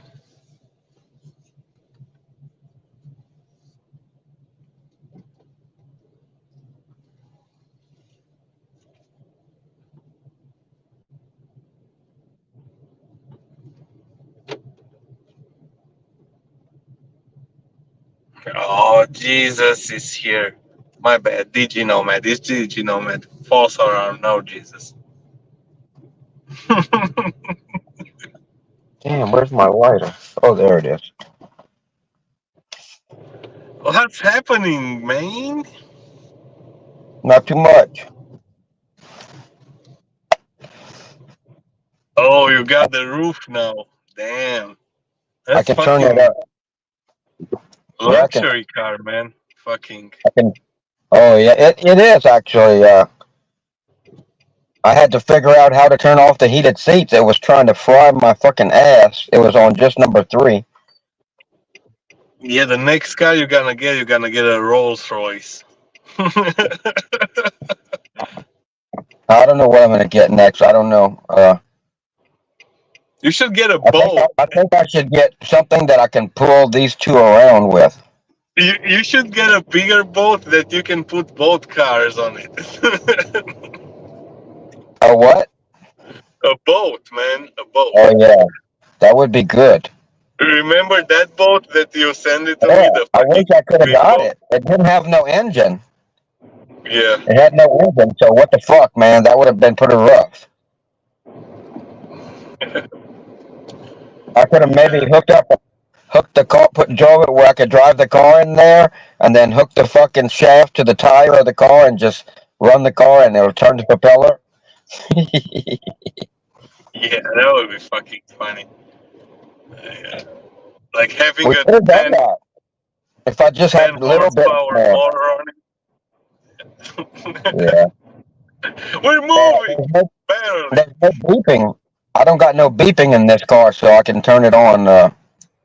I could actually stream now when I'm fucking working and shit if I wanted to, but I don't know. I think all the screaming I do at people while I'm driving, maybe that wouldn't be good for streaming on YouTube. Come on, man. That's the best part. You'll be like Pedro, slamming the doors, getting angry at the fucking customers. Yeah. Oh fuck, Pedro is like a kindergarten fucking teacher compared to me. I really fucking Oh, scream at really? people. Pedro is polite to people, really. I would tell people, I will end your fucking life. In fact, I'm not allowed to be front facing all the time no more. Inky Darkness has fucking banned me because exactly that. He's screaming. There were 2 incidents where I'm screaming at fucking people, and I'm not allowed to do that anymore. Yeah, I got don't in scream trouble. at that. Don't be like I that put guy in front from of this guy, Police Academy. Police Academy. You remember that guy that used to scream all the time at the fucking skinny guy? There was a guy like keep screaming at him like, "Yo, move!" Like fucking some crazy yelling. Well, what's his name, bro? I don't know, but I remember those shows from way back. I used to Yeah, watch them. You must have watched yeah. them in rerun. Gold, man, something gold. Whatever. Yeah, it was a guy who was like keep yelling at the fucking skinny guy with the glasses. It was this rocker guy, like go up there, go up there. Like he was like nearby him and like keep screaming at him like, it's move now, it's time for you. Like let's go. Like, some ecstatic, like crazy yelling at him. Yeah. I don't remember that part, but it sounds pretty funny. Bro, wow, you should watch it again, man. Police Academy, that's a fucking classic, man. Absolutely, yeah, for sure. Those were fucking funny. I liked it. Yeah, Yeah, they're a lot of always, shit changed with me. huh? A lot of shit, fucking, a lot of shit going on, man. Fucking, yeah. The Digimobile, I had that hydro lock and I was able to get it running again. But then, it happened again. The day that I had already paid for this car that I'm in now, and the day that I had to go take an Uber to go pick it up, the car, I couldn't get it to the Digimobile to run. And after I got the car and brought it back, I took the Digimobile all apart again and tried to get it to go, and I couldn't get it to go. It's hydro locked. So that's pretty cool. It lasted me 3 years and 4 months of fucking driving like 200 miles a day and fucking sleeping in the car. It never fucking. It always produced my electricity and heat and air conditioning and everything for 3 years and 4 months straight until the day that I had already got another car. And the day that I fucking went to go get that car, that the Digimobile, it had to take a break, man. I'm gonna completely rebuild the whole engine and everything because I got to do that head gasket now. That's what the problem Yeah. is. Can you do everything with the new car? It's pretty much the same. Pretty much the same. What do you mean? Yeah, like the C Max compared to your Prius. Can you do everything what you used to do in the Prius in the C Max now? Yeah, yeah. It's a hybrid, also. Absolutely, yeah, yeah. So far, everything is better. Everything is way, way better. It's all the same. I already had to move my inverter over here to the C-Max because I had no way to charge anything. My laptop or all my cameras or phones. So I had to, and the accessory port didn't work in this one. There must be fuses. And there's also an inverter built in. So there is a house plug in here, but it doesn't work either. So it's probably fuses. I didn't have time to fuck with it. So I had to just dig to find the 12-volt battery. It's not easy to find the 12 volt on a hybrid usually, but I found it and hooked up my inverter. It's right behind me here now. There's the inverter right there behind me, plugged in, Okay. and I so I can plug in any kind of house stuff that I need. I'm gonna move my some of my cooking stuff over here. The the instant pot. So you Maybe have the to microwave. repair now the Prius. You don't know really what's going on. I know that I'm just gonna go ahead and rebuild the whole engine because I have to fucking. It's a major repair. Now I've watched the head gasket video, the 2 hour long head gasket video, like 100 fucking times already. Throughout the last 3 years, because I like to be prepared for that shit. And same with the EGR and intake manifold and PCV valve and all the shit that I did last time.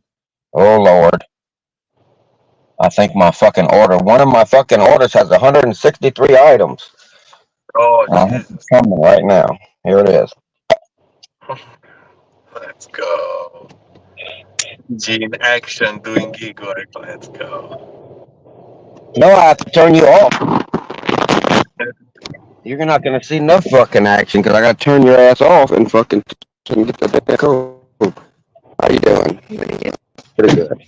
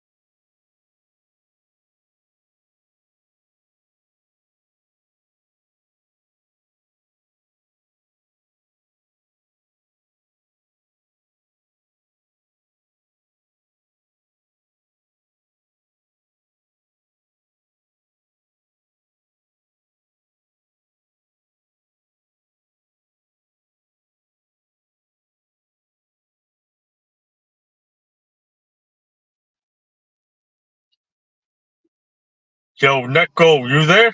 No more crying, dude.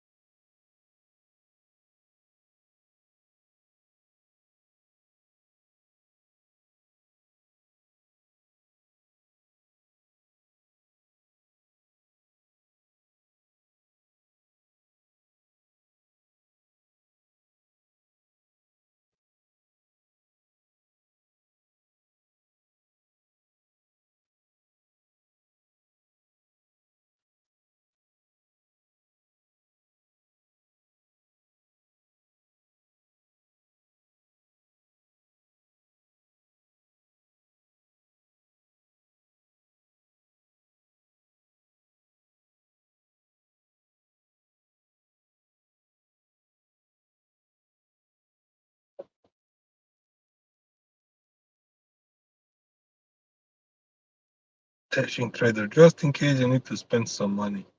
Cash App me. Yeah.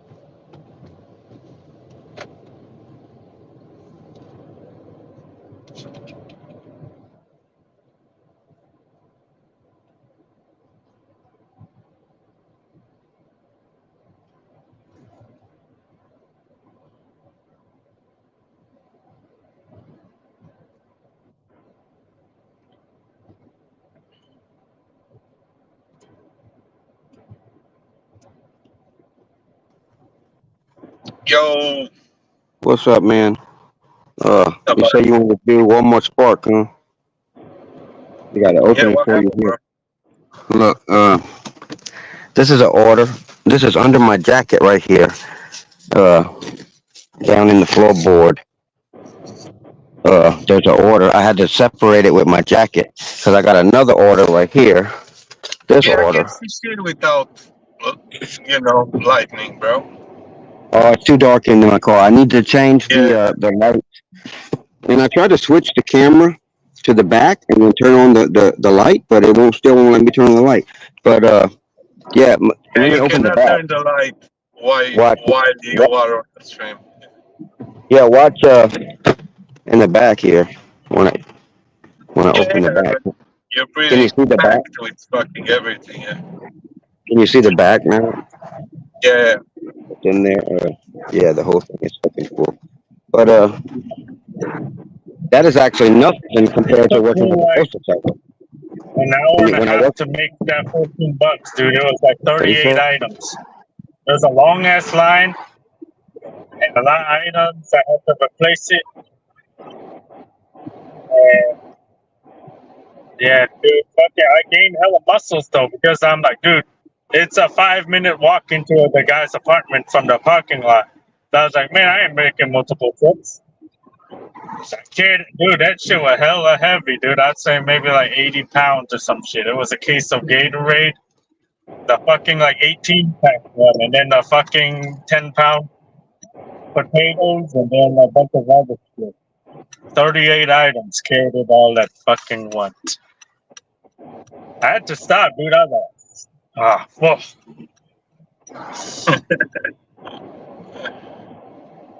Yeah, the don't guy kill gave me yourself, some man. tips. He gave me a stack of ones, dude. Let's see how much fucking cash tips he gave me. Yeah, but the guy he texted me, he's like, some guy yesterday delivered it to the wrong apartment. But then there was a lot of items there was a lot of items that were not available. But the dasher yesterday, I seen what he did. Like he went to the grocery store when it was closed, but his cheap ass, he didn't want to mark the store closed, so he just marked as arrived and marked that he picked up every item. Because I'm like, hold up, dude. It said everything was found at 11:06, right? I'm like, what? The grocery store is closed by 11:06. And he marked everything was there, and there was 5 items that I marked as unavailable. And when the item is unavailable, they're like, "Are you sure?" A dasher yesterday found it at whatever time, and then you're thinking like, "Hold up, dude, 11:06 yesterday at nighttime, dude, it was fucking closed, dude."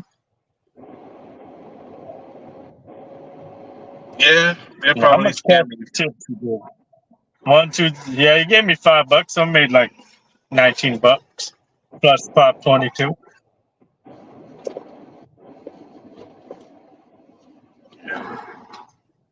Yeah, that guy's a scum, dude. Fucking, I know it's a bad order, 38 items for fucking $14, but like, dude, it's a fucking family, dude. They need their fucking food, man. Oh, you're talking about the guy that was delivering yesterday his food? Yeah, he was supposed to have marked the store as closed. So then the people would have been like, okay, we need to find other ways to get food tonight. It's probably a bad order that a lot of people declined. Like they probably ordered it right before the grocery store was closing. So by the time somebody accepted it, or maybe he was multi-apping and he didn't get to the store until it was fucking closed, Because the grocery store closed at 11 o'clock and he marked everything was there at 11:06.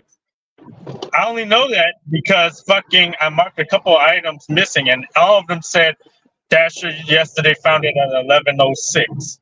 I'm like, okay, how did you find everything in 1 fucking minute, dude? It took me an hour, 40 minutes to shop all that shit. How do you find every fucking thing at the same minute, dude? Yeah, he just marked everything.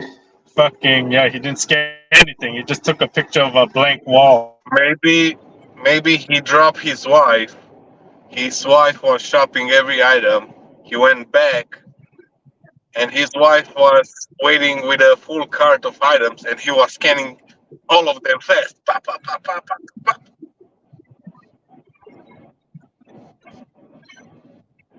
Nah, I don't think so. I think the most likely thing that was gonna the most likely thing that happened was he got there when it was closed, and instead of just marking the store closed and shit, he fucking like just marked everything that he picked everything up, and they fucking drove to the fucking guy's apartment and took a picture of some bullshit and said, "Oh yeah, here's your order." And then they're like, because the customer texted me saying, "Call me when you get here." The person yesterday um, delivered it to the wrong house or some shit.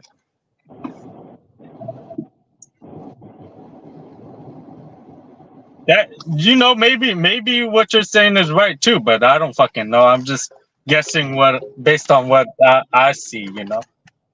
Yeah, maybe sometimes they're saying they didn't arrive and they actually got the food. They just want the fucking money. Who knows, man?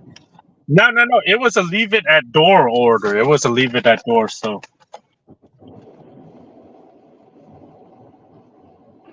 Yeah. now DoorDash probably like flagged it. Like, hold up, how did this guy mark that he found No, he cannot have found everything because there's some items in there that they just didn't have. Like they didn't have that fucking frozen burrito. They didn't have that fucking salmon. They didn't have they had a lot of shit that they didn't have in there. So he fucking marked everything was there. Yeah, they didn't fucking have it.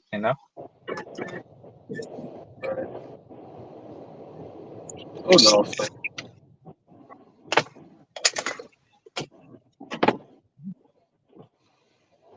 It's not like a big deal. You got your money. You're happy. Who gives a fuck, man? Consuming your fucking brain for so fucking stupid shit. Nah.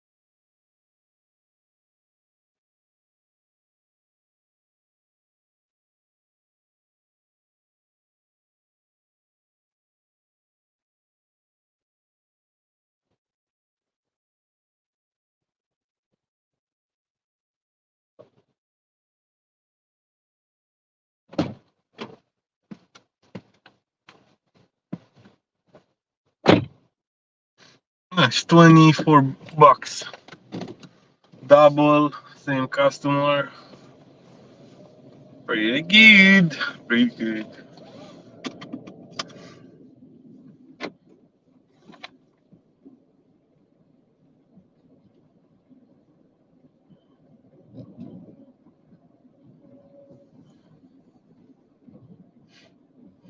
Sam Lee's trying to be the DoorDash police. What happened? How that happened? How that guy was trying to shop the items in 6 minutes, bro. Who knows, man? Everybody's trying to be the fucking police, policing everything. Jeez.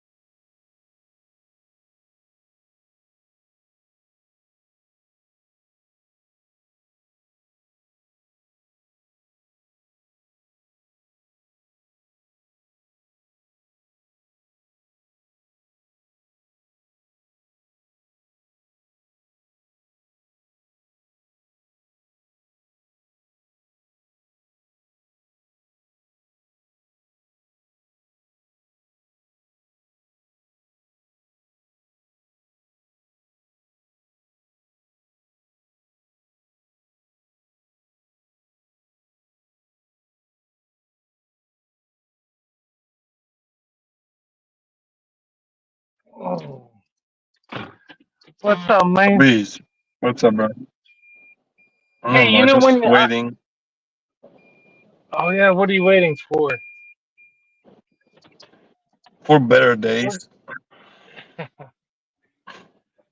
When you unassign, um, how many can you unassign a month or whatever? You can unassign 10 every 100 deliveries. You and then you do 100 deliveries. You can unassign another 10. Okay. It's based on your last 100 deliveries.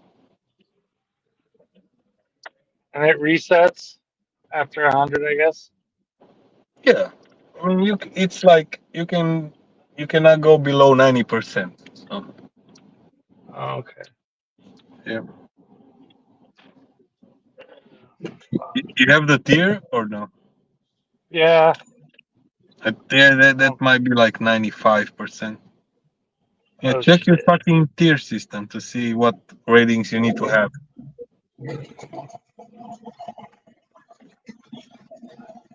I ain't gonna lie, man. Maybe accepting everything wasn't the best move like a year or two ago, but now I think is it the best move.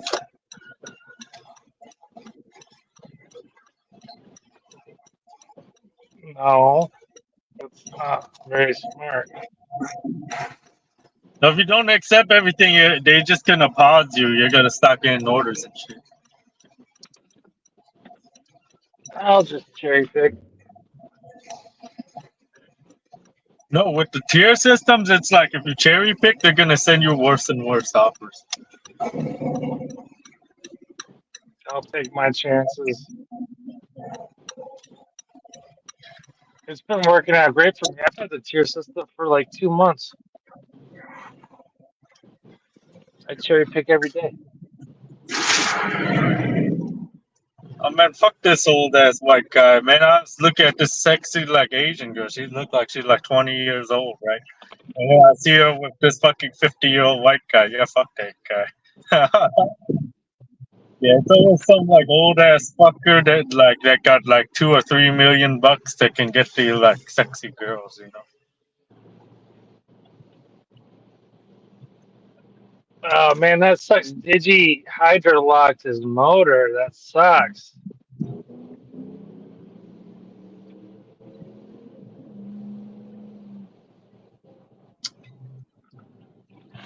Yeah, did you was here?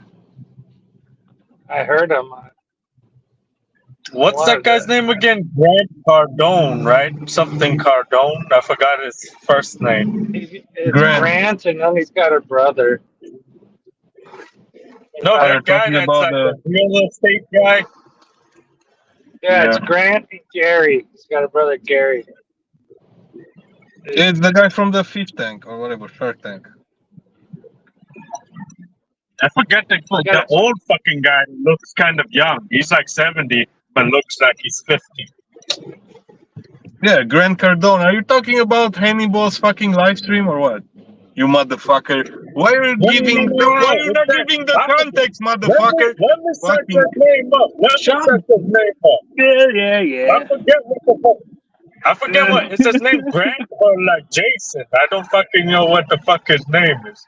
Oh my he's got a god. twin brother. There's two of them. I think they're They're twins. So I don't twins know or which. what? What? Oh, his name Grant.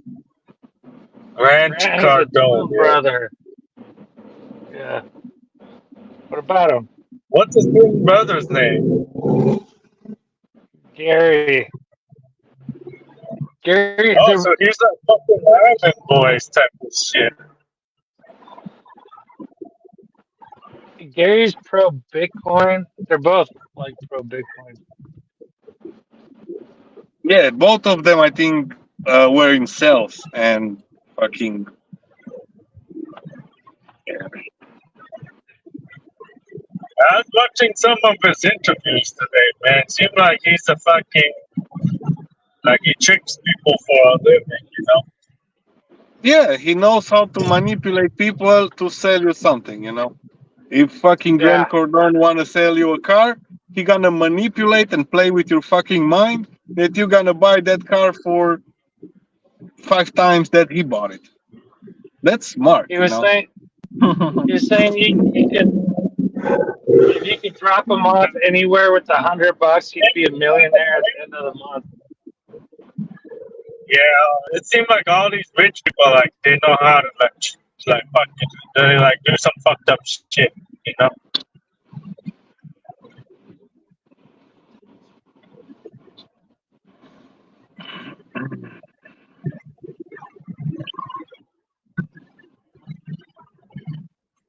It is what it is, bro. Yeah, Hannibal likes to cover right now everything what's hot. And I guess this guy is pretty hot right now. And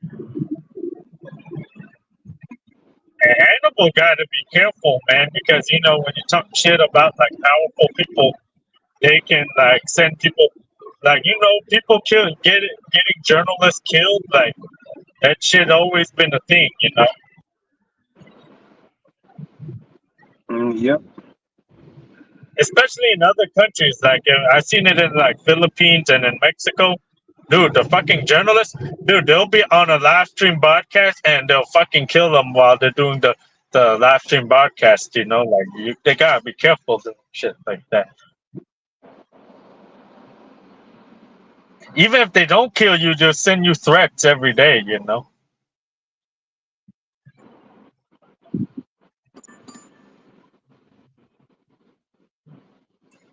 Yep.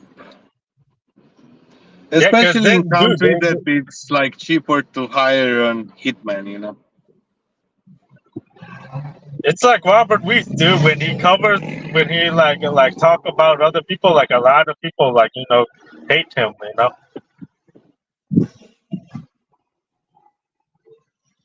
So just like when you're like covering the news and shit, like it gets a lot of views and shit, but it pisses a lot of people off, you know. Yeah, because that means you have just your story, you know. You're covering one side. And yeah, there's more sides of the story that you're not showing them, you know.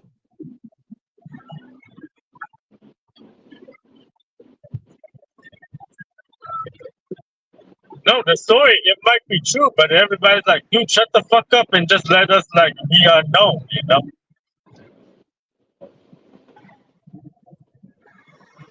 Yeah, but he's covering the news that already been news. So we already know what's going on. He's just recap the news, I Dude, guess. it's like a lot of people that like expose like P Diddy and Meek Mill and shit, dude. Some people is gonna die, you know. Who cares, man? People are dying every fucking day. If I'm gonna worry about fucking people dying, like for whatever what reason, yeah, you should worry about people dying in Africa for not having water. But obviously, you don't care. So That's why they have like the fucking Titanic and like Kobe on the fucking helicopters and shit. You know, they fucking find a way to like kill your ass. You know.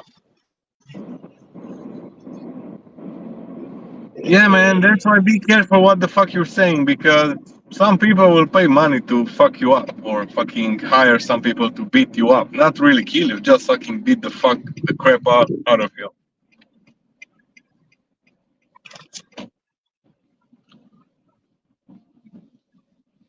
Man, if you got money, you can buy anything, like you said, you know? You can buy a fucking gang and fucking harass somebody. What? You don't think you can buy a gang? Everybody, but if you're not involved with that shit, dude, it's like kind of hard because fucking you don't know if you're talking to an undercover cop. You know, a lot of people they try to hire hitmen and then they're talking to an undercover cop and shit. I mean, you know, everything takes a But some risk people in they this really fucking know life. people. You know, some people they actually have connections. You know, so people that actually have connections can get it done easier. It's all about the connections, man. You know, you can go right now at the fucking shit and get your passport in like 6 months, or if you know somebody, you can get your passport in like fucking 3 days. So, are connections important? I think so. You know, it was always been like that, man. If you knew somebody, you can get stuff. If you didn't knew them, you fucking wait more time. You know. Same thing at the bank. You're gonna go to get a loan. If you know the guy at the bank, you might get the loan. If you don't know the guy at the bank, you might wait another 2 weeks.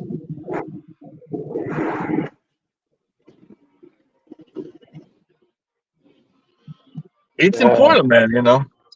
That's why people go at the same mechanic. You know, connections. You know. Yeah, I don't trust the mechanics. You know, I fucking buy some. You gotta switch up your car. Like, what cars is the most durable? You know, you don't buy like no fucking Lexus or Audi or fucking Range Rover. You know the shit that break down. Yeah, Gotta but You keep them ask in the mechanic, order. what's the worst? What's the fucking worst car to have? What car breaks down the most? And all the mechanics, they do that shit for a living. They know what car is the worst car. They're always like Lexus, Audi, Range yeah, Rover. but Them then shits you are never fun. know. It could be some problem from the manufacturer, right?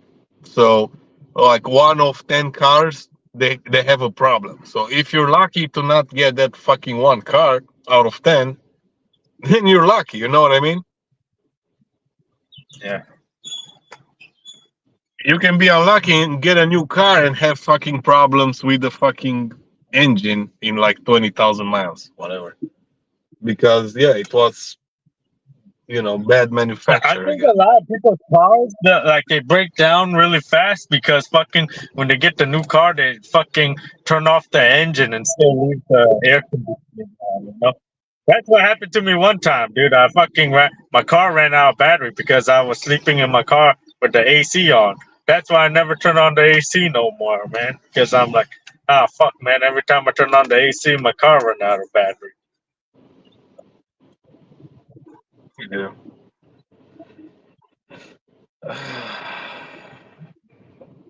Be right back checking on these McDonald's.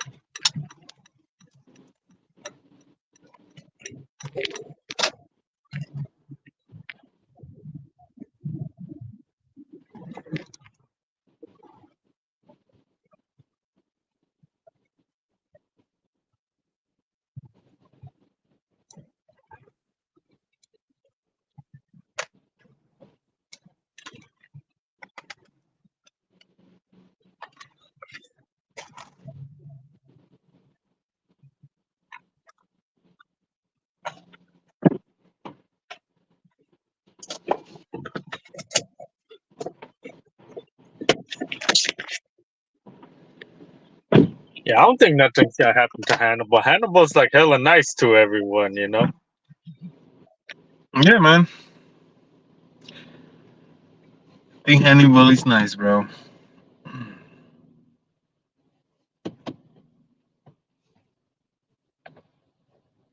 I remember when Dina was trying to fight with Hannibal.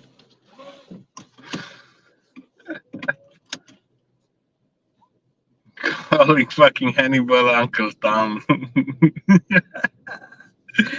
Oh, that was a huge scandal. It was huge.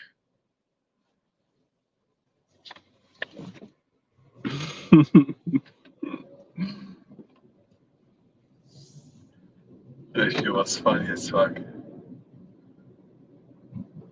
No, you're an Uncle Tom. No.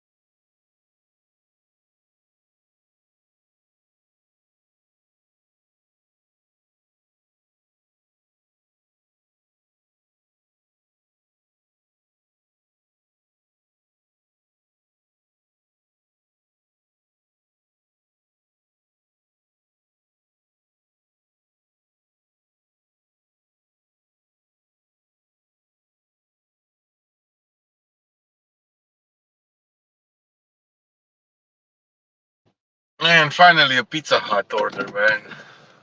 It's been a while.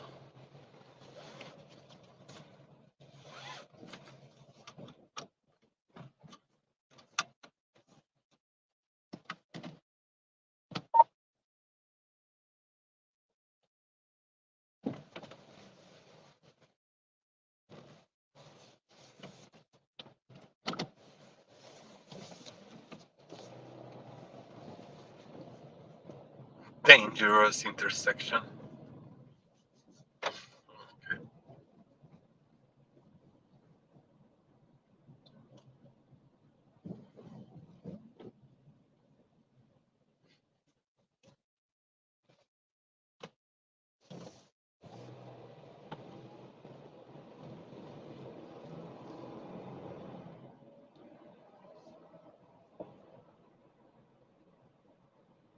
About freaking time. I dozed off.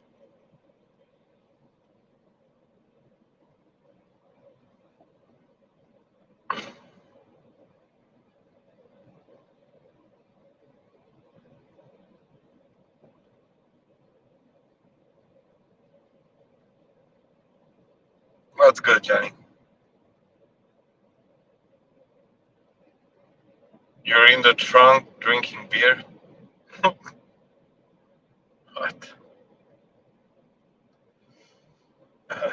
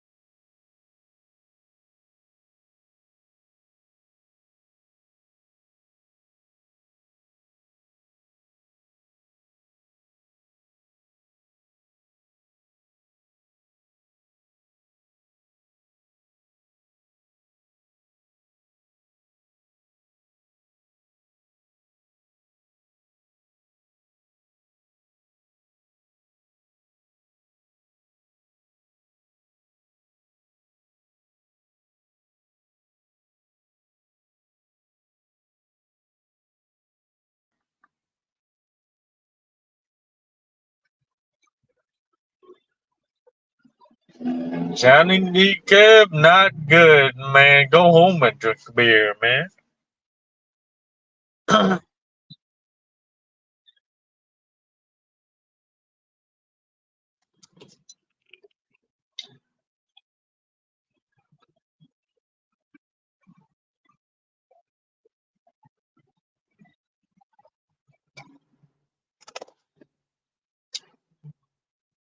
Yeah, I'm gonna stop doing so much roadie, man.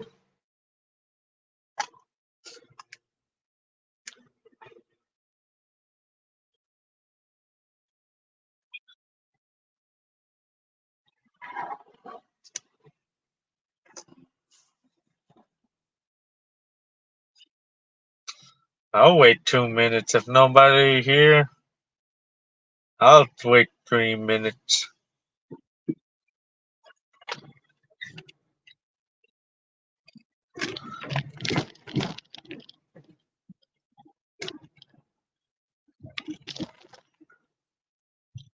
Dude, Raising Cane's is good, man. It's like, dude, I couldn't take a shit for 2 days, right? The Mongolian, I don't know what the fuck Mongolian barbecue is made of, but when I eat that shit, I can't take a shit for 2 days, man. But once I ate the Raising Cane's, dude, I took one shit last night and one shit this morning, and I gotta take a shit again. So I gotta take a shit right now, man. I could have taken the shit from this baker's drive-through, but the bathroom's so fucking nasty in there, you know. So I'm gonna try to find somewhere cleaner to take a shit. You know, I know people don't like them fucking shit smelling bathrooms. So right after I'm done shitting, I'll wipe my ass one time and then I fucking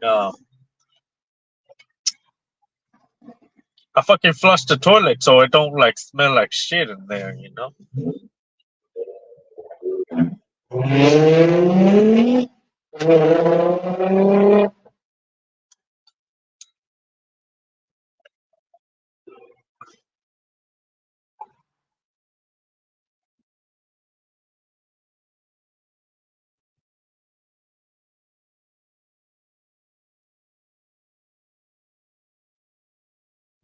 I spent like $36 on food today. I got that fucking lamb chops, chicken kebabs, and ground beef kebab. Yeah, that shit alright. No. It's been a long time since I had that shit.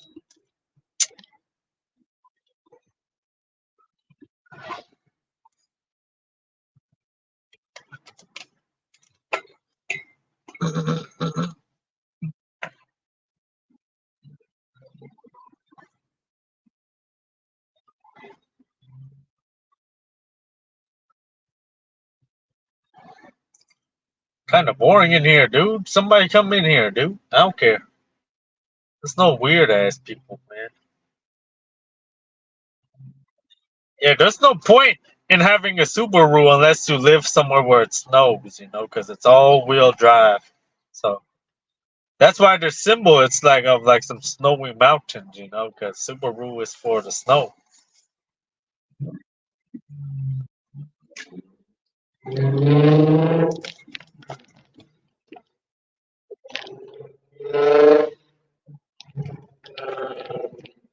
Necro, you there? Hello.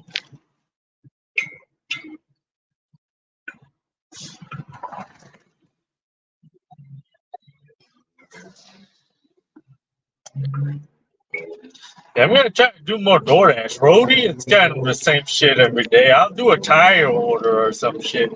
If there's some car parts, but like them CVS and fucking Home Depots is getting kind of boring, you know.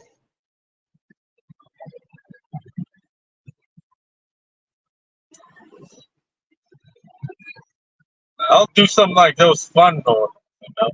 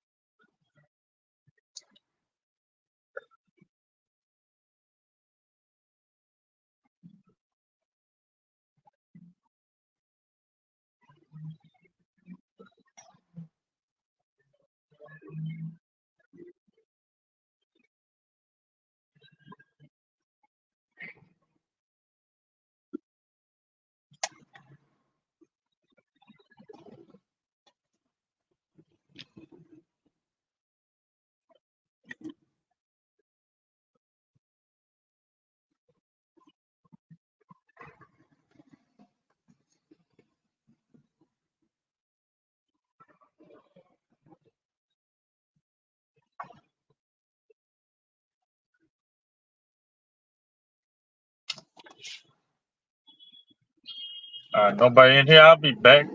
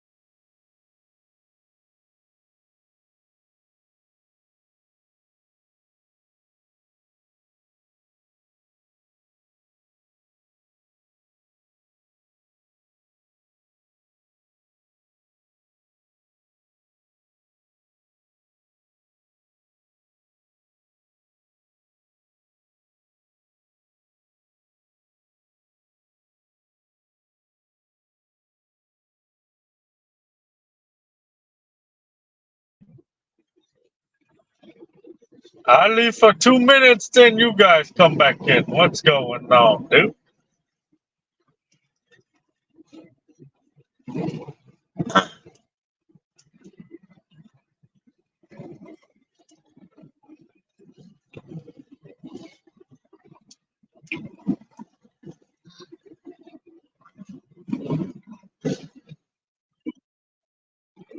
I'll be in here for 2 minutes. If nobody come back in,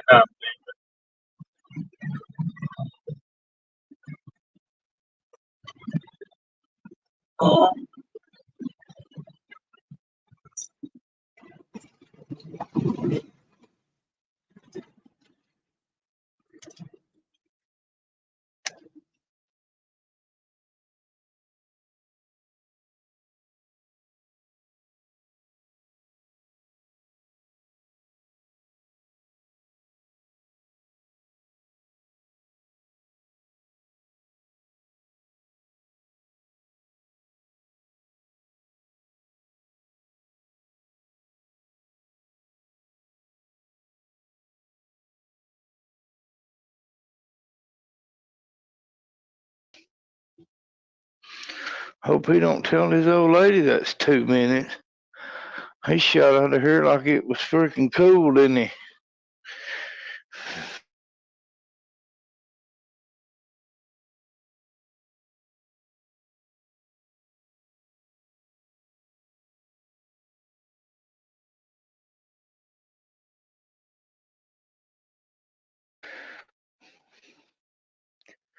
It's one of them days, guys.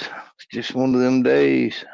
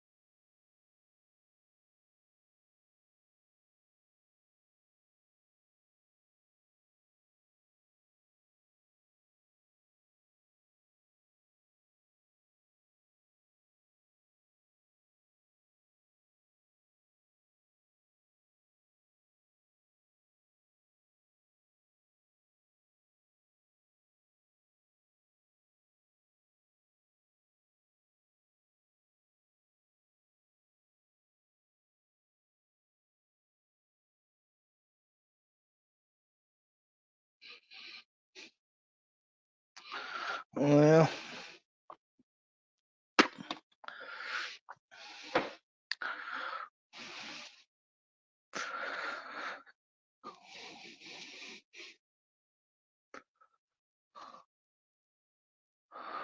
hope everything's going good for everybody.